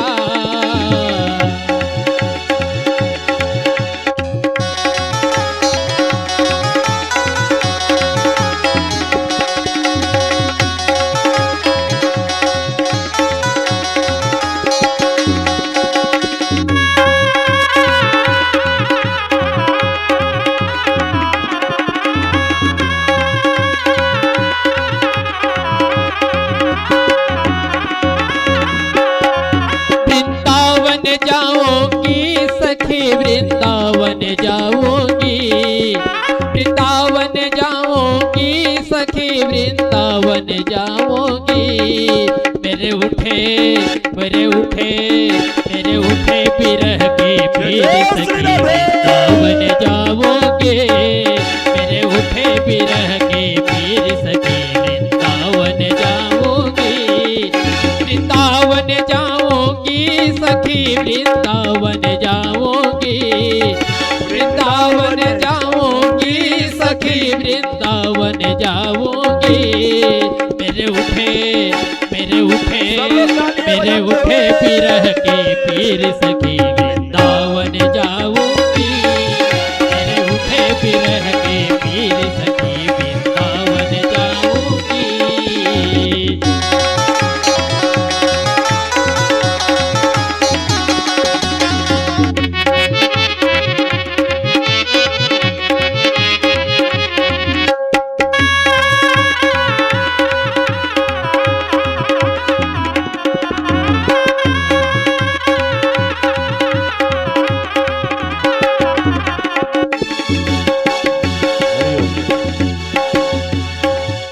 आया मुरली बजाता कन्हैया, आया मुरली बजाता कन्हैया। सारे गोकुल के सारे गुजरिया,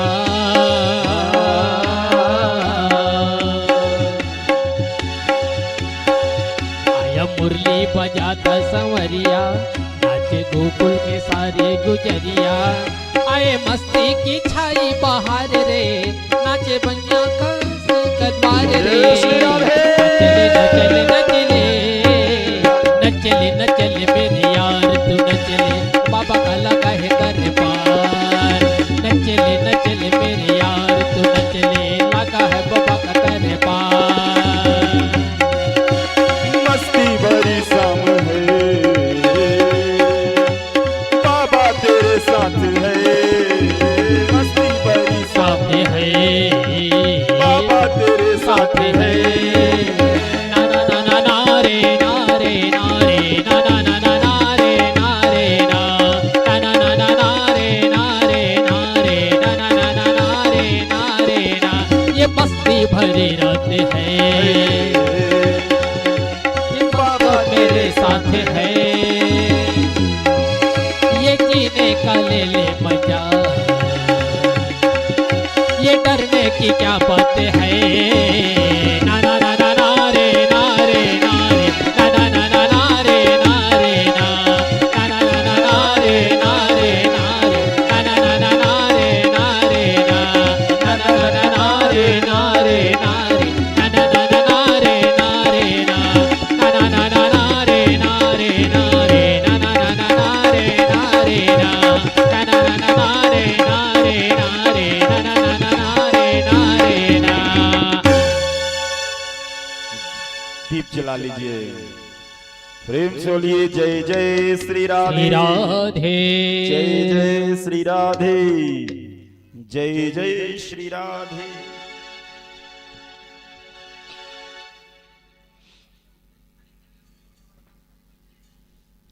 कर्पूर गौरम करुणावतारम संसार सारम भुजगेन्द्रहारम सदा वसन्तं हृदयालविन्दे भवं भवानी सहितं नमामि। मन्दारमाला कुलदायिकायै कपालमालाङ्कृतशेखरायै दिगम्बरायै च दिगम्बरायै नमः शिवायै च नमः शिवाय। प्रेम से बोलिए श्रीमद् भागवत महापुराण की जय हो। सिया राम सिया राम सिया राम सिया राम सिया राम राम सिया राम सिया राम सिया राम सिया राम सिया राम सिया राम हे श्री राम। सिया राम सिया राम सिया राम सिया राम सिया राम राम सिया राम सिया राम सिया राम सिया राम सिया राम सिया राम हे श्री राम। श्री भागवत भगवान की है आरती पापियों को पाप से है तारती। श्री भागवत भगवान की है आरती पापियों के पाप से है तारती। श्री भागवत भगवान की है आरती पापियों को पाप से है तारती। श्री भागवत भगवान की है आरती पापियों के पाप से है तारती। पापियों को पाप से पापियों को पाप से पापियों को पाप से पापियों को पाप से पापियों को पाप से पापियों को पाप से पापियों को पाप से पापियों को पाप से। भागवत भगवान की है आरती पापियों को पाप से है तारती। श्री भागवत भगवान की है आरती पापियों के पाप से है तारती। ये अमर ग्रंथ ये मुक्ति पंथ ये पंचम वेद निराला नव ज्योति जलाने वाला। ये अमर ग्रंथ ये मुक्ति पंथ ये पंचम वेद निराला नौ ज्योति जलाने वाला।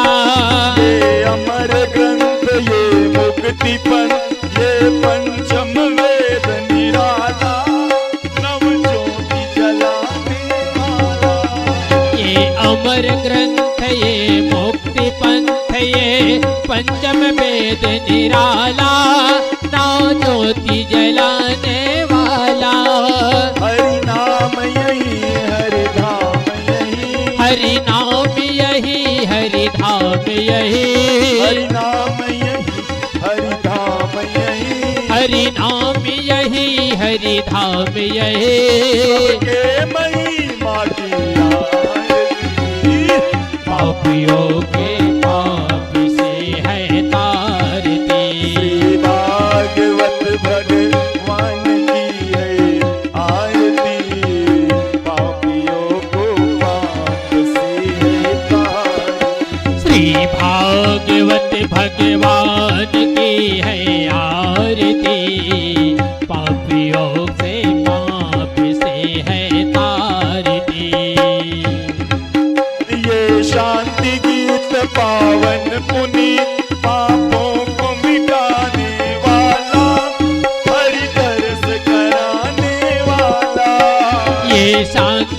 गीत पावन पुनीत पापों को मिटाने वाला, दर्शन को कराने वाला।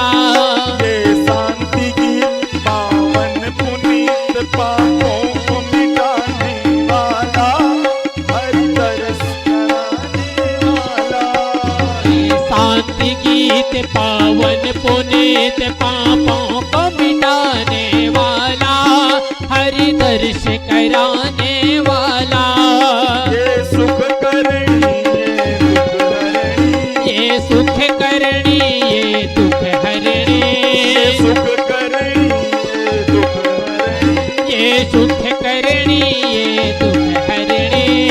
मधुसूदन की आरती, पापियों से पाप से है तारती। श्री भागवत भगवान की है आरती, पापियों को पाप से है तारती। श्री भागवत भगवान की है आरती, पापियों से पाप से है तारती। ये मधुर बोल जग पंथ खोल, सन्मार्ग दिखाने वाला, बिगड़ी को बनाने वाला। ये मधुर बोल जग पंथ खोल, सन्मार्ग बताने वाला, बिगड़ी को बनाने वाला। ये मधुर बोल जग पंथ खोल, सन्मार्ग दिखाने वाला, बिगड़ी को बनाने वाला।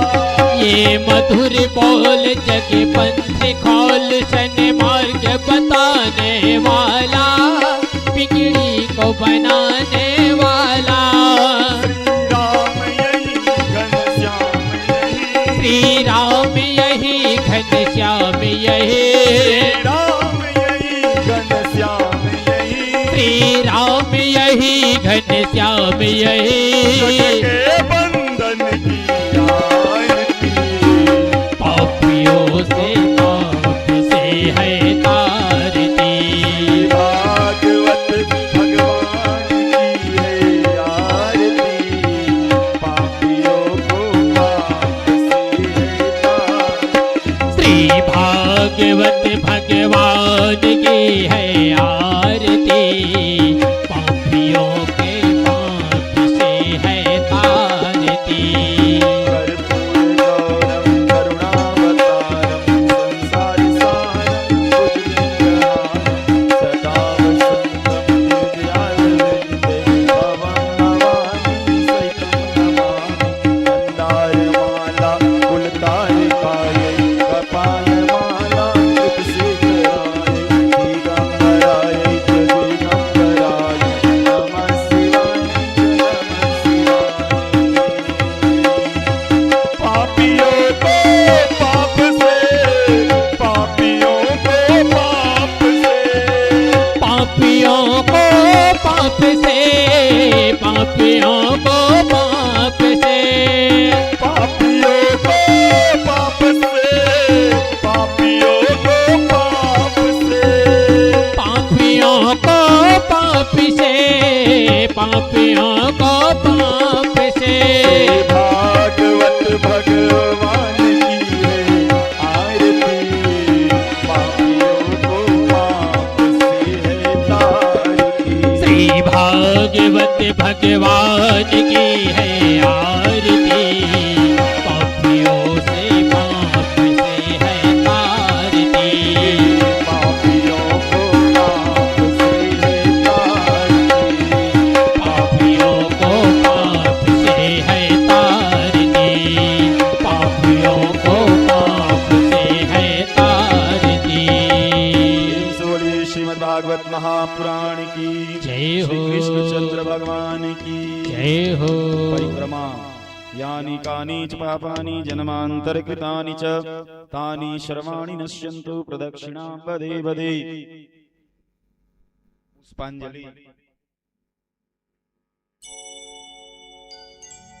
अर्थन धर्मन काम रुचि गति न चहो निर्वाण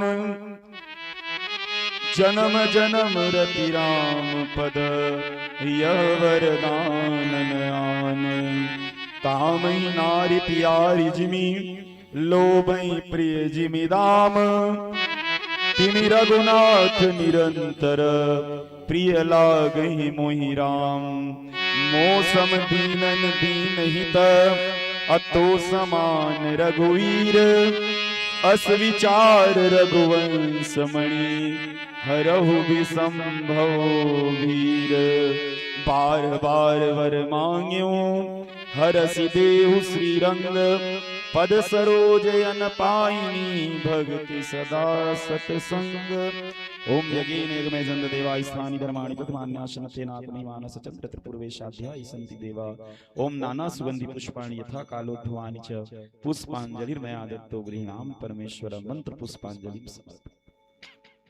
प्रेम से बोलिए श्रीमद् भागवत महापुराण की जय हो, श्री कृष्ण चंद्र भगवान की जय हो, आवाहित देवताओं की जय हो, कुल देवताओं की जय हो, ग्राम देवताओं की जय हो, अपने अपने माता पिता की जय हो, गुरु गोविंद की जय हो, धर्म की जय हो, अधर्म का नाश हो, प्राणियों में सद्भावना हो, विश्व का कल्याण हो, गौ माता की जय हो, सत्य सनातन धर्म की जय हो, गौ माता की जय हो, सत्य सनातन धर्म की जय हो, नमः पार्वती पतये हर हर हर महादेव।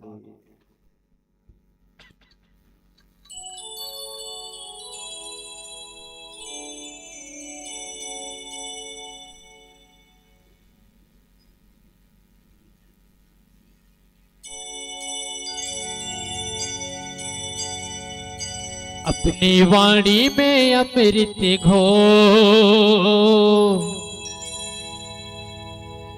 रचना राधे राधे बो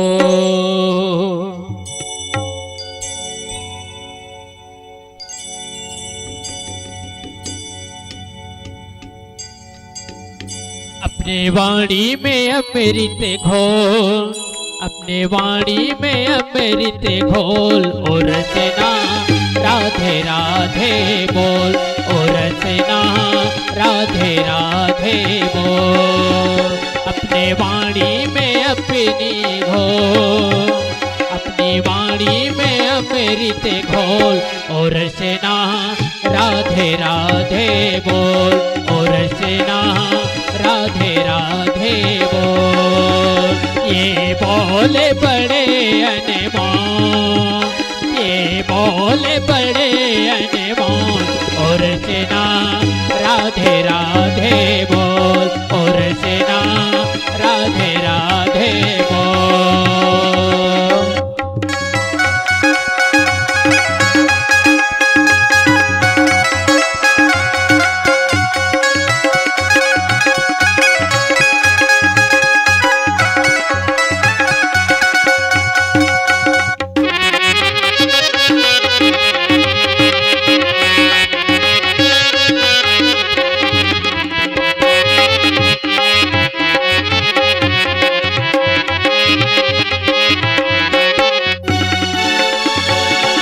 राधा जी बरसाने बारी राधा जी वृष भानु दुलारे राधा जी वृष भानु दुलारे राधा जी बरसाने बारी राधा जी वृष भानु दुलारे राधा जी वृष भानु दुलारे तो अक्षर आधार जगत में तो अक्षर आधार जगत में ये अक्षर अनमोल और रचना राधे राधे बोल और रचना राधे राधे बोल अपने वाणी में अमृत घोल अपनी वाणी में अमृत घोल और रचना राधे राधे बोल और रचना राधे राधे बोल